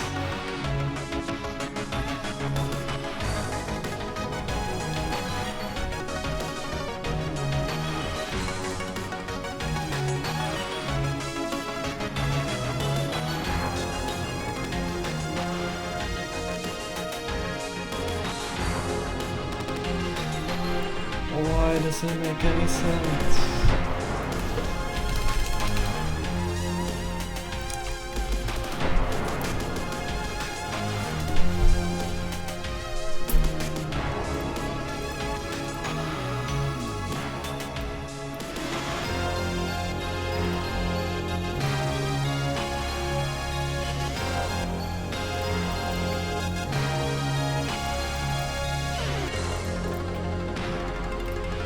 Player 2 wins.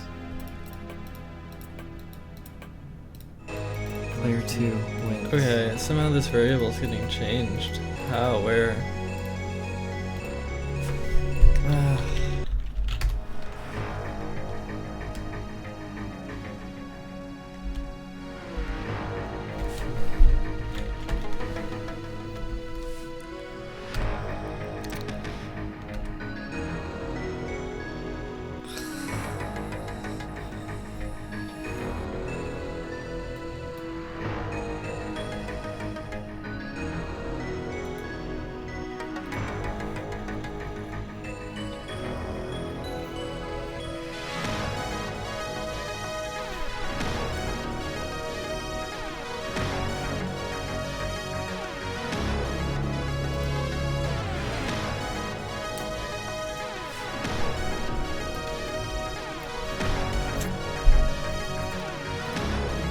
What the fuck is this?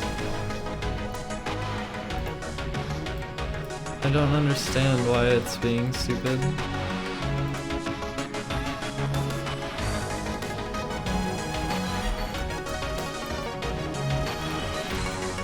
Literally, what the fuck? Literally.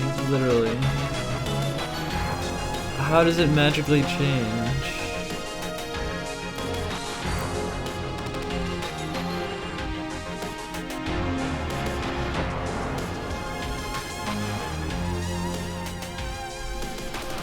Okay, I have a strange idea.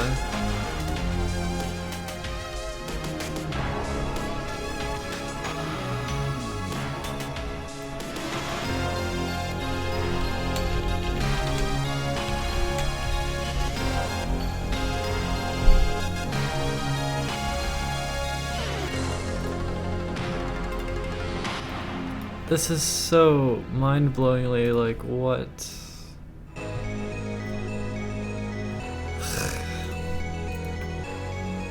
Literally what the fuck? Literally what the fuck? Literally what the fuck? Player 2 wins.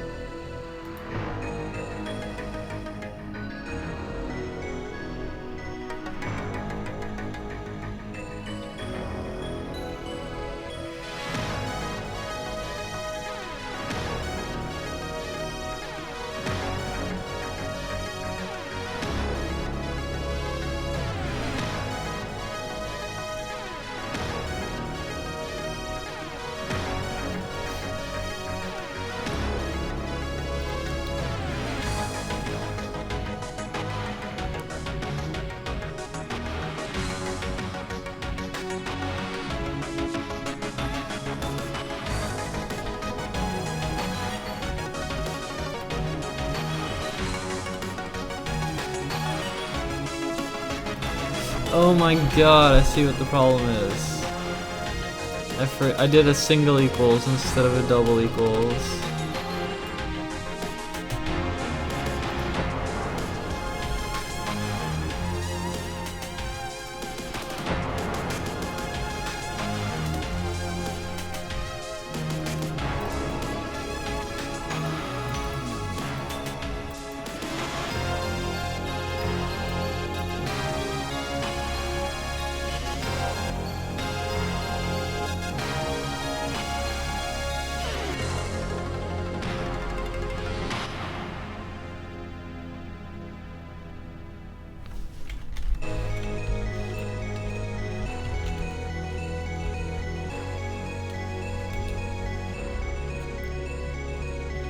Six.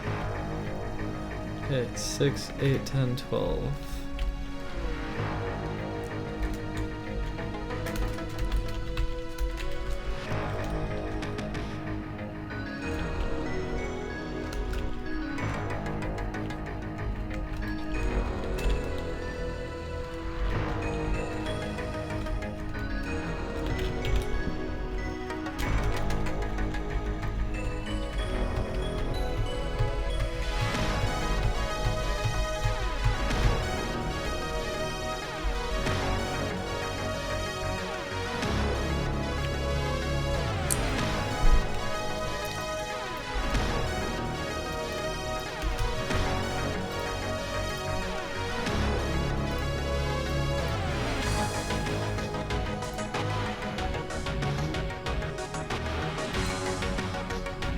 I'm working on a game.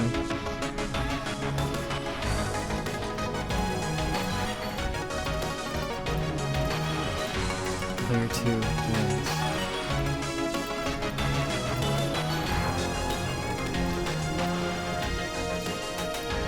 Layer 2 wins. Layer 2 wins.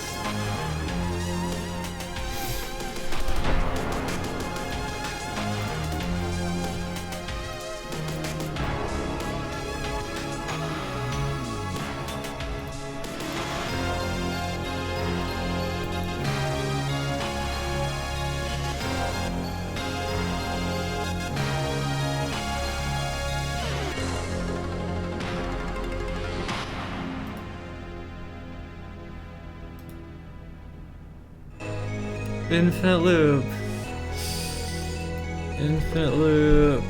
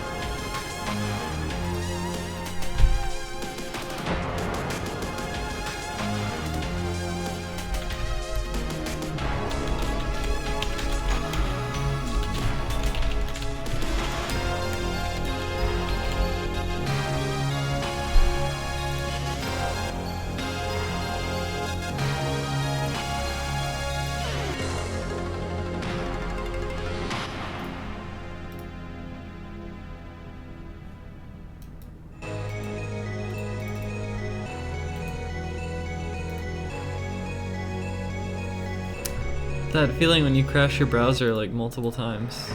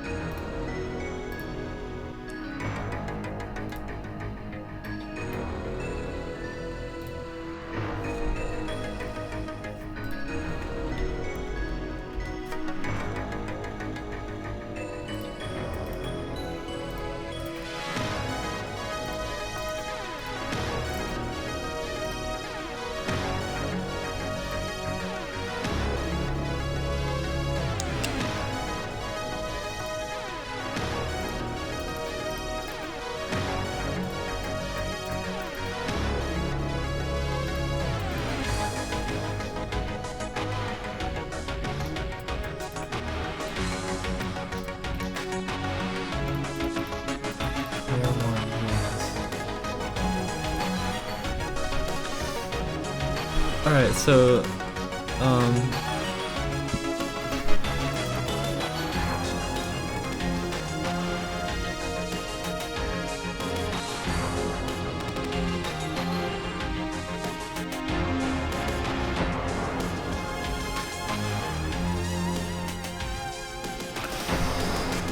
oh shit. There's a lot to think about with this.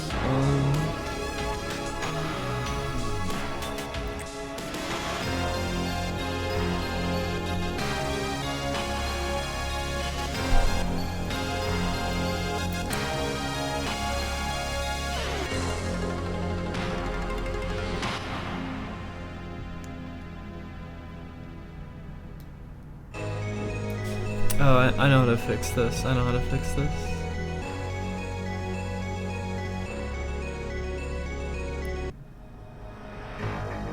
Wait, how am I gonna do this?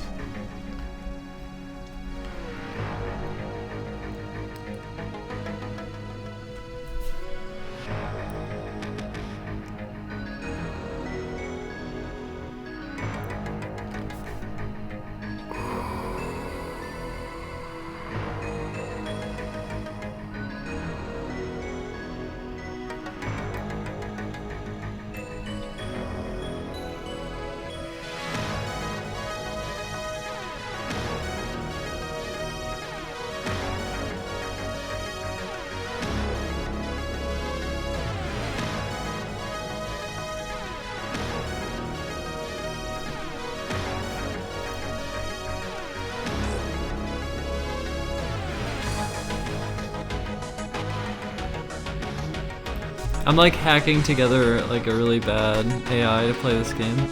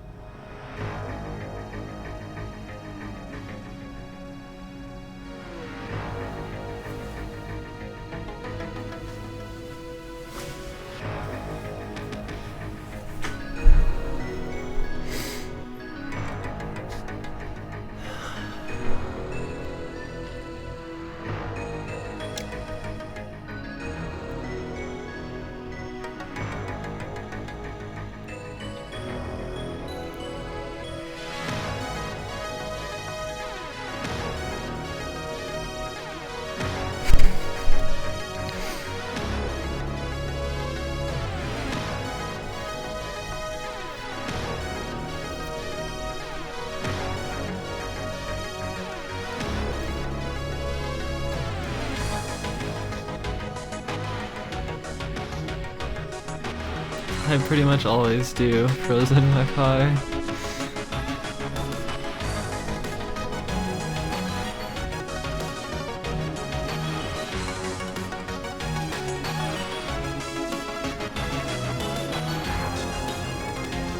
I think my pillowcase is the more likely culprit though.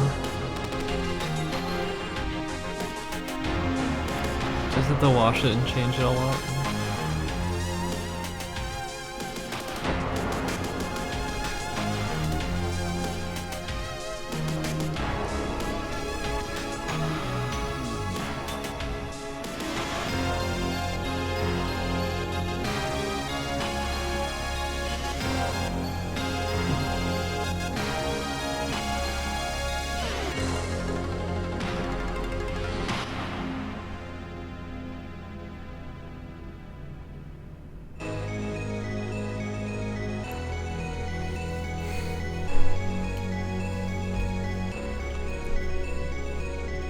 I was considering buying pizza.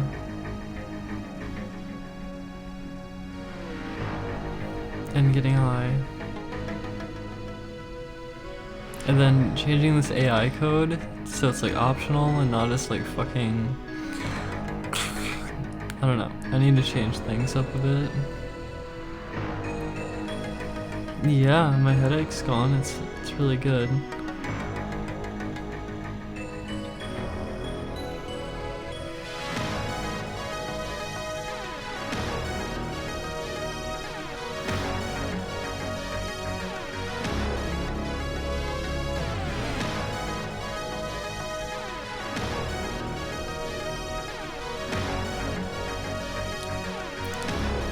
The gaming, I'm making the game.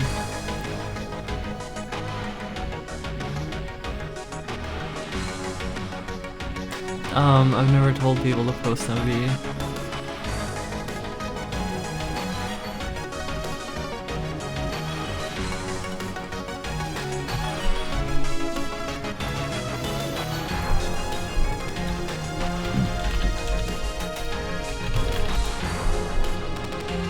There's a thread about me, 60 posts.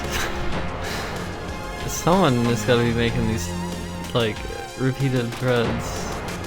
Why do they keep using dead name though? Like, if you're gonna viral me, why do you dead name me? Like, why are you viraling me with dead name? I don't appreciate that, so stop doing that.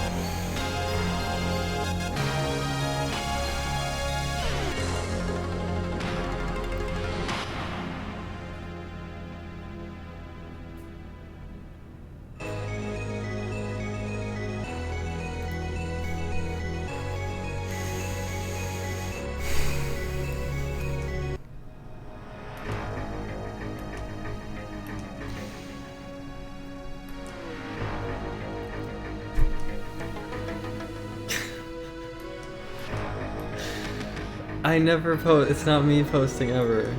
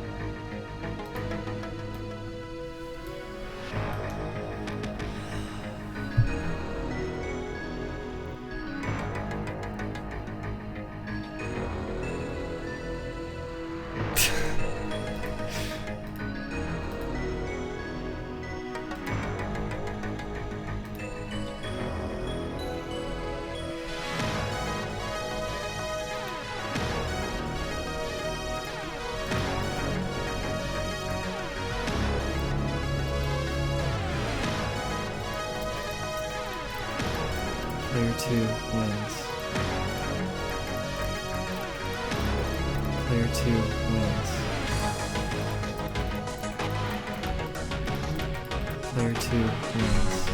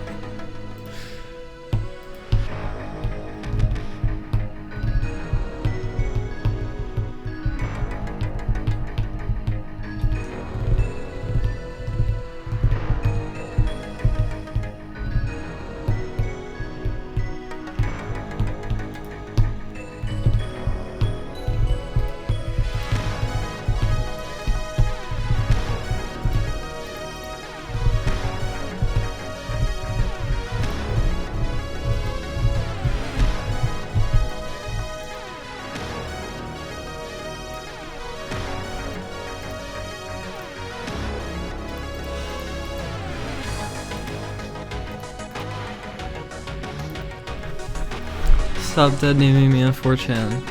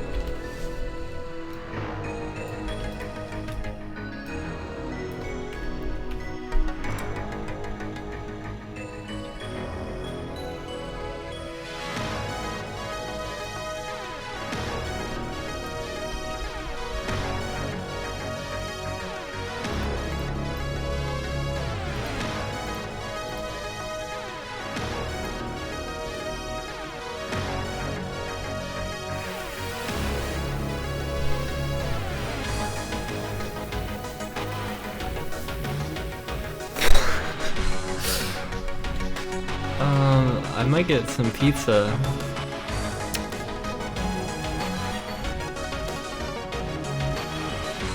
What are you? Someone yelled that at me out of a car window.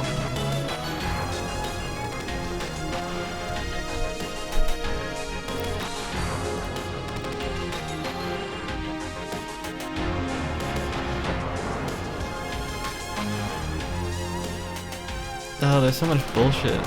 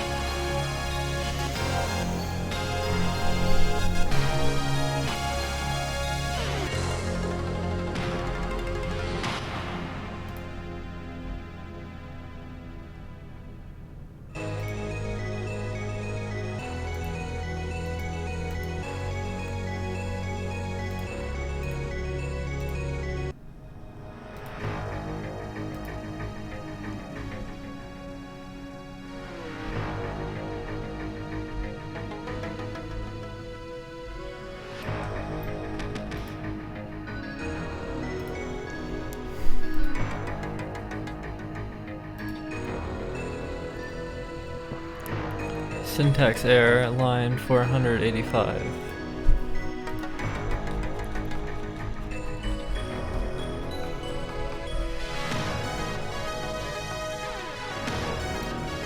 Oh.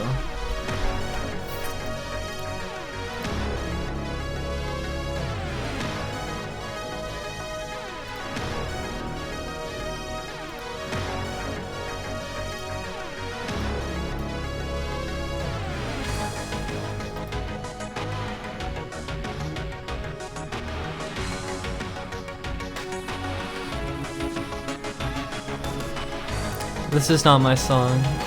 Someone just sent me this song a while ago.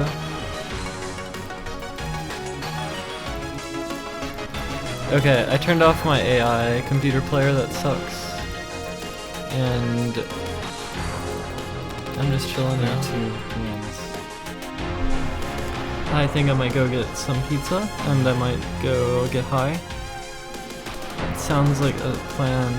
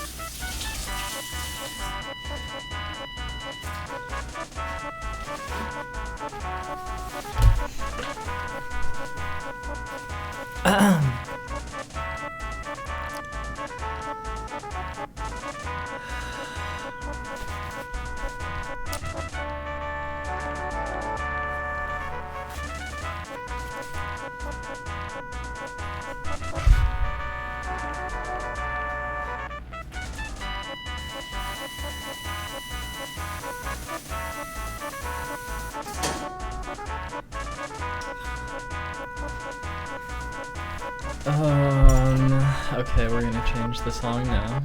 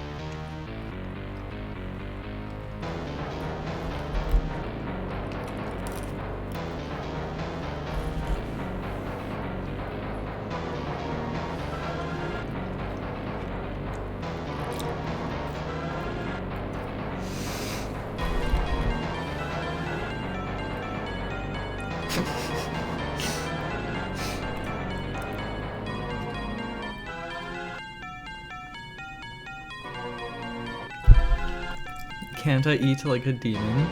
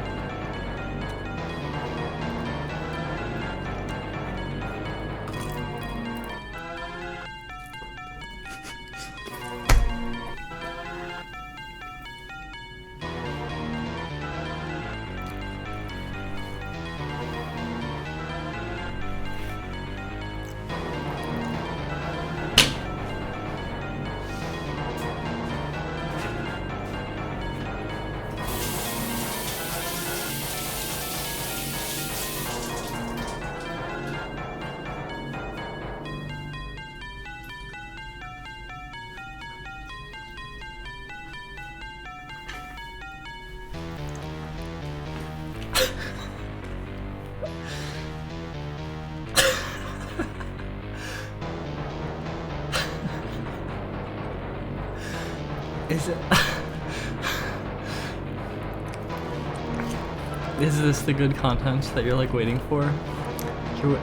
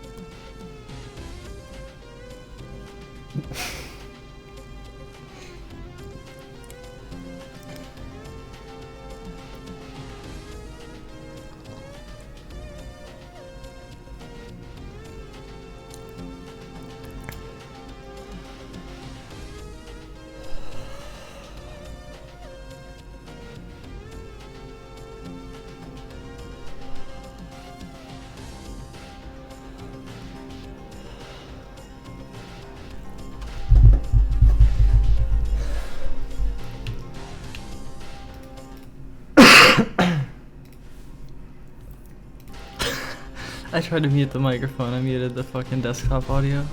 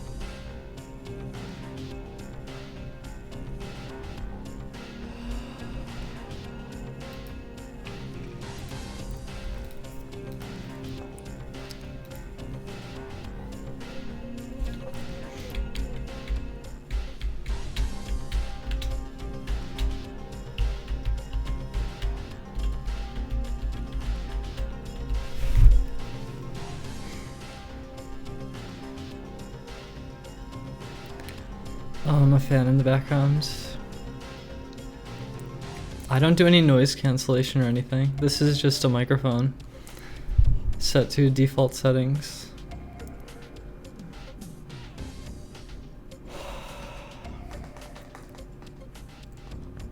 I know there is noise cancellation software. I was actually gonna use it.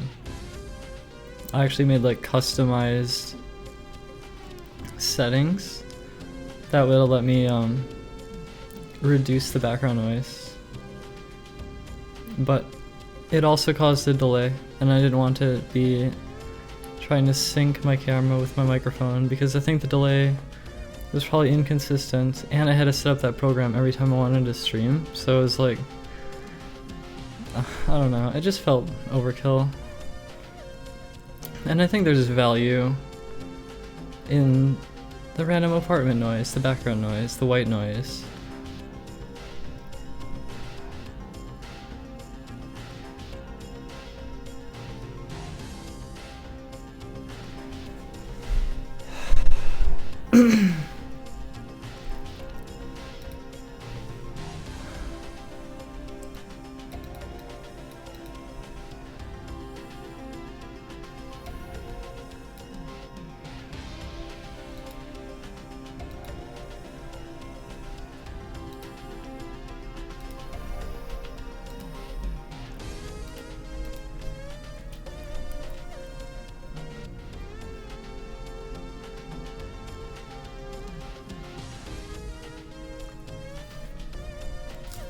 If you have money, you can get a better microphone. I don't know what kind of microphone you're using.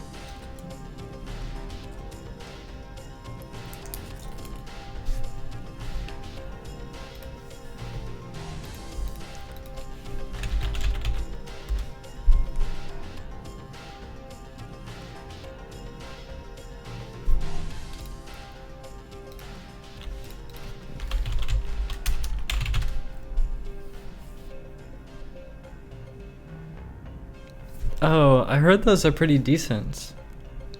I heard those are fine.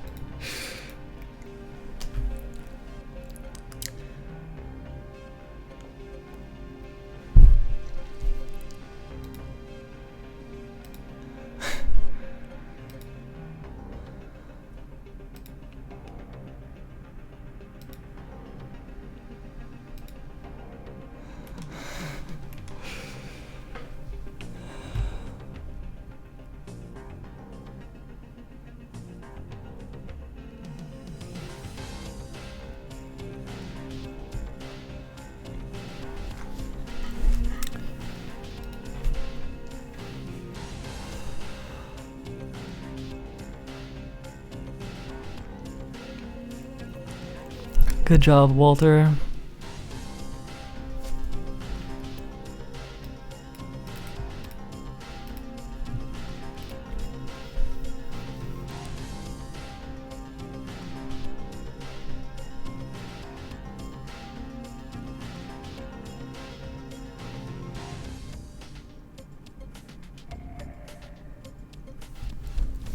Was today a rough day? Is it why? Why was today rough?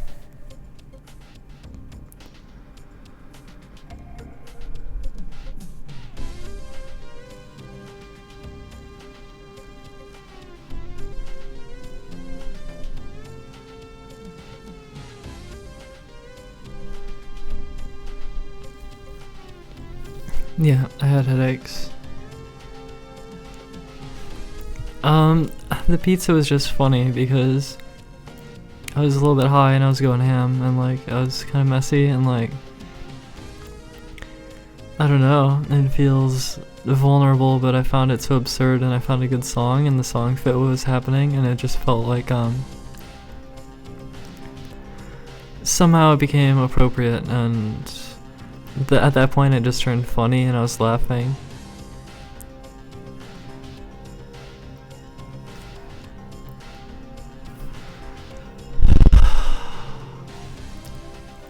I feel like sometimes I just jolt, and I don't like that feeling. I don't know why that like I feel like it just happens.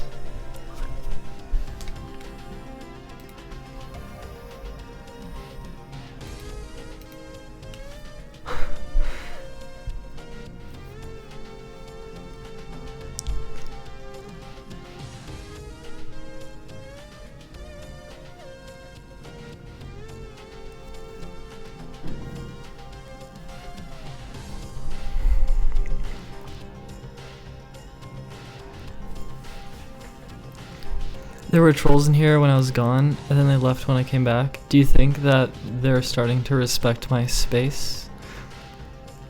Like, giving me a space to be?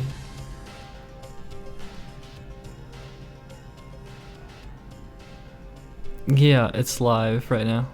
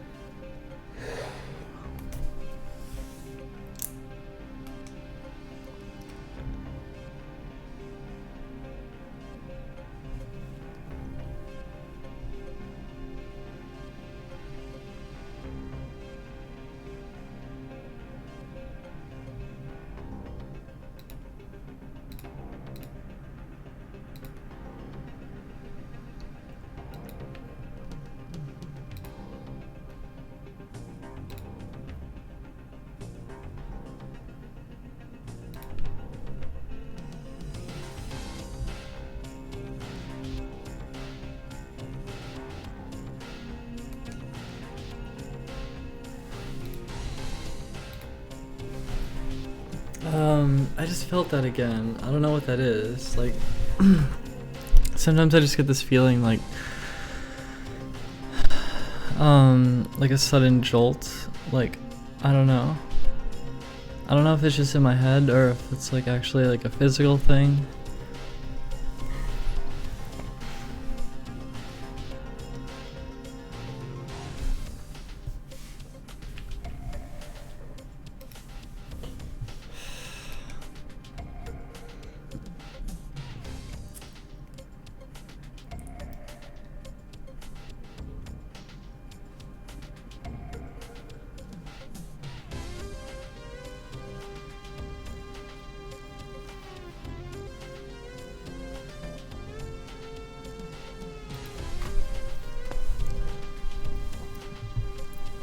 My God.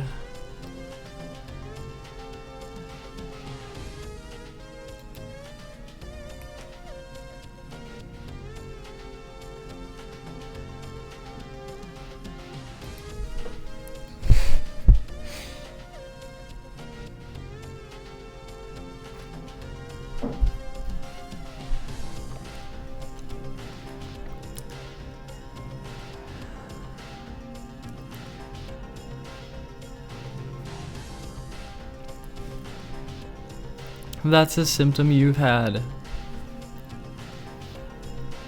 I think it could be anxiety, it could be, I imagine that like it's my heart or something. I don't like thinking about that. And I hope that I'm okay.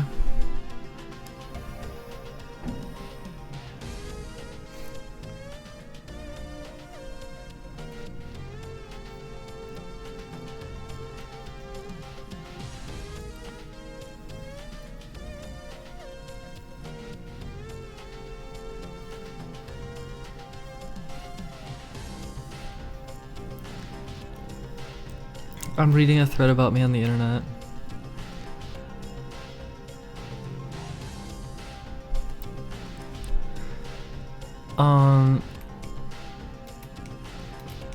Yeah. So I read the first 3 posts and it was like people saying things, and then the 4th post is someone being an idiot. The 5th post is someone being an idiot, and now I'm reading the 6th post, and yeah.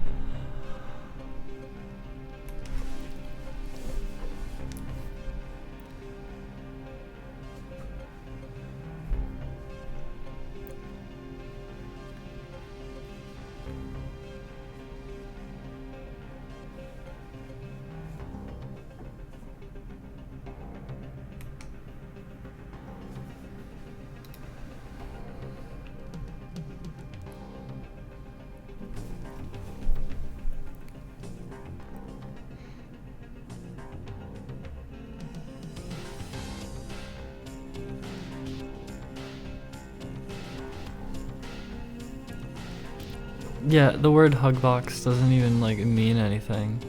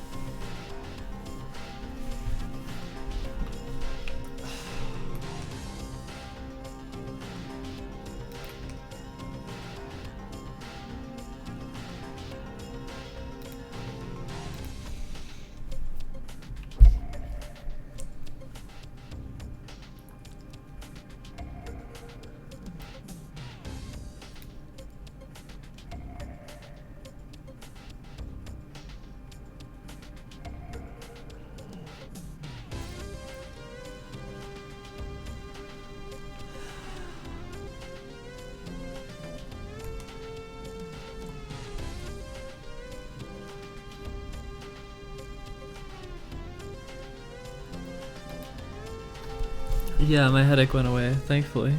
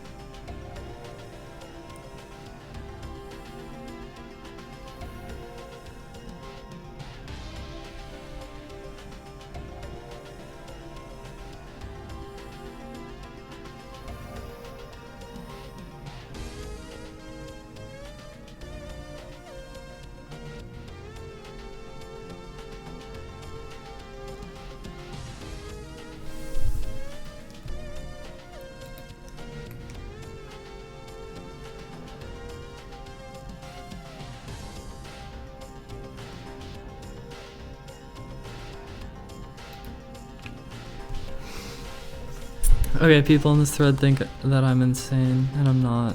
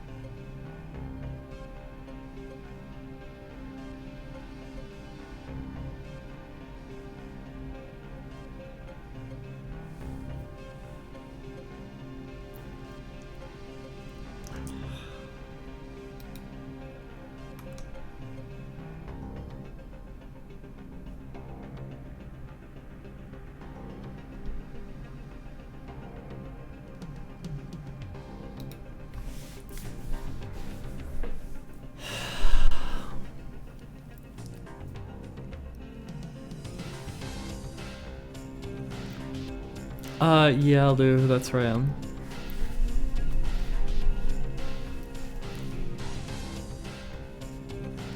It exists, Seto. It's out there. It's like a physical structure that exists out there in the same world that I'm in.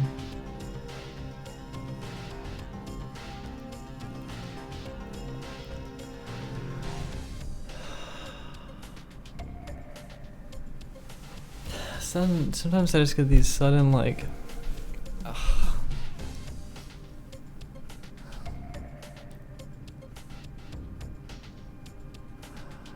people think I'm insane. I'm not insane.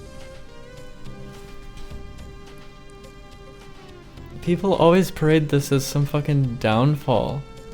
Like the last year of my life. Like some fucking downfall.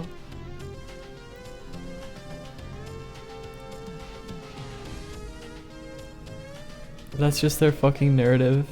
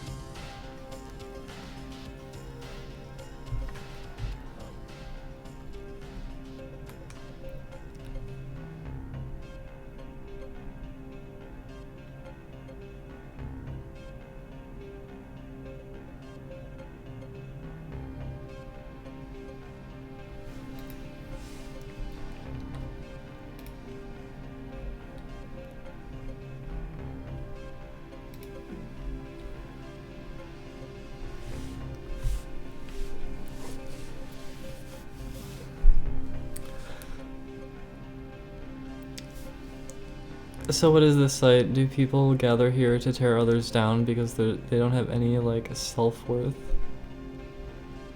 Are they the biggest losers? So they just tear down other people?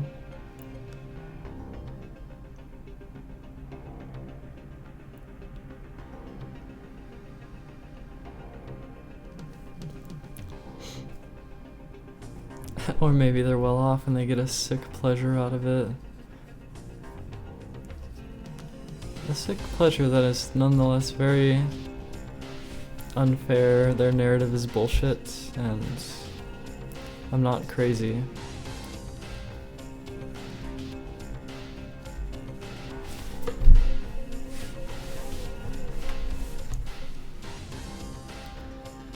Yeah, it's like...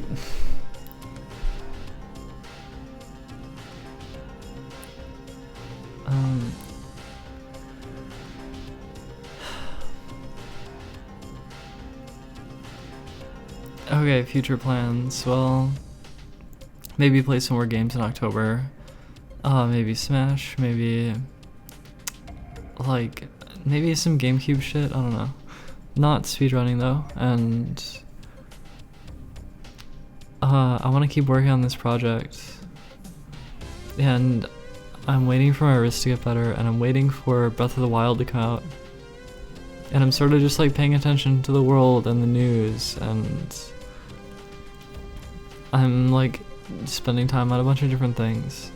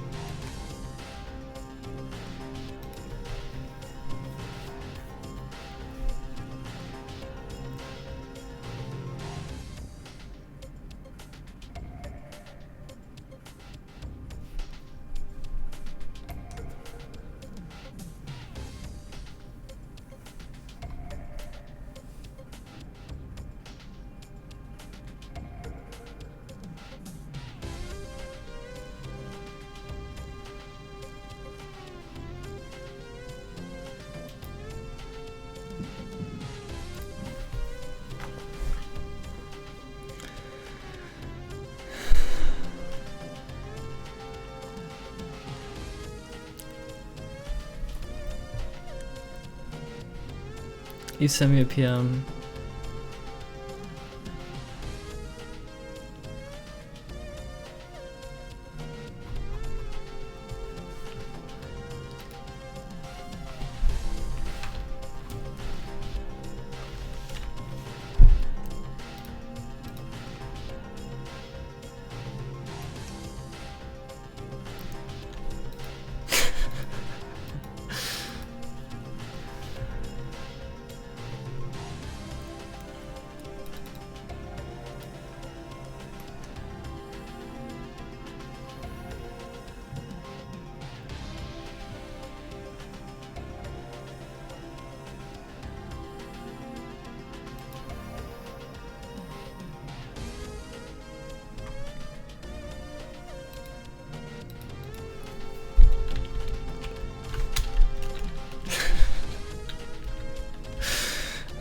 Okay, wait. I was gonna check my YouTube PMs.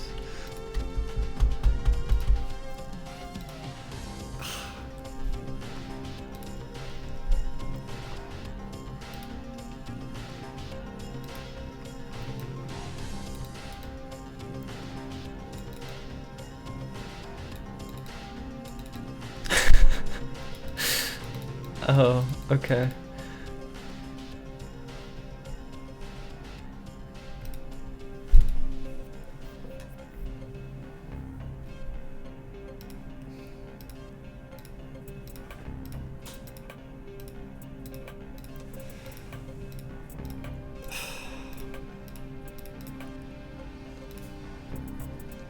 This game was a draw.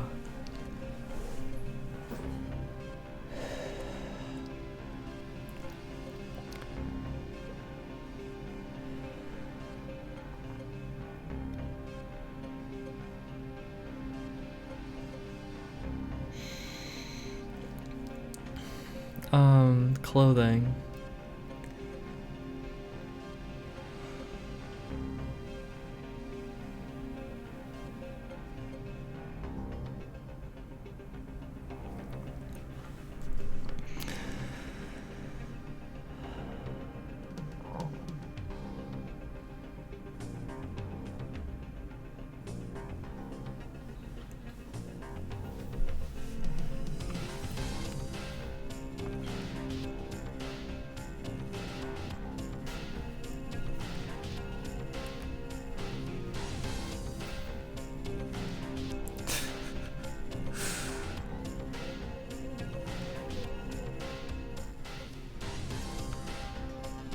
I should set up an Amazon wish list. Too bad there's not an Etsy wish list. There's one thing at Etsy I want.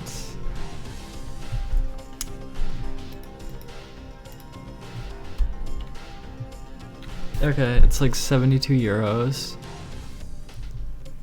But actually it's 90.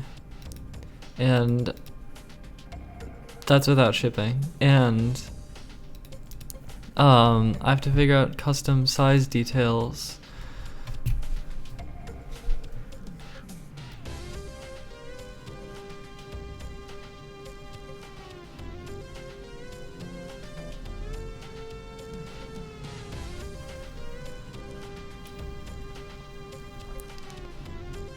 Lower the stream quality? Why? Because it's 60 FPS, 720p? Is that hurting your connection?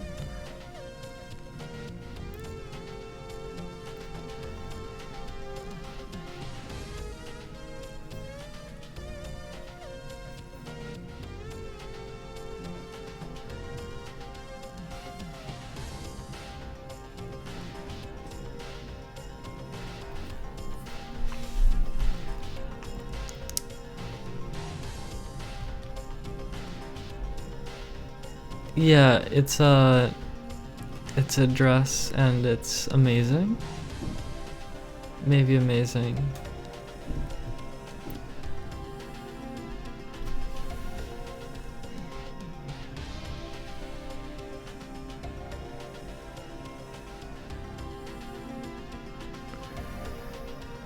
I just got another panic moment. Like a little fucking, like what the fuck is that?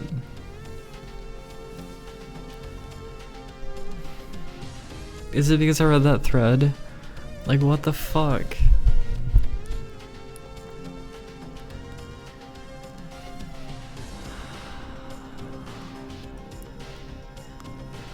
I've been streaming 12 hours a day, like every day, and reading all of the hatred that comes my way, like all of it.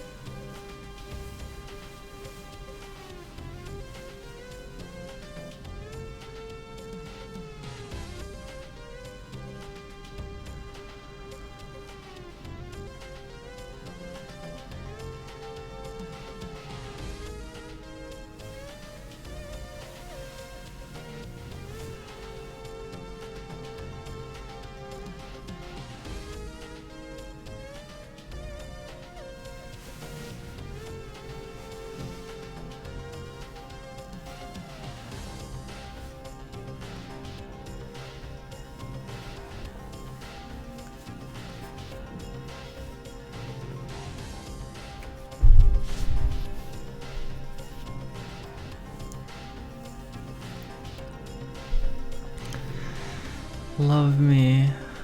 Love me.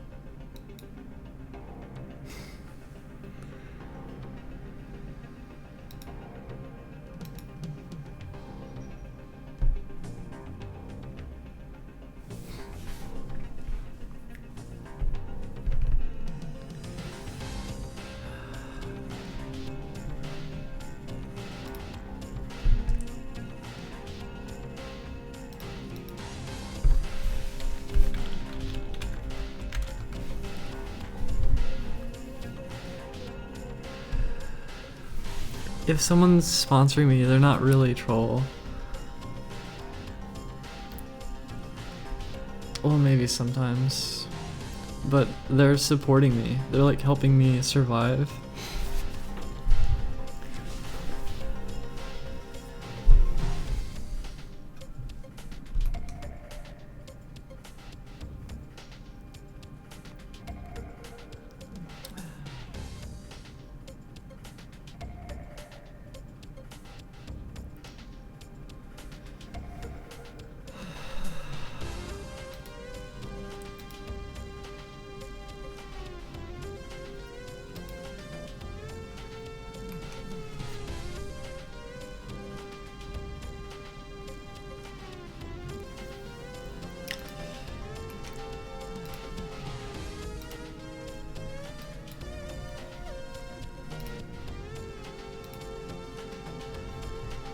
Um,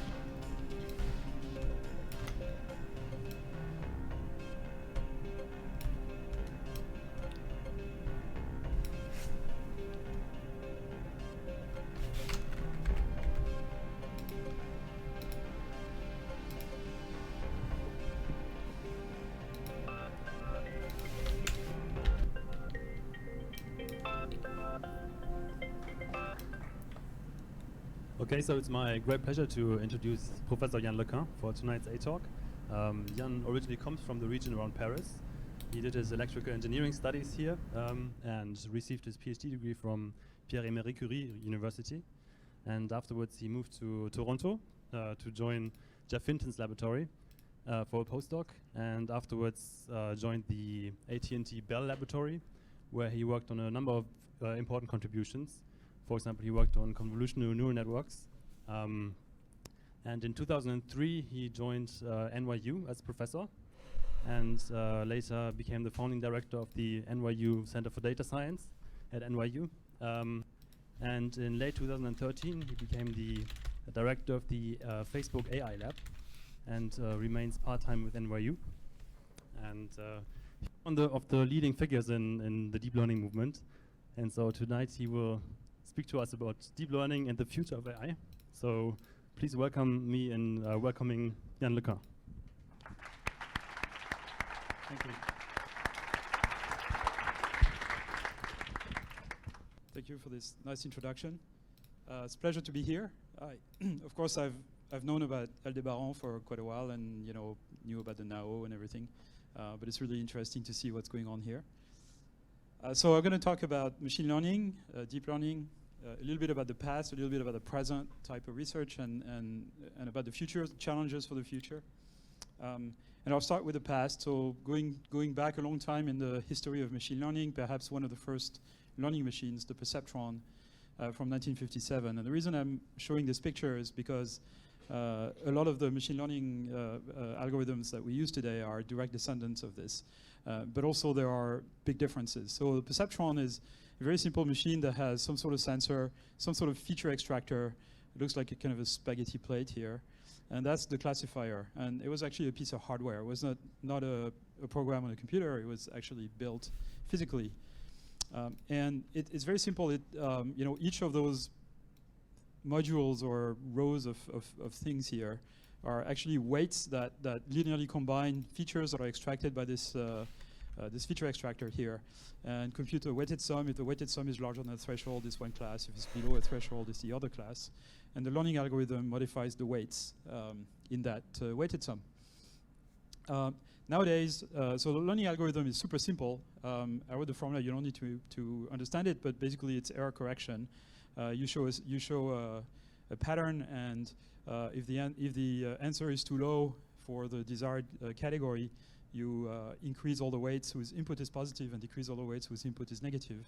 And then if the output is too large, you do the other way around. And nowadays you can program this in just about 3 lines of Python. So it's a lot simpler, but it's supervised learning. So supervised learning, you have a sequence of training samples, inputs and corresponding desired output. So for example, you want to do image recognition. X would be the pixels of the image, and Y would be the category. Is it a car, a table, or elephant, or a giraffe, or something? And then you have a number of examples, and you show those examples to the machine. If it gets the right answer, you don't do anything. If the answer is wrong, then you correct those parameters. So conceptually, you can see the architecture of the perceptron as, you take an image, you run this image through a feature extractor, which is built by hand. Those wires were actually built by hand, but nowadays we, or at least until recently, we wrote programs to extract relevant features that are important for a classification. And then this list of features, think of this as a vector, would be fed to a simple trainable classifier. For example, a linear classifier as the one I showed for the perceptron, but there are other types. So that's the standard model of pattern recognition since the 50s. And until very recently, that was pretty much the only game in town. And so the conceptually also, you can see the process of training a machine with supervised learning as some sort of minimization of some cost function or objective function. So you can see the learning machine as kind of a function whose input-output relationship is determined by a set of tunable parameters. Think of them as knobs, all right? And you try to find the combination of position of those knobs that minimizes the average error between the output that the machine produces and the output you want. And you can think of this conceptually as minimizing a function, this cost function averaged on the training set with respect to those parameters. It's just function optimization. People use something called stochastic gradient descent, which I'm not going to go into, but basically it means show one example, give the machine the desired answer, and then tune the little parameters a little bit so that the error decreases. And it's a very noisy process, but it's quite efficient. So the big question there is how do we how do we build complex machines, if you want, that can solve this problem? And the other big question is, this handcrafted feature extractor is where all the knowledge about the task resides. So a lot of the things that we know about the task we're trying to solve, image recognition, speech recognition, whatever, goes into building this module. And so if we and so that involves a lot of engineering, and a lot of publications in AI pattern recognition and computer vision go into the design of those feature extractors. So one of the big questions is, I'm going to train this machine to classify, say, cars, airplanes, and other objects, and maybe chairs. Maybe it's going to learn to classify correctly the examples I use for training, but what is it going to do on examples it's never seen before? There's a lot of variability in the shape of chairs, and I can't possibly show all possible chairs to my machine when I train it, so what is it going to do when I show it a chair it's never seen? So that's the problem of the generalization ability. That's really the big kind of theoretical question for machine learning. And it's kind of, there are theoretical results that shows that machines under certain conditions can actually do a decent job on images they've never seen before, examples they've never seen before. Okay, so in reality, in the kind of modern machine learning systems, particularly the deep learning ones, we have machines that have hundreds of millions of adjustable knobs in them, parameters, like the weights in the perceptron. very often we need to train them to classify thousands of categories. We can use millions of training samples to train them, and each recognition takes billions of operations. So the big neural nets that we use these days are pretty complicated, and some of them require a few billion operations just to compute the output from the input. Not something you can do on a at-home CPU, right? You need some sort of GPU or something like that to do this in any reasonable speed. So it's a very, very large-scale optimization problem that we have to solve. And that, of course, comes with basic problems. Okay, so this basic model of pattern recognition, which has been kind of dominant until very recently, is being completely transformed nowadays with deep learning. And the idea of deep learning is you build your machine not by a fixed handcrafted feature extractor followed by a simple classifier, but you build it as a cascade of modules, all of which are trainable. So, you feed the pixels, the raw pixels of the image to a module that you can think of as kind of a low-level feature extractor, and it's going to transform those pixels into some sort of slightly more abstract and high-level representation. Maybe it's going to detect simple motifs on the input, and then the combinations of those motifs will be used to detect higher-level configurations, parts of objects and things of that type. But the point is, all the layers are trainable. So we sometimes call this, we of course call this deep learning, but sometimes it's called end-to-end learning, in the sense that the entire chain of processing is trainable. That's really all there is to deep learning. It's deep because there are many layers in it. And so why does that work? It works because the world is compositional. What that means is the natural images are composed of basically combinations of objects, and a scene is kind of a combination of objects. And then objects themselves have parts, and parts are formed of elementary features, maybe contours or textures and things like this, and ultimately pixels. And so there are ways to describe an image that's kind of hierarchical, where you go from pixels to edges to motifs to parts of objects, etc.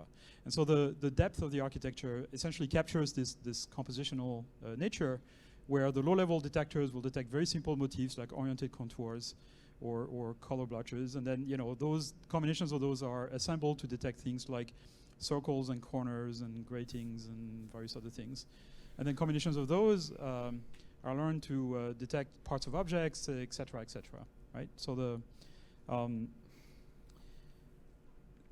that's what makes the world understandable, the fact that it's composed of combinations of simpler parts, essentially. This kind of compositional nature, hierarchical compositionality is not just true for images, but it's also true for text, for speech, and for just about any natural signal that you can think of, for actions, for just about anything. It's just what makes the world understandable. Otherwise, it would be completely kind of random. It would look random to us. And if you look at the architecture of the visual cortex, it's very much hierarchical as well. In fact, a lot of the architectures I'm going to tell you about are inspired a little bit by the architecture of the visual cortex, very loosely, but a bit. And so to recognize everyday objects, simple objects, the signal goes from the retina to the lateral geniculate nucleus, and then the back of your brain where the sort of primary visual cortex areas are located, and then kind of goes all the way up to the sort of side of the brain, the infratemporal cortex, where object categories are represented, regardless of where they appear in your visual field and what position they are in and things like that. So it's very much hierarchical as well. It's got multiple layers. It's very, very fast. In the human brain, the process of recognizing everyday object takes less than 100 milliseconds. There's barely enough time for spikes to travel through those various areas to get there. So there's probably very few effects of feedback and reasoning and things like that to interpret everyday scenes. But it's hierarchical, there's no question about it. So so this idea of using multiple layers in a learning system, of course, goes back a long time. Already people working on the perceptron had the idea that the salvation was in using multiple layers. But the problem is how you train them. And so that idea came up, became popular. The one solution to this problem became popular in the mid-'80s. It had been proposed before, but was kind of ignored. But around the mid-'80s or late '80s, people figured out there was a relatively simple way of training multi-layer networks, and that's called the backpropagation algorithm. So a multilayer net, conceptually, is a network where you take, a vector multiplied by a matrix. So it's very kind of simple linear operation. And then pass the result, the components of the result, through a nonlinear function. In modern neural nets, this nonlinear function is what's called a half-wave rectifier, or sometimes called a ReLU. That stands for rectified linear unit. So it's very simple nonlinearity, kind of a thresholding operation, if you want. And then the next operation is, again, you take this vector. So many of the components will be 0 because they'll be saturated by this function, multiplied by a matrix, and then you get another vector which you pass through this function. Each component is passed through this function, and you repeat that process. And that's Yogurt flame. Thank you very much. Now, how do we train this? Well, so we want to train the coefficients in every single matrix here. And the way that's done is, basically we use the backpropagation algorithm, which I'll talk about in just a minute. But the way that those systems are built now, there are kind of frameworks, languages, some of which you may have heard of: Torch, TensorFlow, Theano. There's a bunch of them to build networks of such modules. So the linear module is the one that multiplies a vector by a matrix. The ReLU is the one that does this nonlinear transform. There are other modules to compute distances between outputs and of the system and the desired outputs and the, various types. And you do this by just assembling, adding modules to kind of a container if you want, and then deciding on a cost function and having a training set and a test set, etc. So the backpropagation algorithm is a very simple method that consists in essentially figuring out in which direction should I tweak each of the parameters of each box in such a way as to reduce the error for this particular sample I'm looking at right now. And it's basically a practical application of the chain rule, règle de dérivation des fonctions composées en français.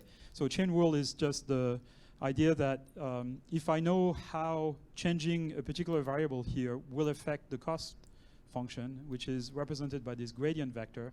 So this is a vector of the same size as this guy coming out of this box, which indicates for each component of this vector how the cost function would be affected if I change the input by a small quantity. It's just, it's a gradient. So if I know this vector gradient with respect to the output of a module, I just need to multiply this by what's called the Jacobian matrix of this box, which is the matrix containing all the partial derivatives of every output of the box with respect to every input, to obtain this vector, which is how this guy would affect the cost function. And so I can backpropagate those gradients all the way through, and with a very simple kind of basically automatic procedure, as long as I have the graph of the modules and that every module knows how to multiply a gradient by its Jacobian, I can propagate the gradients. I can also compute the gradients with respect to the internal parameters of that box, and that allows me to compute how to change all the parameters, all the knobs. So basically, I can very easily compute, in which direction and by how much should I change all the knobs so as to reduce the error at the output. Very simple concept, just gradient descent. So the cool thing is that we can assemble those modules in all kinds of complex configurations, and all the tools, the software tools now that are available for deep learning do this automatically. So you assemble your network, and automatically the system will know how to compute the output from the input and how to backpropagate gradient through it. So you don't have to figure out how to compute a gradient. So there's a lot of kind of practical tricks, which I'm not going to go through to make this work in practice. There's a lot of literature on this.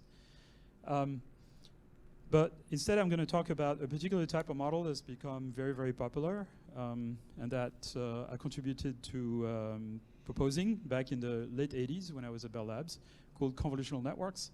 I call them ConvNets. A lot of people call them CNN for convolutional neural net. I don't like using this acronym because if you type CNN on Google, you don't get neural net things. You get random news. So I prefer to use that. But many people, particularly in the computer vision community, call them CNNs. Okay, so that's a depiction, an animation that shows the internal working of a convolutional net for recognizing handwriting, handwritten digits in this case. So a convolutional net, again, is composed of layers. Each layer is divided into planes. Each pixel here corresponds to the activation of a particular unit in one of those planes. And the gray level corresponds to how activated the unit is. And each unit in one plane looks at a small neighborhood on the previous plane. And as you go up the layers, there's two types of layers, what we call convolutional layers and pooling layers. And they're kind of alternated. So this is a convolutional layer. between here and here, and then a pooling layer, then a convolutional layer again, and then a pooling layer, etc. And as you go up the layers, the representation is more and more abstract, more and more invariant to irrelevant transformations of the input that don't change the nature of the object. And so let me go a little bit into the details of how this works. Basically, you have an input. You take a set of weights, which you can think of as kind of a little patch of coefficients.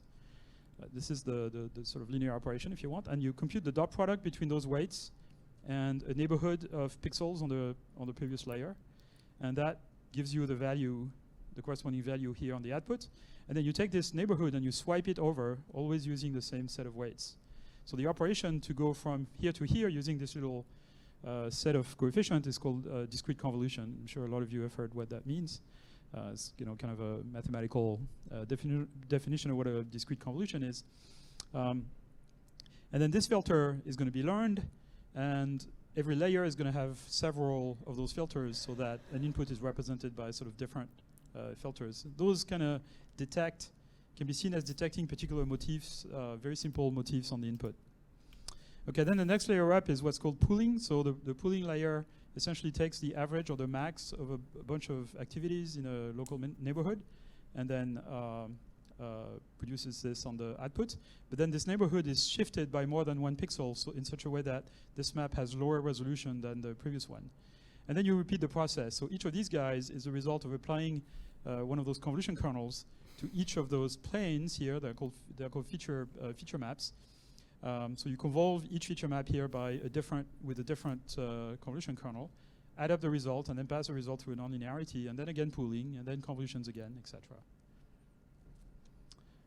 So you train this with backpropagation. It's relatively easy to figure out how. And eventually, when you train the machine to classify digits, it figures out which values those filters should take, those convolution kernels should take. Here's a depiction of maybe a little animation of how this works. These are 3 different planes, 6 different kernels, and 2 output maps. And so this output map is a result of convolving all those 3 input planes by those 3 convolution kernels, adding up the result and writing the result in the corresponding map on the output. This is an animation that was produced by Andre Carpati, who is a student at Stanford. This idea, this kind of architecture, actually comes from neuroscience. There's classic work in neuroscience from the 60s where these 2 guys, Hubel and Wiesel, they actually won the Nobel Prize for this, proposed an architecture for the kind of low-level visual cortical areas. And what we call convolution, the units in a kind of a convolutional layer, they call that simple cells. And then the kind of pooling layer, they call that complex cells. And back in the 80s, a Japanese gentleman by the name of Kunihiko Fukushima kind of proposed a model called the neocognitron that kind of used this idea, and he demonstrated that the system could actually do recognition with some invariance. But he didn't have the backpropagation algorithm, so he had to use some sort of complicated unsupervised learning algorithm that was very unstable. He was interested in kind of modeling vision, really. So my contribution to this in the late 80s was to essentially build those architectures and train them with backprop. And that resulted in the convolutional net, which basically you can think of as a succession of stages composed of perhaps a normalization that's kind of optional, those filter banks, those convolutions, pointwise nonlinearity, and then feature pooling, and you repeat this module multiple times. Here's kind of a small video that I might show you.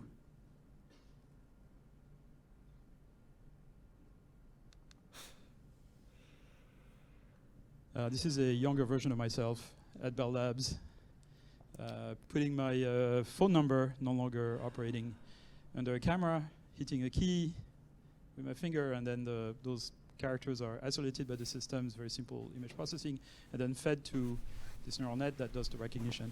This was this video was produced around 1992, 1993. I can't remember the exact date. At the time, the standard PCs of the time had 386 Intel processors, which were incredibly slow for floating point computation. So we actually had to implement this on a special board that contained a DSP, a digital signal processor, capable of the absolutely unbelievable speed of 20 megaflops. Modern GPUs can do 10 teraflops, right? So But that was kind of pretty cool. This is Donnie Henderson, our lab engineer, and Rich Howard, who was the director of the organization my department was in.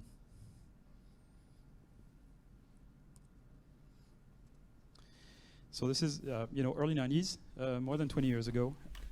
So one thing that we discovered pretty quickly is that we could train those convolutional nets to recognize individual characters or individual objects. But once we trained them to recognize individual objects, we could apply the convolutions on larger images, perhaps that contain multiple objects, and then just replicate, apply the convolutions on larger images. When you convolve a larger image with the same convolution kernel as you had in this one, you just get a bigger image on the output.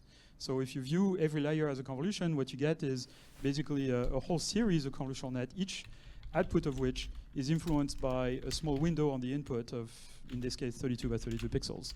And so basically it very cheaply allows you to apply a convolutional net with a sliding window over a larger image. And that allows you to recognize multiple objects without even paying attention. So here's an example of how this works for handwritten digit recognition, where here we have all those kind of successive convolutional nets applied with a sliding window on the input. It's very cheap to do. What's displayed here is the highest scoring category within that window. And then a very simple post-processing kind of pulls out which objects are actually present, that if they have two 5s or two 3s that are detected at the same place, it probably means it's actually the same digit. So the crucial aspect of this is that allows us to do object recognition without prior segmentation. Before that, in the classical way of doing pattern recognition, you had to isolate every object before recognizing them. And now what we could do is basically just recognize multiple objects like handwriting, handwritten words or things like that. So pretty soon, that's kind of a fun example here, where kind of a stroke can be linked with other strokes depending on which location it's based on. So there's no explicit segmentation, it's just a convolutional net doing the job here.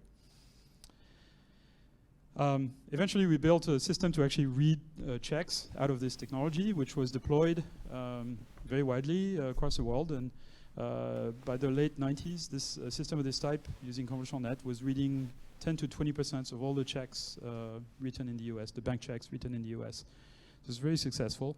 It was used in Europe in sort of various automatic teller machine. It was actually the first company to buy the automated teller machine with the check recognition system in them. It was a French bank. It was the Crédit Mutuel de Bretagne back in the 1995 or something.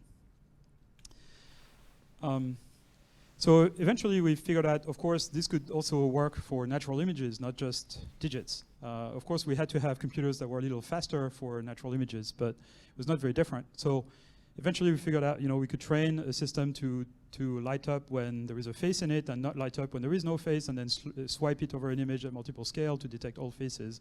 This is actually my grandparents' wedding. And this worked pretty well. But those results were basically just completely ignored by the computer vision community. So later, in the late 2000s, we started to think about sort of more challenging problems using convolutional nets, particularly things like what's called semantic segmentation. So semantic segmentation is labeling every pixel in an image with the category of the object it belongs to. So, a door, building, sidewalk, road, tree, sky, etc. So it's kind of the ultimate vision problem, if you want. And for this, we used a multi-scale convolutional net, which kind of, essentially decides of the category of every pixel in the image, again, using a sliding window. But you need kind of a large context window to be able to decide what a pixel is. So a gray pixel, can be the road, can be the sky, can be the side of the mountain, can be the shirt of the guy here. It can be a number of different things. And so we feed the convolutional net with multiple versions of the same image at different scales. Kind of a pyramid, if you want, and it's the same convolutional net that is applied to all of those things.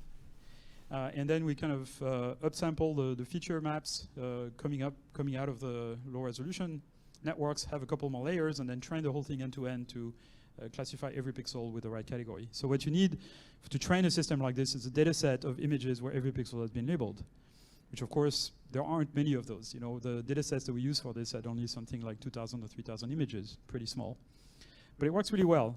With a little bit of post-processing, we had very good performance with that system. In fact, we beat the state of the art. This was around 2010, 2011, on 3 different data sets, and also with a system that was 100 times faster than the second best, running on a regular laptop. We submitted this to the CVPR conference, the Computer Vision conference, and in 2011, and the reviewer comments were, what the hell is a convolutional net? They just did not believe the result. They just didn't believe, it's double blind, so they didn't know who it was. And they just didn't believe the result. They thought it was either fake or, a mistake or whatever, and they had no idea what the convolutional net was. Eventually, we built a system that could do this in real time. I'm going to show you a video of this.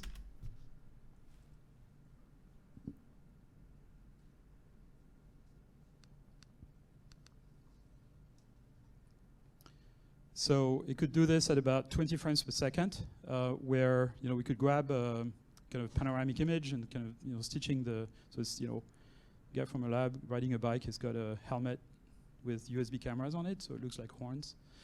And basically it labels every pixel. There is some mistakes. It's kind of stupid sometimes, but it sort of works. And again, it's only trained on something like 2,000 or 3,000 images. Sometimes, so this is in the middle of Manhattan, in fact, the NYU campus, and sometimes it classifies some of those gray areas here as desert or sand, beach, basically, desert.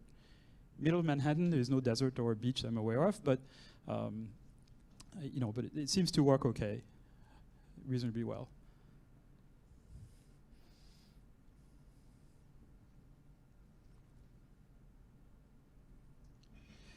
So this is sort of more directly related to robotics and maybe of more interest to some of you. We kind of use this technique for labeling every pixel in an image to build a vision system for a mobile robot, a robot that drives itself in nature. So not for driving on roads or anything, or inside, but outside. And so for things that are nearby, you can use stereo vision to figure out whether something sticks out of the ground and is likely to be an obstacle, or whether something is flat. But stereo vision only works up to about 10 meters. Beyond 10 meters, stereo doesn't work. You don't have enough baseline between the cameras for the parallax to work. And so we trained a convolutional net to label every pixel in the image as to whether it's traversable or not, using labels produced by stereo, actually. But then we can use it, we can apply it to a single image. And the thing can really do a good job at figuring out what obstacles in the distance are, and that here there's probably a thing you can go through, and here you can follow the path and things like that. So that works pretty well. It was a convolutional net, relatively small, running in real time on something like a Core Duo, vintage 2006 CPU. So nothing very, very, very fast. But really, one of the problems that people were interested in computer vision was the ability of recognizing objects. So things like, object categories. But back in the mid-2000s, the data sets for recognizing objects were very small. So something like the Caltech 101 had 101 categories, but only 30 training samples per category. It's a very, very small data set, 3,000 images. And there is no way you can train a convolutional net to do a good job with so few examples. And so we tried to do that, and we were getting really awful results.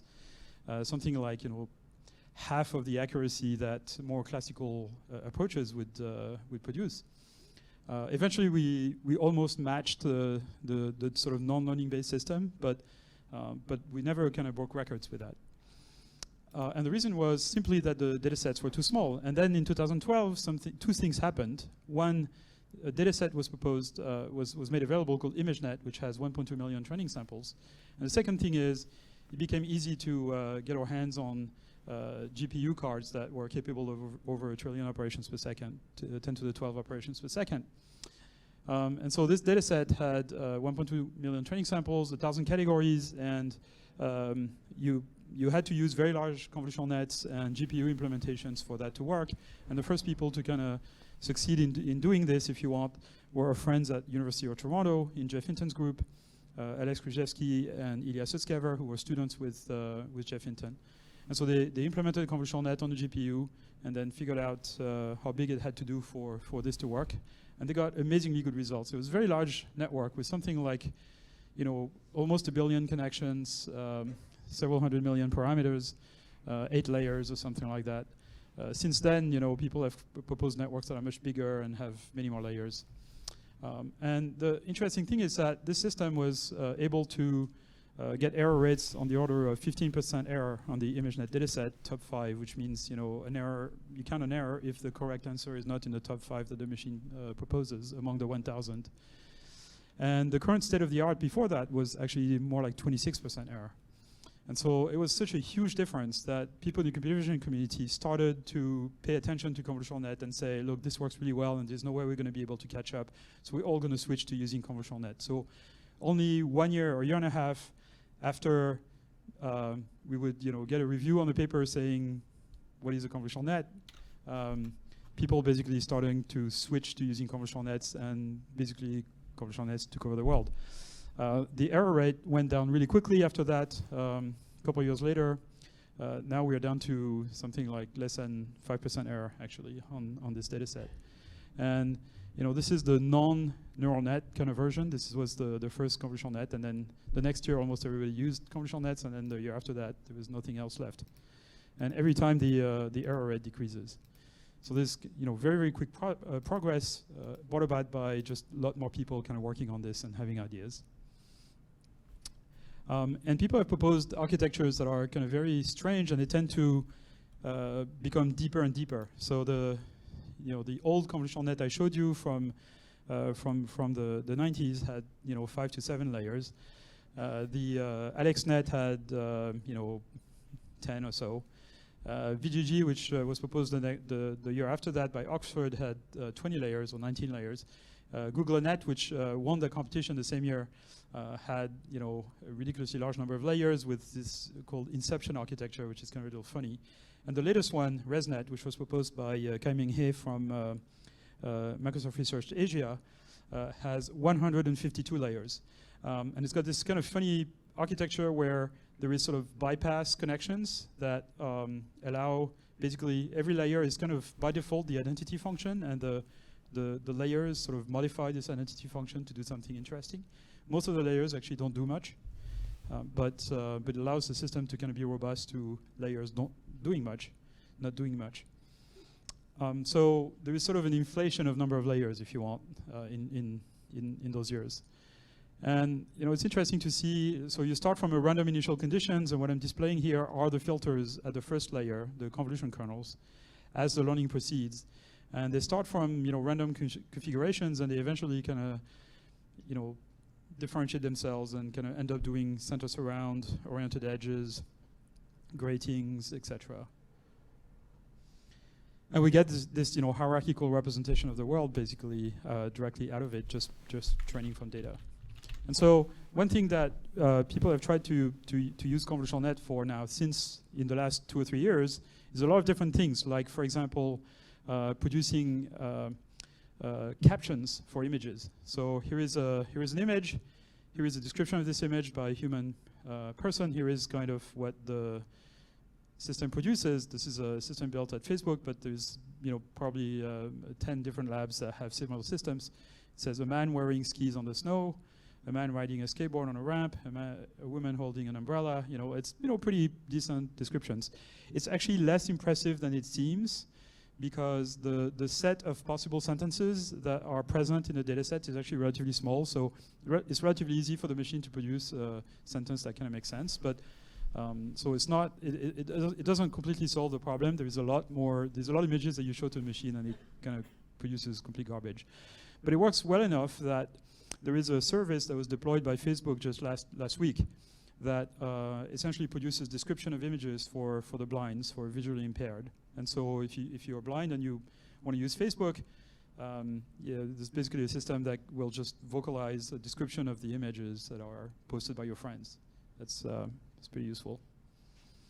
It's also, of course, useful for kind of generating indices and doing image search and stuff like that. So one application that also is used at Facebook is for face recognition. So if you live outside of Europe, when you post a picture on Facebook with your friends' faces are recognized, and they are alerted that a picture of them has been posted, that you posted a picture with them.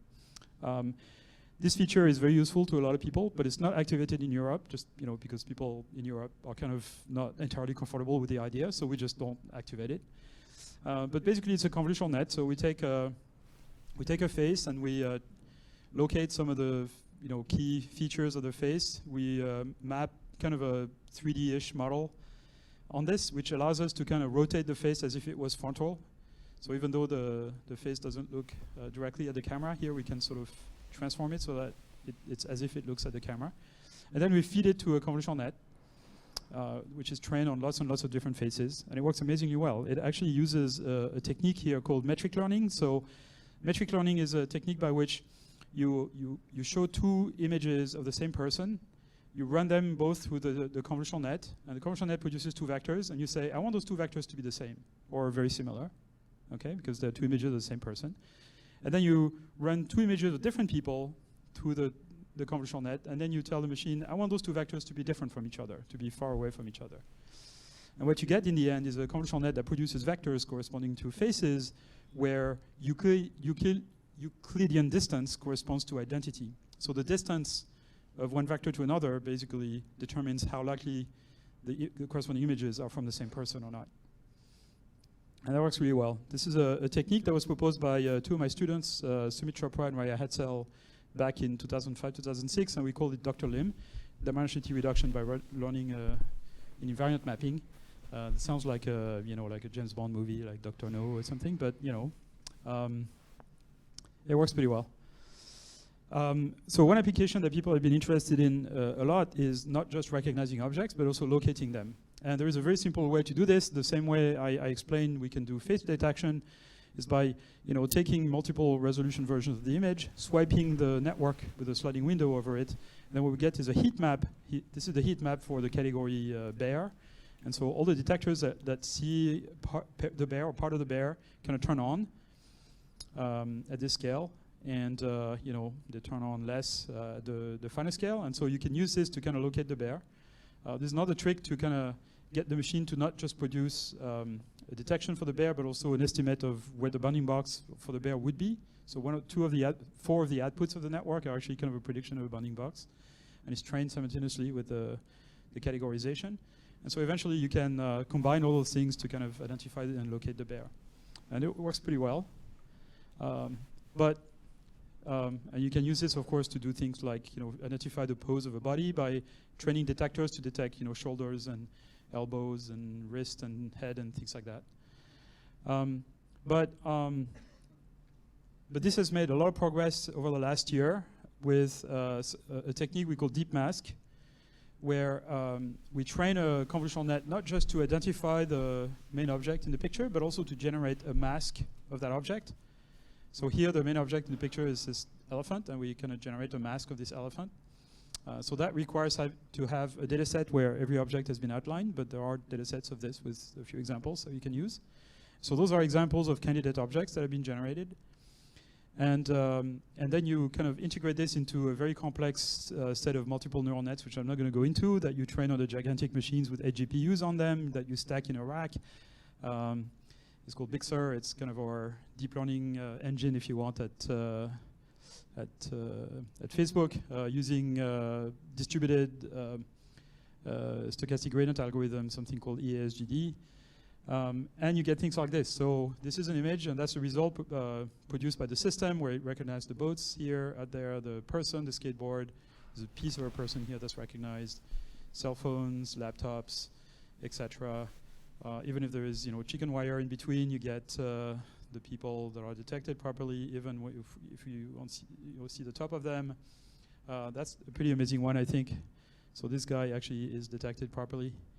Frisbee is identified. Broccolis, it's a Chinese dish. You can, if you don't like broccolis, you can have, an owl kind of pick out the broccolis out for you. There are mistakes. That's not a baseball glove. And those are kind of semantic mistakes that a machine could perhaps figure out if it had kind of a broader semantic context, but this is just a vision system. That's my favorite example. So there's a bunch of sheeps, and you can count the sheeps. This sheep here is broken in half, but it's lamb chops. donuts, animals, who are in the business of hiding themselves, various items. So this works, right? I mean, it's not like vision is completely solved, but this is, things that you would have asked, vision researchers 5 years ago, how long is it going to take for us to be able to do this? They would not have said that we would be able to do this by 2016. So there's sort of accelerated progress because of deep learning and because of all the people kind of jumping on the bandwagon and kind of inventing new techniques. So the cool thing also is that people have been trying to use convolutional nets for speech recognition, and this works really well. This is some work my NYU lab did in collaboration with IBM for speech recognition. And it's a multilingual convolutional net that is trained to basically do the acoustic modeling in speech recognition for Kurdish and Was there just a loud Kazakh noise? and Lithuanian and a bunch of other languages. And the cool thing is that there is not a huge amount of data for each of those languages, but because the bottom layers of the network are shared among all languages, it learns features that are generic to any speech, regardless of language. It's pretty cool. And it's a convolutional net. If you talk to your Android phone or quite possibly your iPhone, the system that does the mapping of your speech to kind of sound categories is a convolutional net. Conv nets are everywhere, or soon will be. People are building chips for them. This is a picture of Jensen Huang. He is the CEO of NVIDIA, the GPU company. And NVIDIA has been embarking on a big project to actually build embedded systems for self-driving cars, robotics, and things like this. One of the things I'm rooting for is that, in your next version of whatever robot you guys produce, you put one of those things in it. Because that's the only way your robots are going to have powerful enough sensor processing for doing things like vision and speech and dialogue systems and language understanding, perhaps even translation and stuff like that. Basically, those machines have the required power to do this.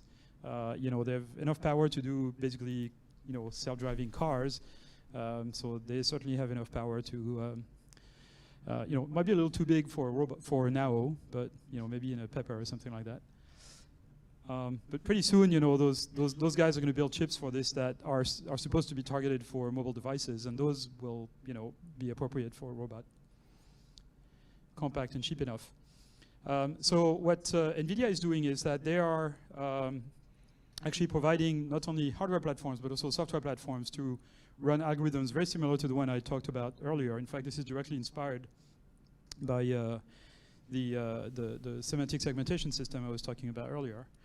Another company that's very active in this is Mobileye. So this is an Israeli company, and they build special purpose chips and software and some kind of black boxes that car manufacturers put behind the windshield to kind of look out the window and essentially provide self-driving capabilities. So if you are lucky enough to have a Tesla, the Tesla has a self-driving thing that you can activate by just pushing a button, and it uses a convolutional net, and it does operations of this type where it figures out what is traversable, very much like the robot I showed you earlier, and figures out all the detects all the people and the cars and everything.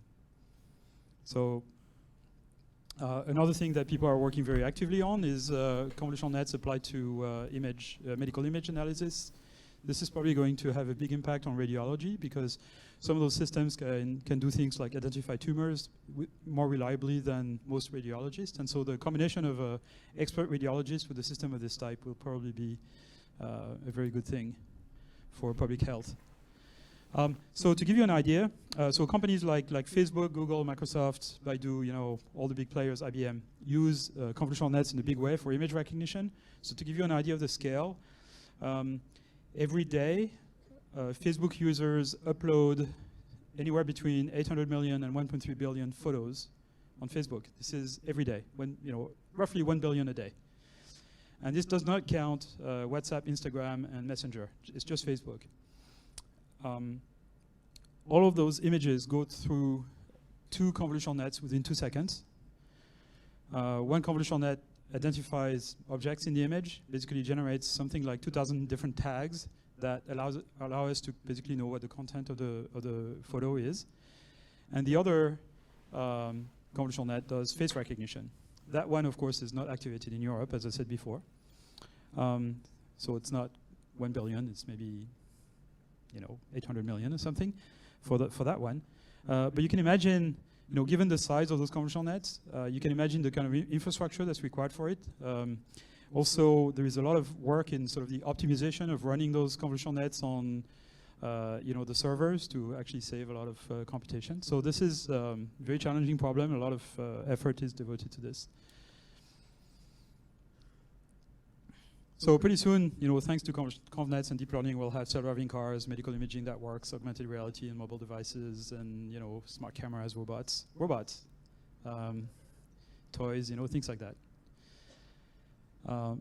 But that will require a lot more compute power than what you currently have in your robots. So if I have one request is put a GPU somewhere in your robot, so we can actually run big algorithms. Okay, so a big area of research nowadays is the use of deep learning in natural language understanding and natural language processing. And it's a very interesting development because until recently, NLP is one of the areas where deep learning was kind of, people were hopeful, but deep learning hadn't, taken over completely, hadn't kind of beaten more classical systems, if you want, for typical tasks. And that's changing just about now. So there's a technique called Word2Vec that some of you may have heard of, which is basically an unsupervised learning technique that learns to associate a vector to each word. And it's done by basically taking a sentence from a piece of text or a series of successive words from a piece of text and training a machine to map those words to vectors, and then taking this combination of those vectors to predict what the word in the middle is. So you just train a classifier as if it was a classifier with, say, 100,000 categories, the size of the dictionary. Tell me what word would be in the middle here if you read all the words on the side. And in the process of doing this, the system kind of learns really good representations for word. This was actually pioneered by Yoshua Bengio at Montreal and Ronan Colobert and Jason Weston, where they were at NEC back in the late 2000s. Both of these guys are now at Facebook. And then there is a technique called Word2Vec invented by Tomasz Mikolov, who at the time was at Google, who is now at Facebook, also to which is this technique. And you get this kind of amazing result that if you take the vector for Tokyo and the vector for Japan, and you subtract the vector, do Tokyo minus Japan if you want, you get a particular vector. And if you do Berlin minus Germany, you get another vector. And those vectors are pretty much the same. So Tokyo minus Japan equals Berlin minus Germany, which allows you to do something like Tokyo minus Japan plus Germany equals Berlin. Or Tokyo is to Japan as Berlin is to Germany. Things like that. So analogy through algebra.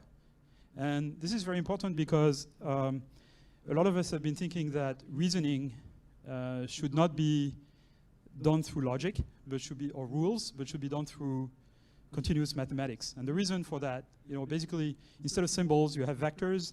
Instead of logical operations, you have continuous mathematics operation, like linear algebra and things like this, neural nets.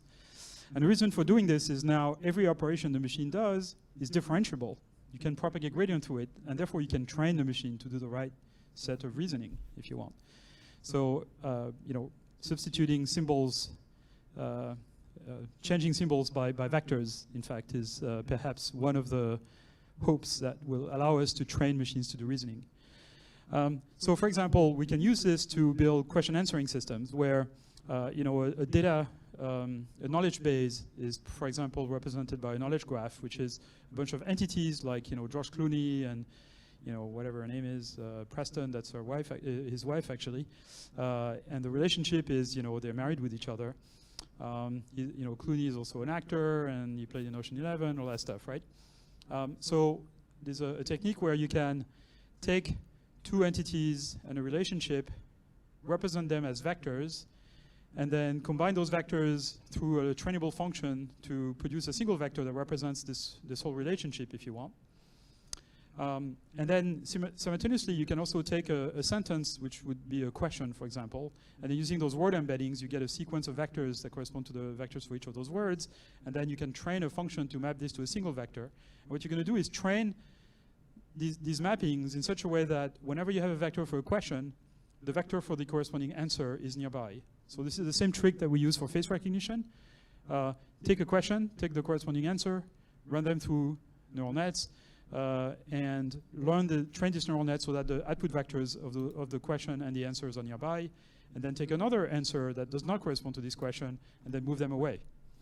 And this actually works. So you can build question answering system based on this, where the similarity basically is the dot product or Euclidean distance between vectors on the output.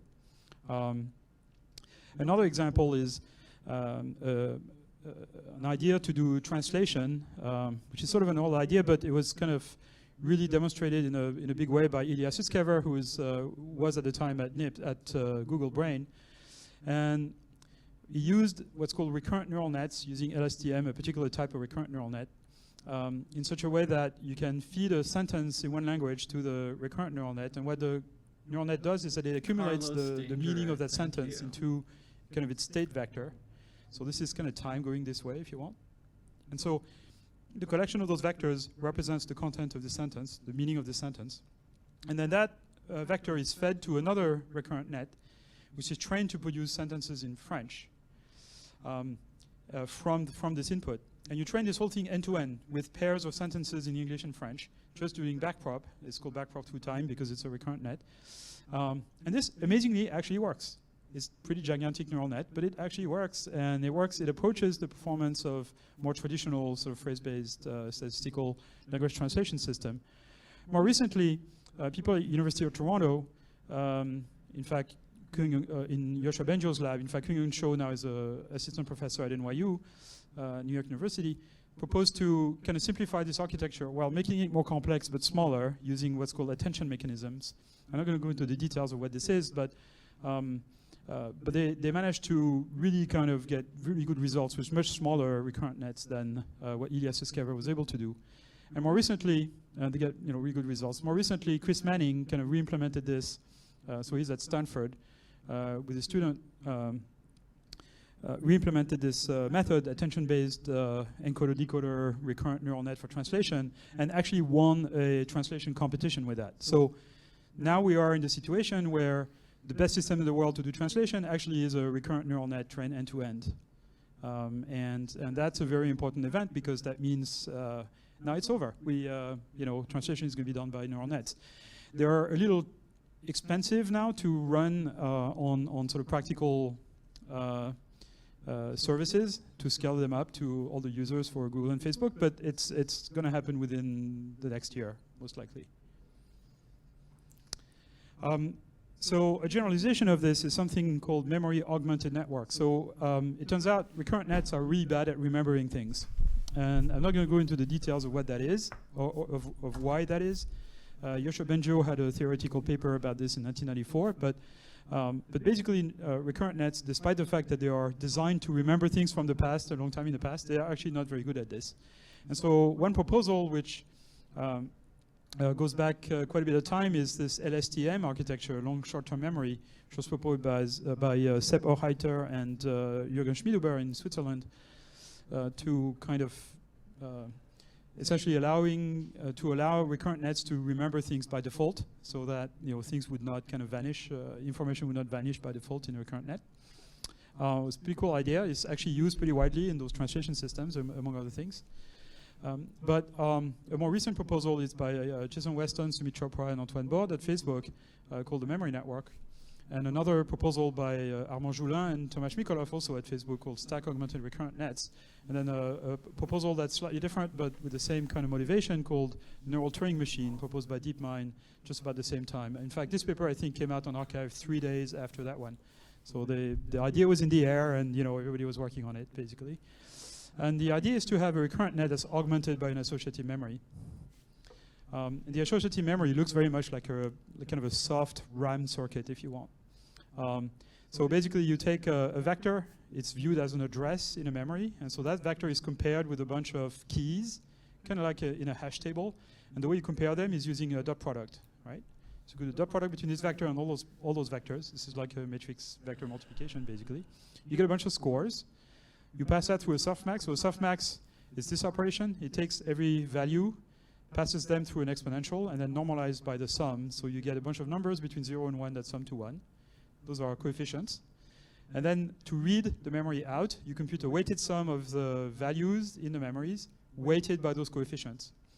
So if this vector is close to, aligned with one particular vector, let's say this one, and not aligned with any of the other ones, let's say it's orthogonal to all the other ones, then this score will be 1, the other one will be 0, and what will come out of the memory is just this vector. So that's just like a hard RAM circuit, if you want. But because it's soft, you can backpropagate gradient to that, and you can train this memory to actually remember things, store things that are useful in the context of a complex process. So there's an architecture called the end-to-end memory network, and I'm not going to go into details of how this works, but basically it's a kind of an unfolded recurrent net that accesses this memory multiple times, and if this memory contains facts about a particular situation, like a sequence of things that happen in a story, then a system like this can be trained to answer questions about that story. And a very nice example of this is this, where you have here a 15-sentence version of the Lord of the Rings. It's basically all the events that occur in Lord of the Rings that are of any interest. And then you don't want to read the last 4 if you haven't read the books or seen the movie, because it's a spoiler. But then, you get the machine to read this. It's going to store all those facts in its memory. And then you can ask questions like, where is the ring? It's in Mount Doom. And where is Bilbo now? In Grey Heavens, etc. So it's a really cool thing. We're not to the point where we can, read all of Wikipedia and then answer any question contained in Wikipedia. But that's a pretty far away goal. But that's one of the things that we might be able to do in the next several years. And this thing can answer, a fairly complex question like, Brian is a lion, Julius is a lion, Julius is white, Bernard is green. What color is Brian? If you think that all lions are white, then Brian is white. Or, Mary went to the den, Mary went back to the kitchen, John went to the bedroom, Mary discarded the milk. Where was the milk before the den? Maybe in the hallway. The answer is actually not contained in this thing. But so things like that systems like this can do, and now there's a lot of work on actually training recurrent nets augmented with memory possibly to actually learn algorithms. So you demonstrate an input and an output, and there's some algorithm that produces the output from the input, and you show several examples, and the machine figures out what the algorithm is using backprop. It works in simple situations, but it's kind of pretty amazing you can do that. Okay, so now I'm getting to the future. So what are the obstacles to progress in AI? The main obstacles, and these are, some of those things are very personal opinions that may not be shared by the entire deep learning or AI community. So in my view, I think there are kind of 3 things that are missing, 3 obstacles. The first one is, I just talked about it, how to integrate deep learning with reasoning, attention, planning, and memory. So this is things that are, the projects I just mentioned are basically along this direction. Of course, this would be very interesting also for robotics and control and things of that type. Second one is integrating supervised and unsupervised reinforcement learning into a single algorithm. Right now, those are kind of different modalities and different algorithms, and I don't think it should be that way. And the third one, which I think is the most important one, is finding effective ways to do unsupervised learning, or rather, I should say predictive learning. When I say unsupervised learning, the kind of general public, has the wrong idea about what that really means. So it's like, you mean robots can kind of learn by themselves and will take over the world and things like that? No. Anyway, so basically there are those 3 types of learning. Reinforcement learning, admittedly, this is a very narrow definition of reinforcement learning, but it's the definition I will use, is the situation by which you tell the machine whenever it makes an action whether this action was correct or not, but you don't tell it what the correct action is. So if the machine has a spectrum of possible outputs it can produce, the only thing you're telling it is whether the output it produces was right or wrong. And maybe it's some sort of continuous reward that you give it. But basically the machine only gets a scalar out of the environment or out of the trainer. The second modality, of course, is supervised learning, where you tell the machine what the correct answer is. So implicitly you're telling it, you get rewarded for this output and you don't get rewarded for the other outputs. And then the last one is unsupervised learning. That's basically predicting, learning to predict how the world works, observing the world and, getting the machine to tell you what's going to happen next.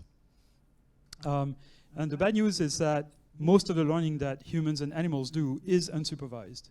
So in a way, if intelligence is kind of a cake, you know, like a forêt noire cake or something like that, Black Forest cake, unsupervised learning is the genoise, you know, is the bulk of the cake. Supervised learning is the icing on the cake because the machine doesn't get a huge amount of information from the environment. And reinforcement learning is the cherry on the cake because there's very, very little information the environment provides to the machine in that case. And so we are in the embarrassing situation where we know how to make the icing and the cherry, but we have no idea how to make the cake. And that's kind of embarrassing. It's sort of like, you know, physicists who study cosmology and they can't tell you what 95% of the mass in the universe is. You know, it's dark energy and dark matter, and they have no idea what it is. It's kind of the same situation here. You know, unsupervised learning is the dark matter of AI. So, you know, all of the things we learn about the world when we're babies, we learn unsupervised. We learn the world is three-dimensional. We learn that objects exist even if we don't see them. We learn, you know, that's called object permanence. You know, we learn that certain things cannot happen in the world, and if they do happen, they are either scary or really funny. You know, this guy kind of was rolling on the floor from this magic trick. So, you know, we learn how the world works by just, you know, observing it and predicting what is going to happen next. And that's really what unsupervised learning is about. And I think it's the secret to acquiring common sense. So we don't have machines that have common sense. If you close your eyes and I say, you know, Bernard, John, whatever, Bernard picks up his bag and leaves the room. You can infer that a lot of things have to happen. Bernard probably has to stand up and extend his arm, open his finger, pick up his bag, walk. He's probably not going to fly. He's probably going to have to go to the door and maybe open the door. He's not going to go right through the door. And so there's a lot of things you know because you know how the world works. There's a lot of constraints about the physical world that you've learned by just, you know, living in it. And that's what allows you to kind of fill up the blanks, you know, with just a few words. And that's what we can't do with machines today because we don't know how to do unsupervised learning. So unsupervised learning, basically the technical problem there is the following. You know, we observe the past, we can predict the future, but the future, there's a lot of different things that could happen, which I symbolize by this kind of manifold of possibilities here. And then you let time pass by, so you make a prediction here, and you let time pass by, and it turns out the world does this. What you predicted was perfectly fine. It was on the manifold of possibilities, but the world just happened to do this because of things you could not predict. And so what you want is you want a function, you want a way of training a machine in such a way that if it makes a prediction that is on the set of, you know, plausible things that could happen, even if it's not the thing that actually happened, you don't want to punish it for it. You know, you want to say, okay, it's still okay. You know, if I put this thing on this table and I let it go, it's probably going to fall. And from the distance you are, you probably can't tell which way it's going to fall. But you're going to predict it's going to fall. So let's say you predict it's going to fall to the right, and in fact it falls to the left. Your prediction was still correct, technically. So how do we do this? That's basically the technical problem we have to solve. And it's not entirely clear how to do this. One approach is what's called adversarial training, and that's what I'm going to end with.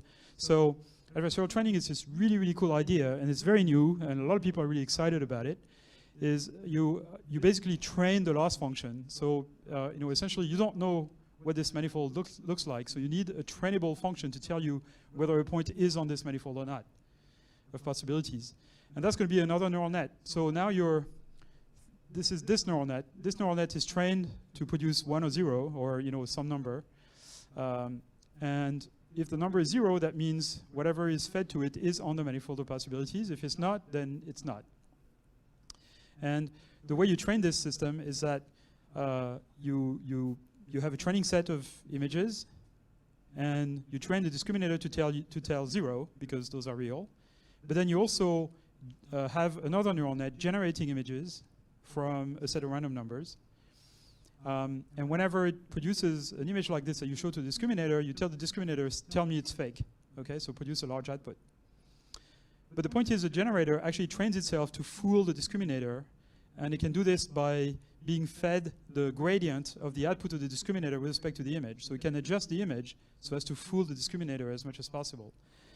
And if you do this, you can generate images that are absolutely amazing. So these are So this is work by Alec Radford and his collaborator. They're in a startup in Boston, and Sumit Chintala, who is at Facebook. And basically what they train is some sort of convolutional net-like network to generate images, not recognize them. You feed it random numbers. It's been trained on images of bedrooms. You feed it a bunch of random numbers, and out comes an image of a bedroom. And those are generated images from those random numbers. And they look perfectly fine. They all have a bed.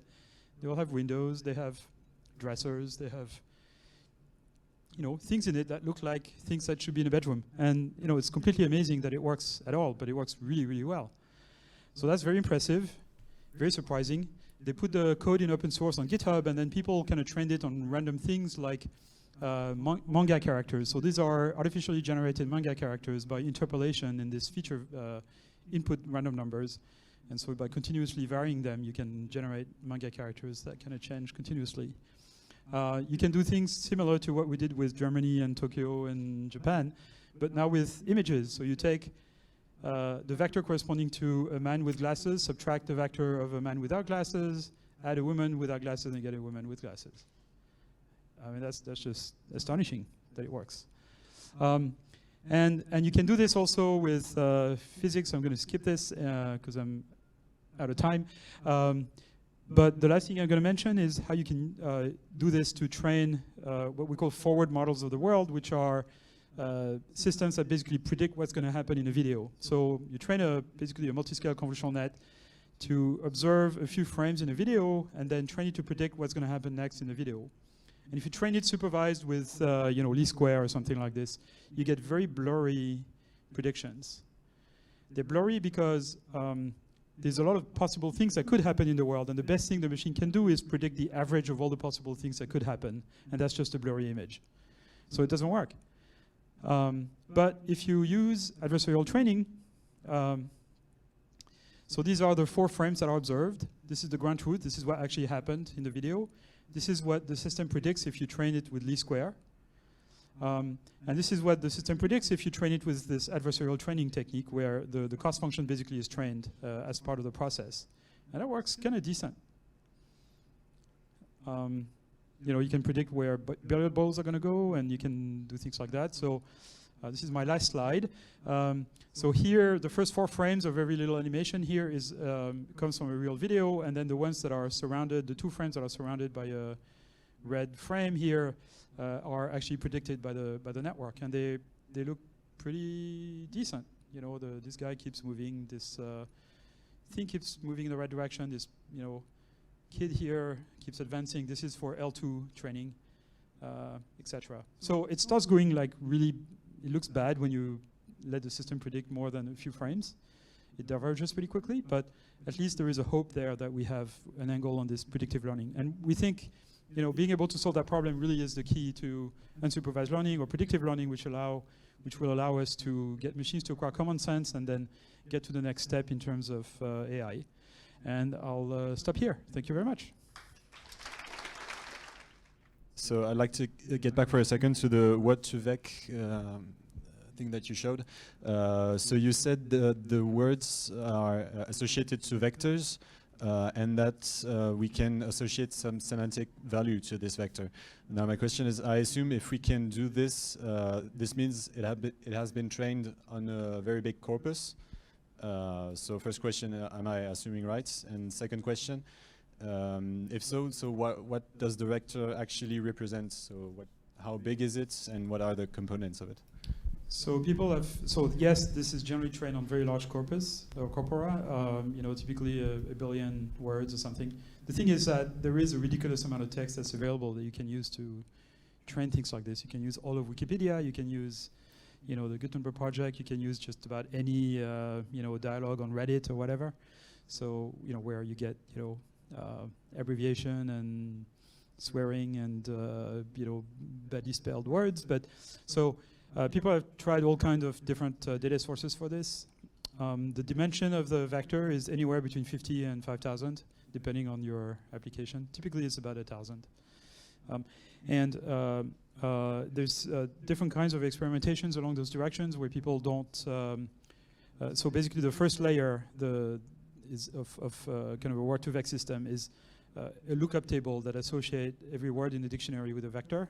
You can think of it as also a matrix by which you multiply a very sparse vector that represents the word, where all the components are 0 and there is 1, 1 at the location of the word. So this vector is the size of the dictionary, typically 100,000 or something, even more than that. And then you multiply this by this matrix of vectors, and that's, conceptually it's just like a linear layer in a neural net, but in fact it's implemented as a lookup table. So people now have been experimenting with character-based systems that look at individual characters instead of whole words. Some of them actually are convolutional nets. So there is an interesting paper coming out of Google, a team at Google Brain, and I guess a couple of people from DeepMind. The first author is Oriol Vinyals, that trains language models to predict what the next word is going to be. So it's kind of a Word2Vec-like thing, but their first layer, the thing that seems to work well is a system that's based on characters. So the input are not words but characters, and then the first 3 layers are convolutional. And then there is kind of a recurrent net, LSTM, like recurrent net, to predict the next word. And that seems to be the best combination. And they get astonishingly low prediction errors, or what's called perplexity in the language model. It's pretty impressive.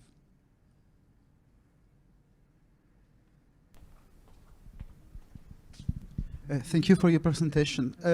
Just if you have some word, because in robotics we usually have problems on learning, the problem of learning from multimodal data. So if you can have some words on this, because I think it's important for us.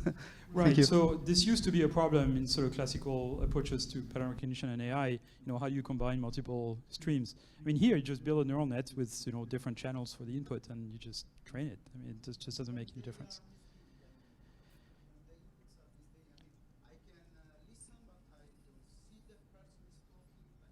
Right. So I mean, you have to have a way of basically dealing with missing data. If you can hear a person, you can see that person, or vice versa. And in fact, there is a technique that's used to regularize neural nets called dropout, which actually is kind of like that. So you train the network, but randomly you do as if half of the units in any particular layer did not exist. And you train the system to be robust to the absence of information from half of those units. And it actually has a regularization effect, which means the system generalizes better. So you can do the same thing. You can drop out parts of the input to make the system robust to situations where it doesn't observe that part of the input. Another thing you can do is have predictive models that actually predict what the audio should sound like when you only see the visual input, or vice versa. That would be a form of predictive model that I talked about that you could do. In fact, that would explain perhaps the McGurk effect, right? Where so the McGurk effect, if you guys haven't seen, Google this on YouTube or whatever, and watch the videos, and you perceive the sound differently depending on the shape of the mouth. So you can't tell the difference between ga and ba just by the sound. You have to see the mouth, and so if you have the sound for ga, but the video is for ba, then you perceive ba. It's pretty amazing.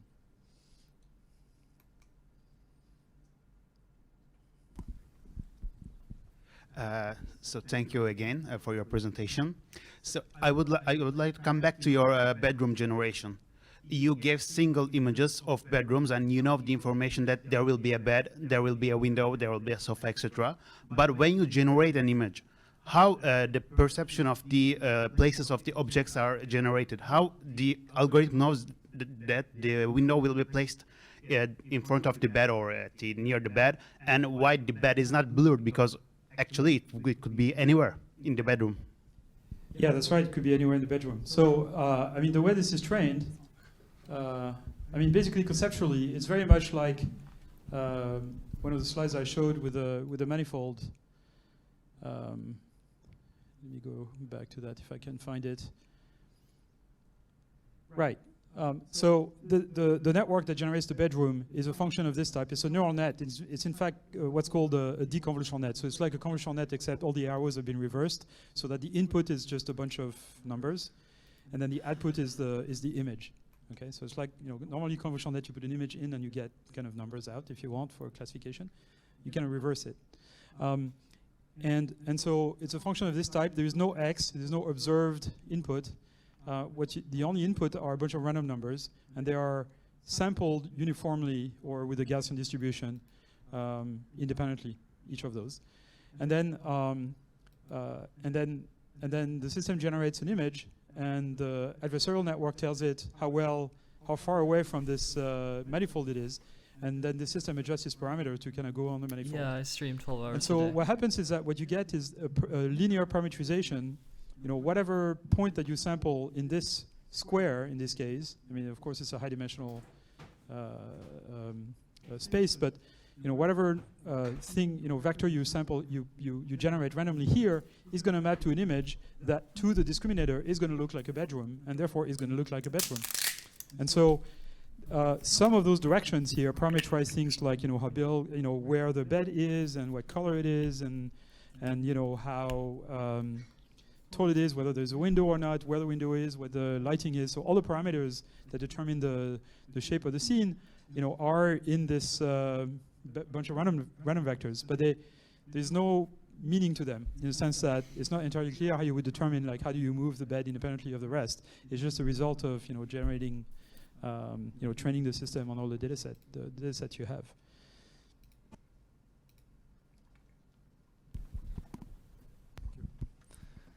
So it's a question that's related to the previous question, and somewhat related to the previous question on multimodal processing. So in the part on natural language understanding, you mentioned predicting what next words are going to come up and translation. However, if we're thinking of a robot, what we want to do is use language for interaction. So telling a robot something and have it take that into account in its behavior. And I think you're pointing at a solution to that when you talk about teaching algorithms from examples. And I wonder if that's been done, and if not, what might be missing in order to really get that? Right. It's a very active topic of research to build dialogue systems that basically understand when someone talks to them and then can respond. It's not a solved problem in any sense of the word. I mean, there are dialogue systems that are trained by basically observing dialogues between people on Reddit or whatever, and then just, you know, emulating that. So, you know, predict what the next word is going to be by just you know, training on dialogues on you know, public forums. And sometimes that's entertaining. So, for example, Microsoft deployed a chatbot that basically talks with people in China. No, I'm not talking about Thai. I'm talking about a Chinese chatbot, which is a big success. You know, sort of lonely men in China, you know, kind of, you know, have sort of emotional discussions with a chatbot. It's called Xiao Eyes, I think. And then they tried to develop you know, kind of deploy a similar system in the US or in the West in English called Thai.ai. And as many of you probably know, that was a complete disaster because it was trolled, and within 24 hours started talking like it was a Nazi or something, or racist. And, you know, of course, the machine was neither racist nor Nazi, but it was kind of trolled by people who kind of tried to you know, make it produce offensive things. And so it's very big kind of cultural difference between, you know, China and the West in that respect, and it can go very wrong. But, you know, actually conducting a dialogue to do a particular purpose using purely learning techniques, nobody knows how to do this yet. It's a completely unsolved problem. We can, of course, train systems to have dialogues for a particular purpose, but it's generally scripted. So, you know, your typical Now or Pepper, or your typical Siri, Cortana, Google Now, etc. A lot of the interactions that are possible are scripted by humans. So, you know, having a system that can just learn dialogue, you know, with a purpose like this is very challenging. There's a project at Facebook to do this called Project M, where we have people use essentially human operators to kind of solve problems through Messenger. And we have AI systems looking over the shoulder of the human operator and try to see if they can emulate them. Turns out it's very difficult to do if the set of topics is completely open. But it's probably not entirely impossible if the topics are kind of limited. So if it thinks like, you know, talking about movies or restaurants or things of that type. And And some of you may have heard that Facebook just yesterday announced kind of a platform for developing chatbots, essentially for particular purposes within Messenger.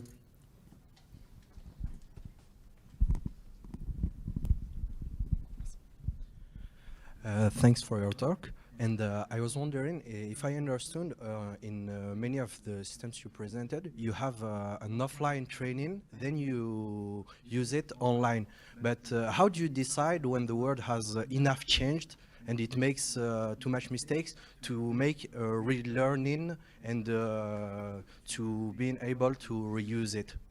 Okay, so some systems are trained offline and then used for a while, and then when we get more data, we just retrain them. But some of them are just trained online. So when you want to represent, for example, the tastes of a user.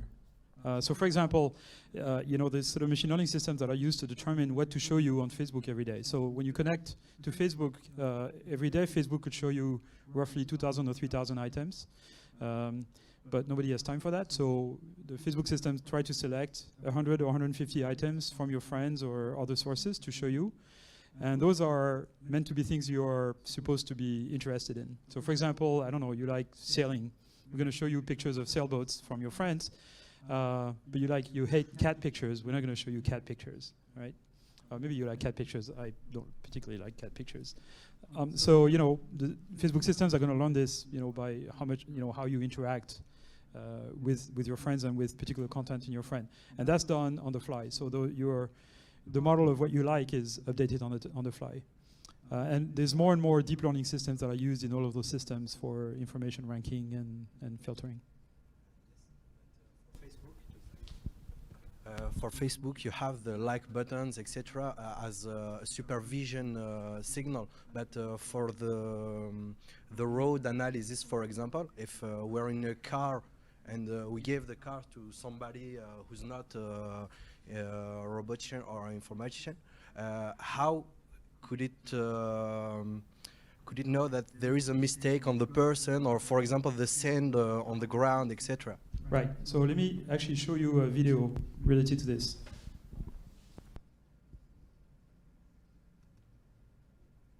So this is a video that shows this little robotics project that I showed you, that I told you about. Let's see.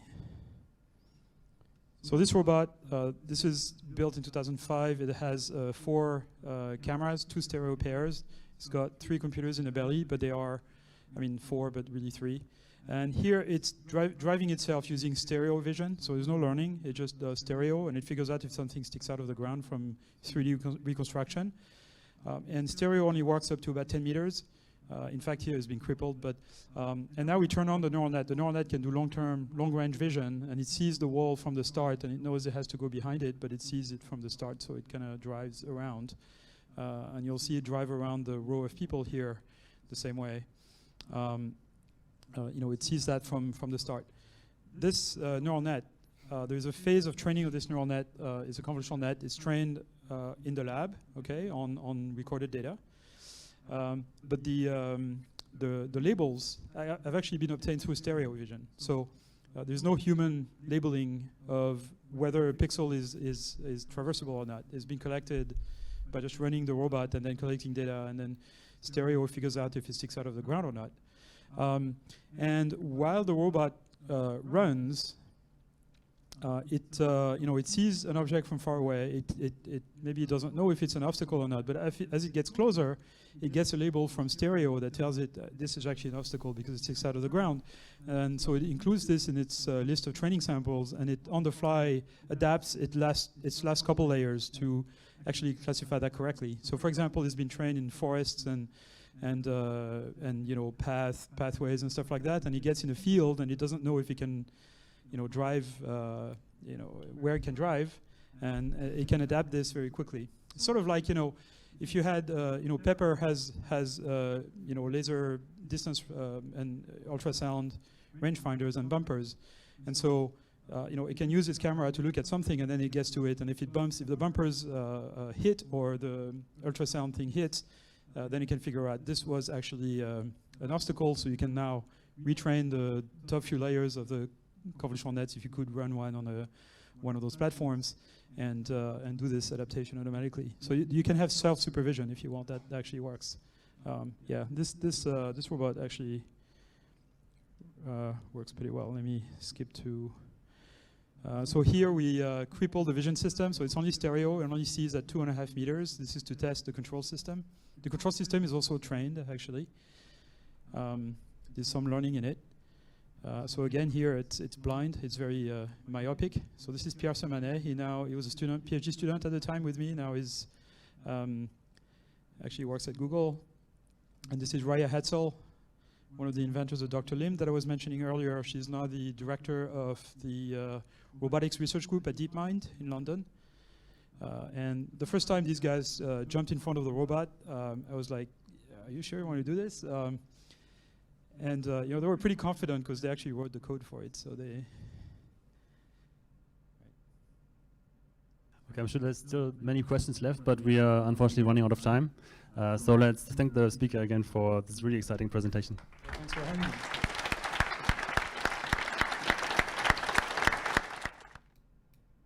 On the line from San Francisco, California, Andrew McAfee, co-author of Race Against the Machine and principal research scientist at the Center for Digital Business in the MIT Sloan School of Management. Andrew, it's good to have you on the line from California. I wanted to let you know, coincidentally, that if you looked, 500 miles south of you today at the LA Times, there's a feature editorial in which the headline is, "When Droids Take Your Job." Does that basically sum up what you've been trying to tell us? Yes and no. In the book, Race Against the Machine, Erik Brynjolfsson, who's my co-author, and I decided to write that book because we noticed basically that the average worker was being left behind by cutting-edge technology. And we noticed that when we looked in two different places. First of all, when we looked at some of the really astonishing recent advances in technology. And by that, I mean things like a car that can drive itself in traffic, and a supercomputer that can beat the best human Jeopardy players, and a piece of software that you carry around on your mobile phone that can understand what you're saying and reply back to you in pretty good human speech. These are fairly astonishing technical advances, and you don't have to work your imagination too hard before you realize that they can substitute for a lot of what we employ people to do right now. So we looked at some of the technical advances, and we're blown away by them because to us, they were fairly unexpected. They're quite recent, and they're really significant. And the other place we looked was in the economic data. And it is becoming pretty clear that our society is becoming more unequal, that the gaps between the high earners and the low earners, or the wealthy and the poor, are getting bigger over time. It's pretty clear that our recovery out of this terrible recession is largely a jobless recovery, and there's a lot of different kinds of economic evidence that, again, that we're becoming a little bit more unequal and that the average worker is having a harder and harder time these days. We don't think these two things are unrelated, and we think this technical progress is one of the driving forces that we're seeing behind some of the employment, some of the workforce statistics. But the reason I say no in answer to your question is that it's not the case that next week we're all going to be unemployed, we're made unemployed by computers or made redundant. The robots are not about to take over everything that we can do right now. And there's going to be a lot of opportunity ahead for the people with the right skills and the right bundle of abilities. And then the last point I want to make is in response to something you said at the introduction, which is beware of the machines. I want to be super clear. We don't want to beware of the machines in most senses. The technologies that we have these days are amazing. They are improving our lives. They're improving our ability to produce and consume, and they're overall a great thing for our society and for the economy. We wrote the book because we were concerned that we weren't paying enough attention to their impact on the workforce and on our employee base. Okay, lots to unpack there, which we'll do over the course of the hour tonight. But under the category of everything old is new again, I wanted to share with you and our viewers a quote that you put in your book, and here it comes. We are being afflicted with a new disease of which some readers may not yet have heard the name, but of which they will hear a great deal in the years to come, namely technological unemployment. This means unemployment due to our discovery of means of economizing the use of labor, outrunning the pace at which we can find new uses for labor. Now, that was written by an economist named Keynes in the 1930s. And the question is, Why'd you feel it was important to say something that had been said 81 years ago today? Yeah, because this was one of the very few cases where Keynes was not correct, at least in the short to medium term. So the advanced economies of the world did not see technological unemployment in the years after the 30s and the decades after Keynes wrote that. So the really critical question is what, if anything, is different now? And the best answer I can give to that, and the reason that we wrote this book, is because we think things actually are different now. The pace of technological progression is faster than it used to be, so things are happening much more quickly. The displacement is happening more quickly. The second thing is that the displacement is not just affecting one job category or one industry. So the Industrial Revolution was a huge important deal if you ran a factory. If you ran an accounting firm, for example, the advent of steam or electric power didn't change things that much for you. The advent and the speed of these digital technologies is affecting just about everybody. And the third reason that we think things are different now is that if you look at basically the entire previous history of technological advancement, all those advances did not encroach very much on all the skills that a person had. So the Industrial Revolution encroached on our muscle power, and you don't hire people anymore because of their ability to lift heavy stuff, unless you're looking for a circus strongman. The computer age so far has impacted the human skills of following routine instructions and doing arithmetic, basically. So again, not that huge an encroachment into the stuff that you might hire a person for. When we looked at what computers have recently demonstrated their ability to do, we see a lot more encroachment in the bundle of skills that you might hire a person for. So we see computers recently displaying great communication ability, where they've previously been pretty lousy. We see computers demonstrating really advanced pattern recognition abilities. Again, historically, they've been pretty lousy at that. So we see these recent big advances into skills that previously belonged to human beings alone. That means the list of things you might want to hire a human being to do is shrinking instead of growing. Okay, what's and on that's that why list we then? think things really are different now. Help us out with that last part. What's on that list now? A few of the things. You can't make Sure, an so- exhaustive list, but start us out. Yep. So absolutely, we haven't seen computers demonstrate anything that I would call creative ability. So if you look at a computer's ability to write a decent report, let alone a poem or a short story or a novel, they're still laughably bad at that. Computers are great at solving problems in the domain they've been programmed for, but really lousy at expanding that domain by themselves. So for example, IBM built a computer that became the world's best chess player in the late 1990s.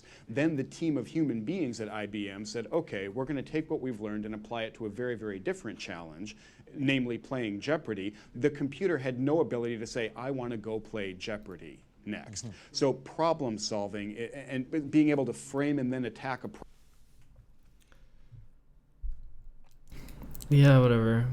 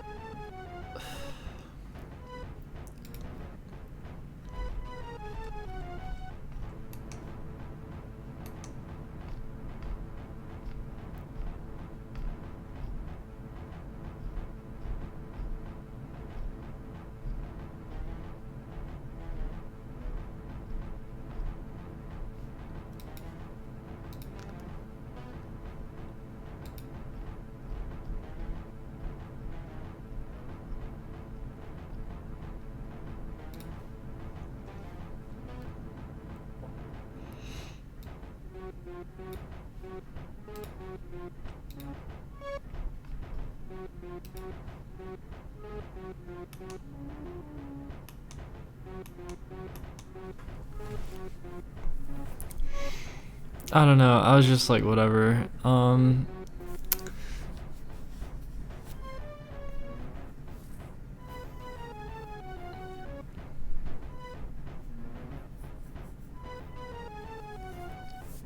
Electro tomorrow.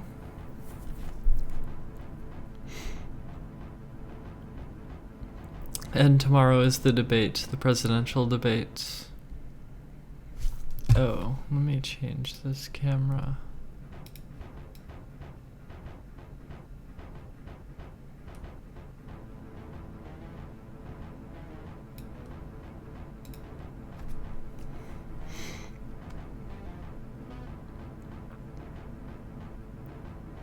No, Sato. Yeah, I had pizza earlier.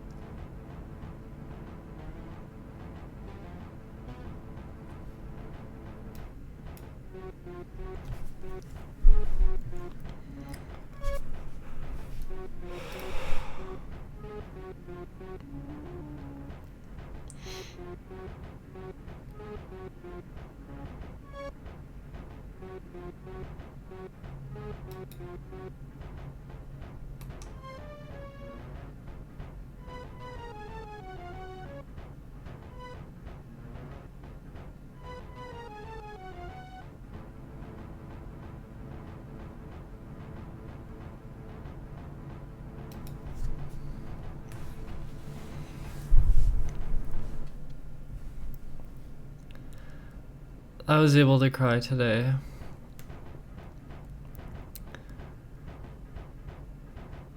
I'm not always able to cry, but I felt like crying today.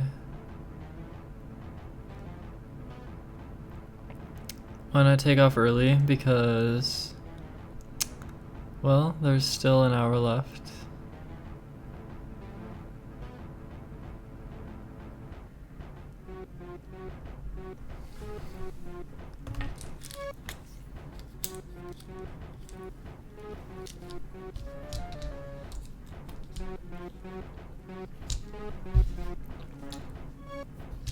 Oh, I think I got more sponsors.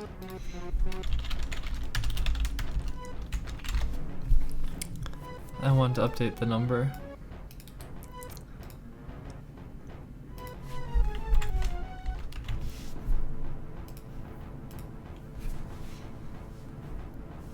Alright, we're up to 73. What made me cry? I don't want to talk about it.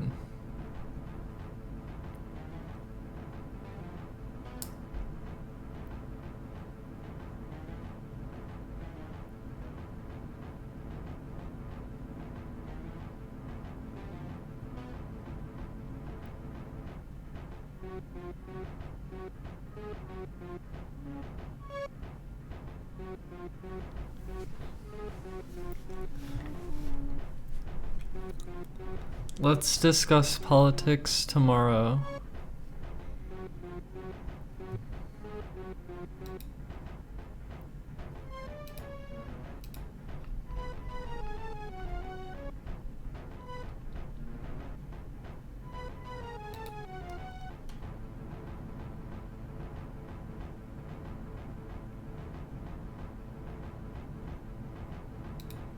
This election is starting to feel a lot like King of the Ring. This election is starting to feel a lot like King of the Ring.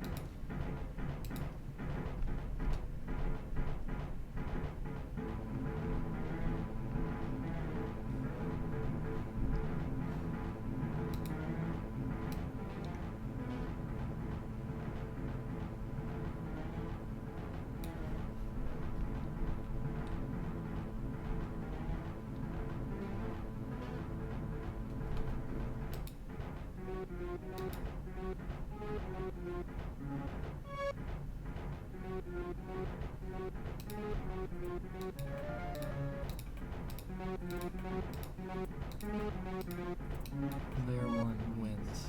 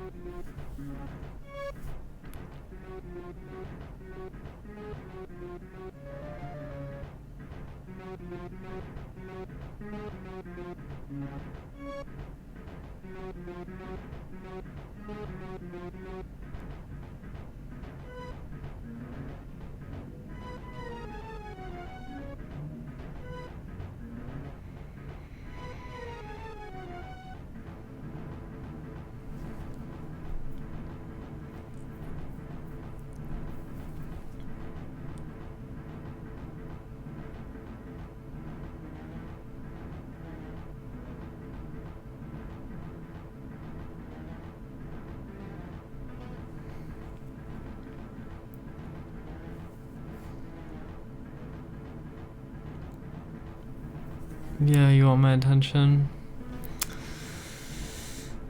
There's nothing online right now anyway. I'm feeling bored. Feels like there's nothing to do except work on my game a lot.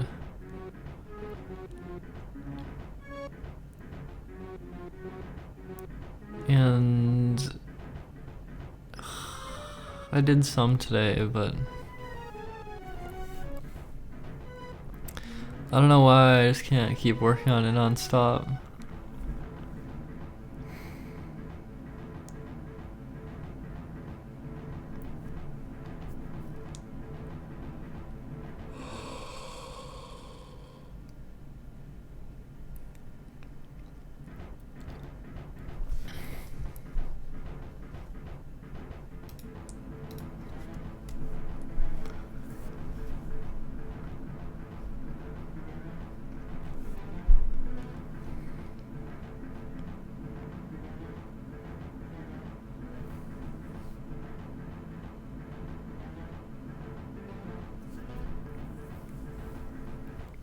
You have my attention. Is there anything to talk about? Is there anything interesting?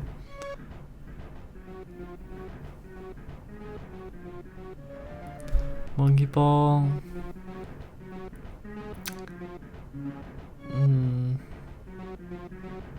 Maybe not.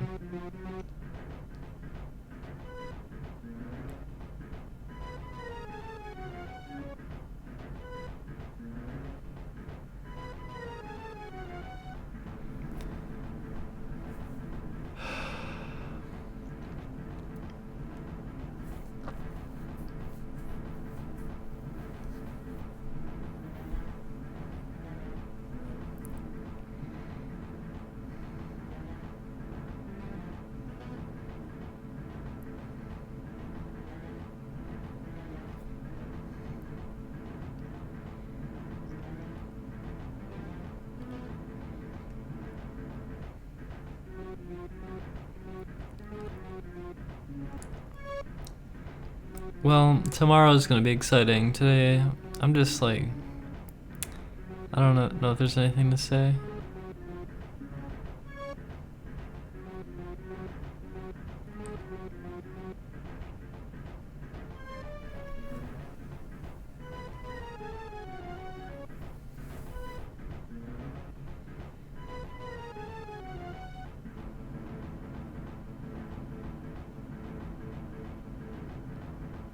How you feel inside? How do you feel inside? Am I happy right now? No.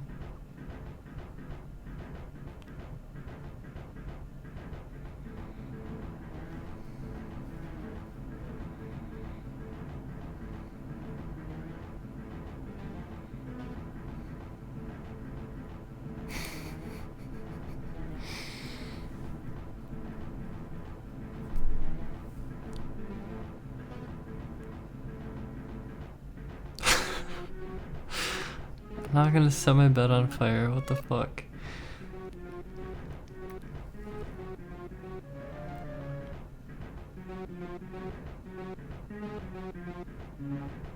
Yeah, bored, sad, tired, don't want to work on the project. Yeah.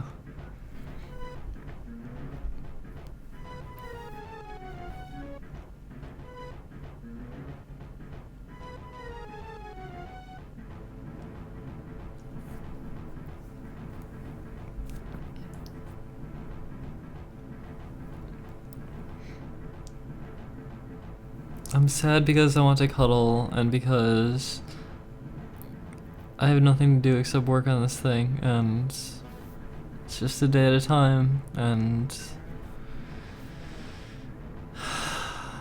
I don't know, this year has felt hard in general, this whole year. This year has been hard for me.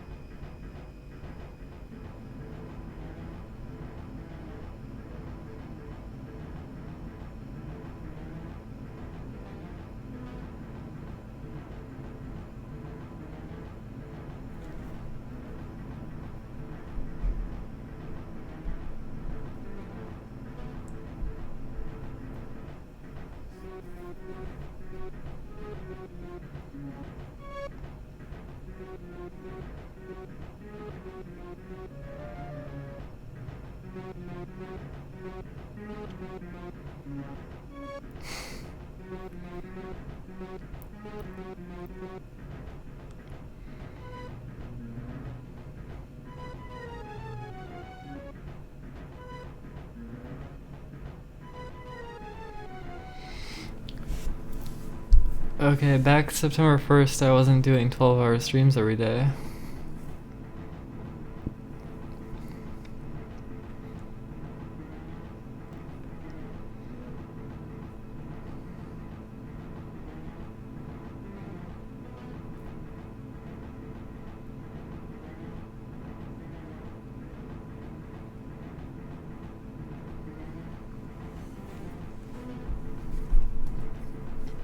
It probably could help, but I don't want to pet though.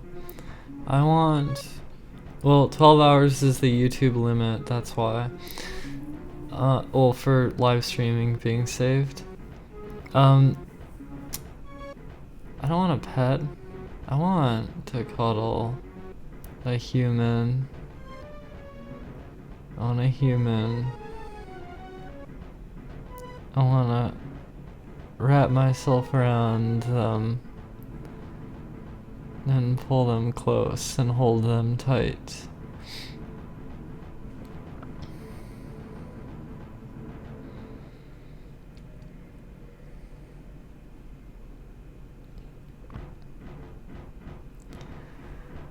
I looked so optimistic a month ago. A month ago, were my hands working? No, I don't think they were they? No, I think I stopped before then.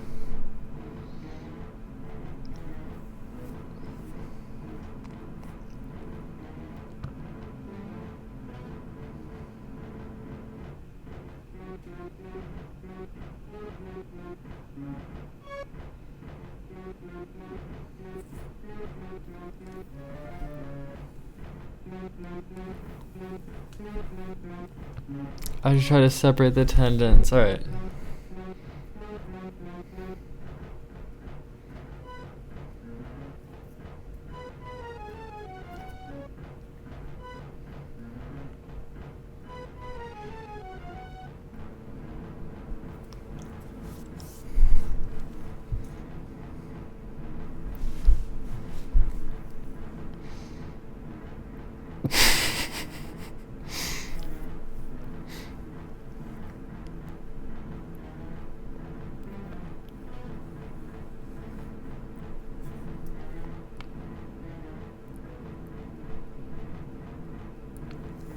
What happened in the relationship, Apples?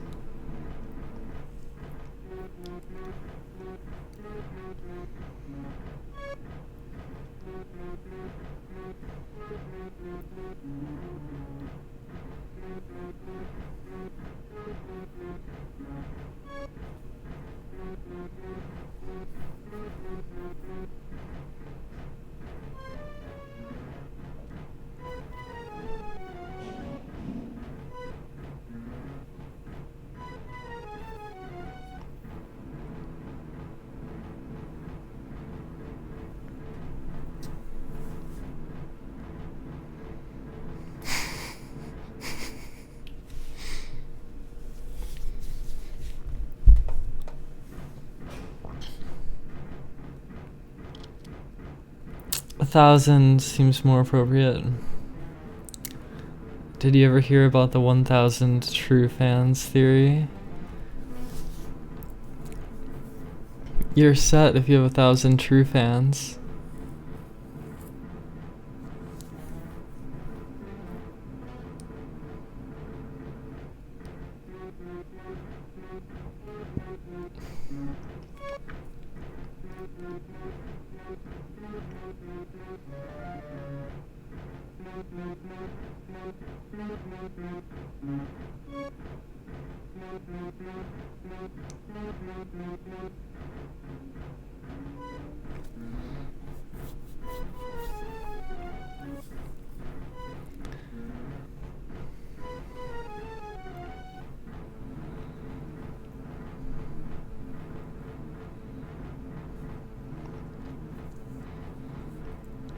No, I didn't make that theory.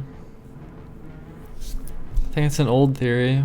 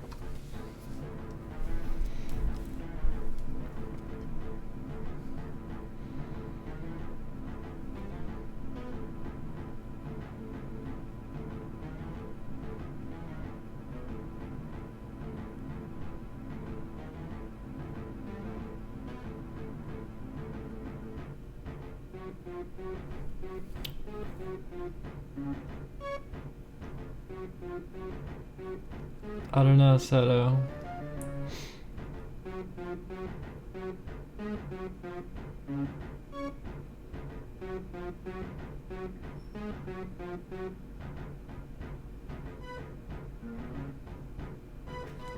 Yeah, I noticed that global hypno. It's kind of strange.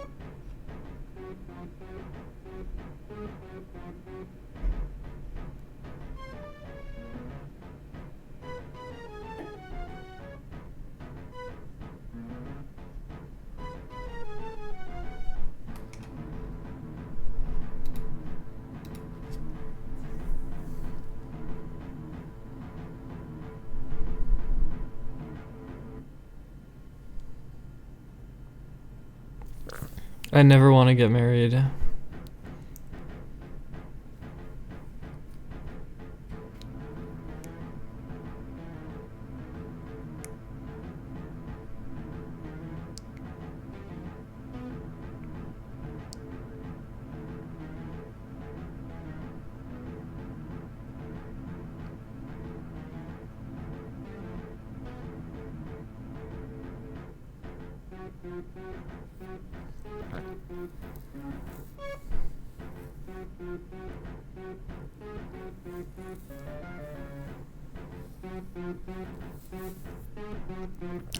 No marriage, no kids.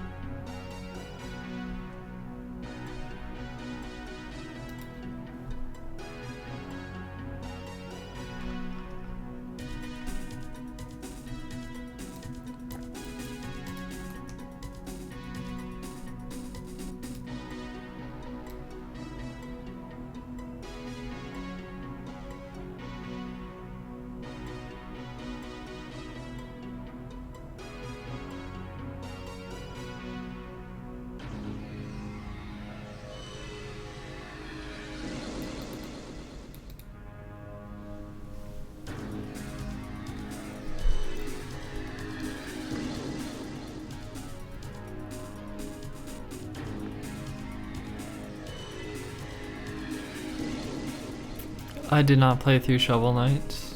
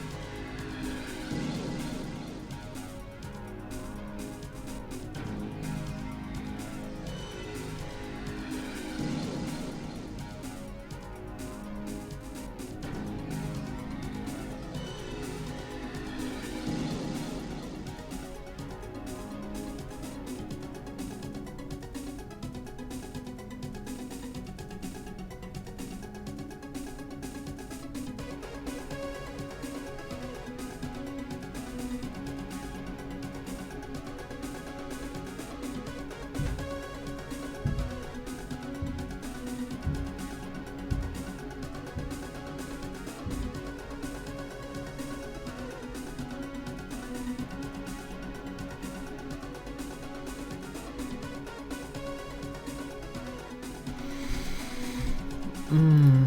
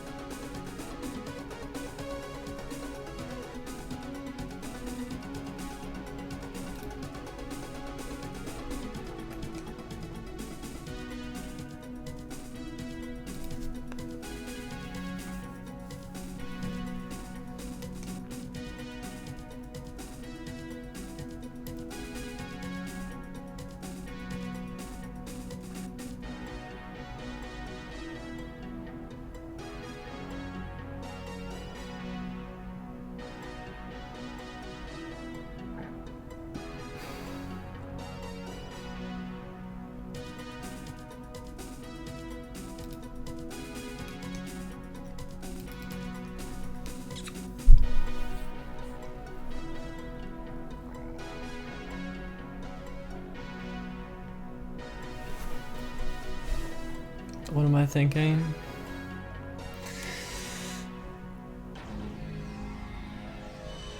I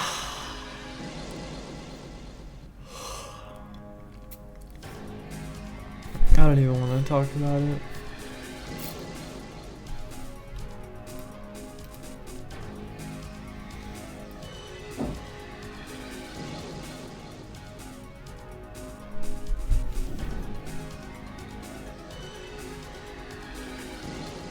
Yeah, I've thought of shorter hair. I'm growing it though for now. And actually I think pigtails work pretty well, or at least like one pigtail. I don't know. I think it works well.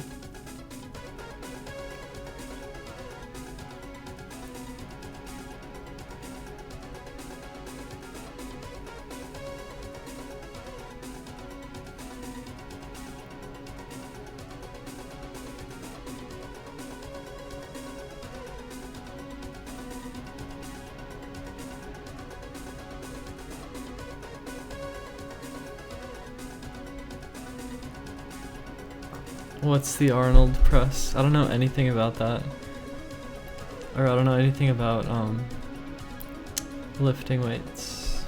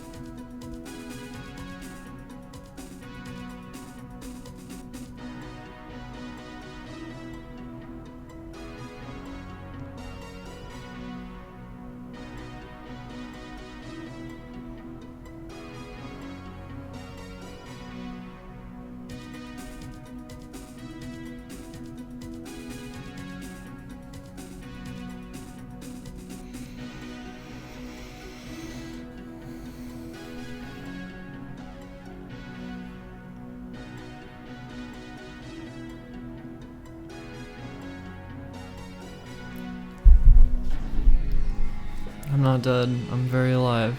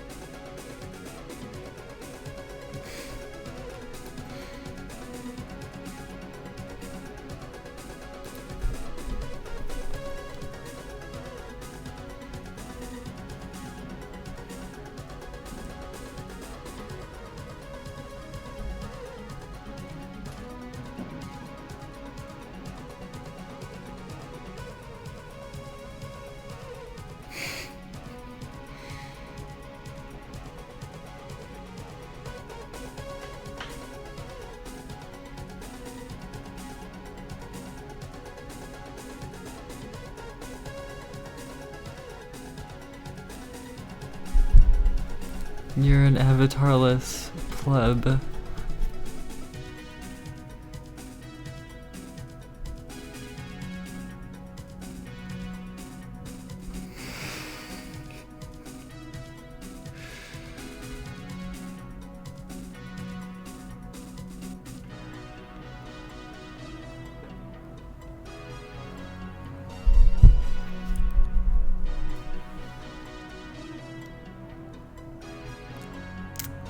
There's no wig, my friend.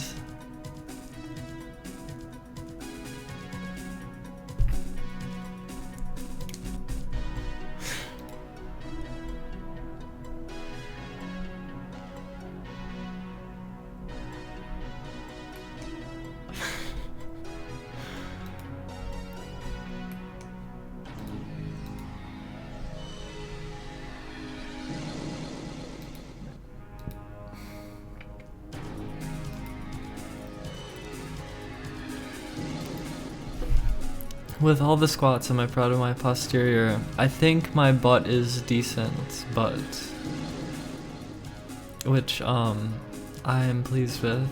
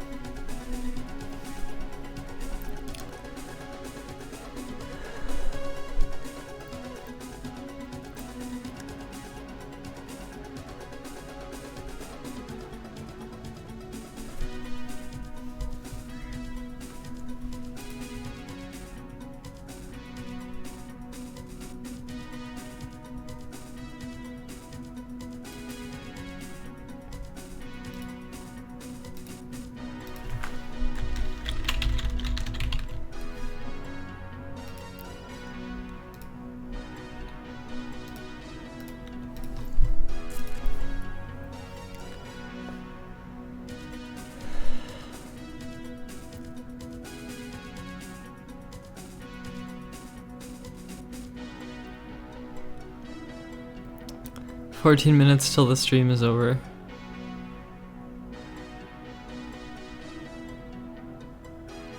Yeah, I'm streaming tomorrow. I actually need to find out when this week I'm gonna be busy with something.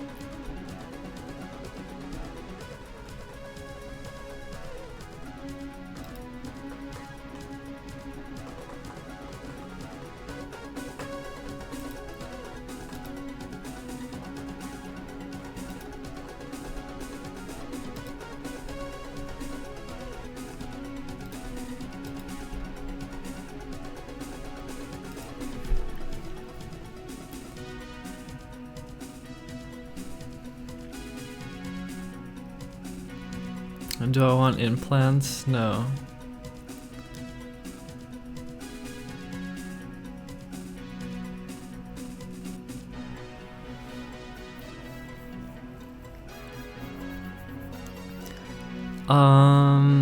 I don't really talk to people much, Anthony, so I don't know. I don't know any neighbors. I know 0 of my neighbors.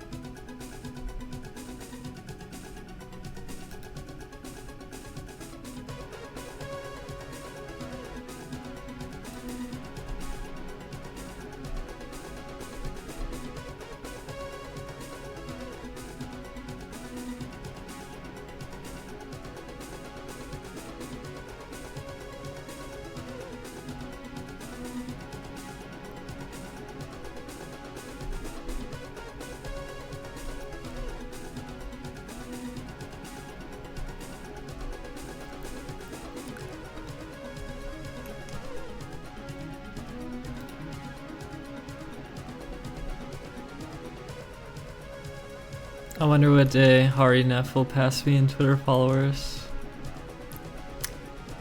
Feels inevitable.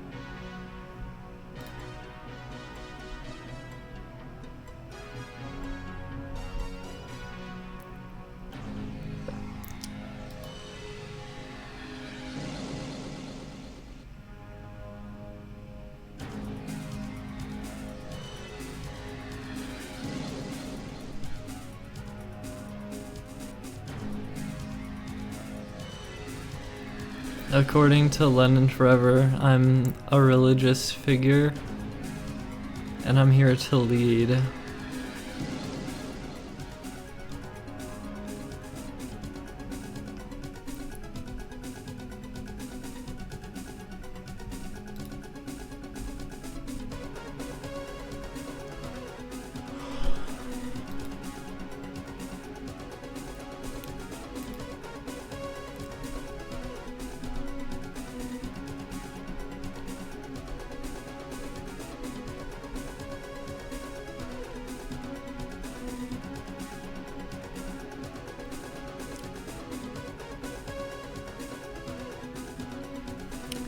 Okay, don't kill anyone for me. Don't do that.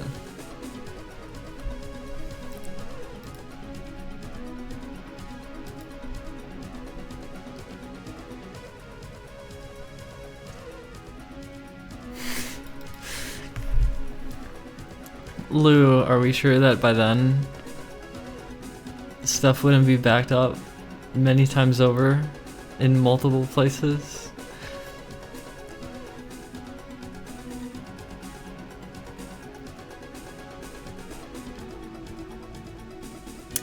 Yeah, I'm going in 7 minutes. The timer's a tiny bit off, so it's not even gonna hit 0, I think.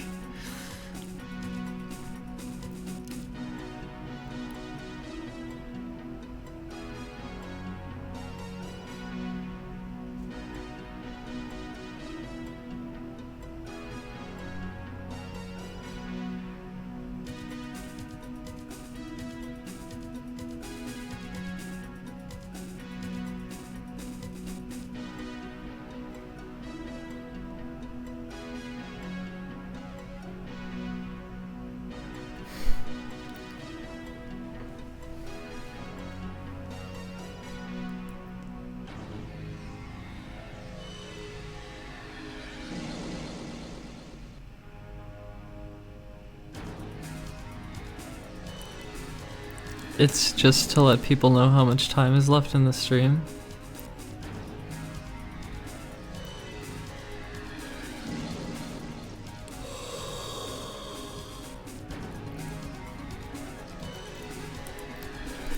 What time is my electro tomorrow? Okay.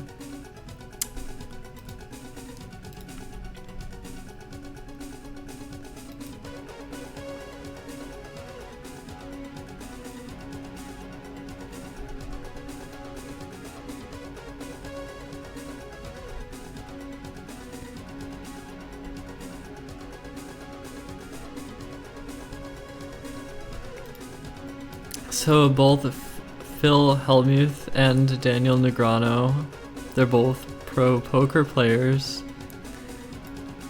and they've both written like debate strategy for the presidential election,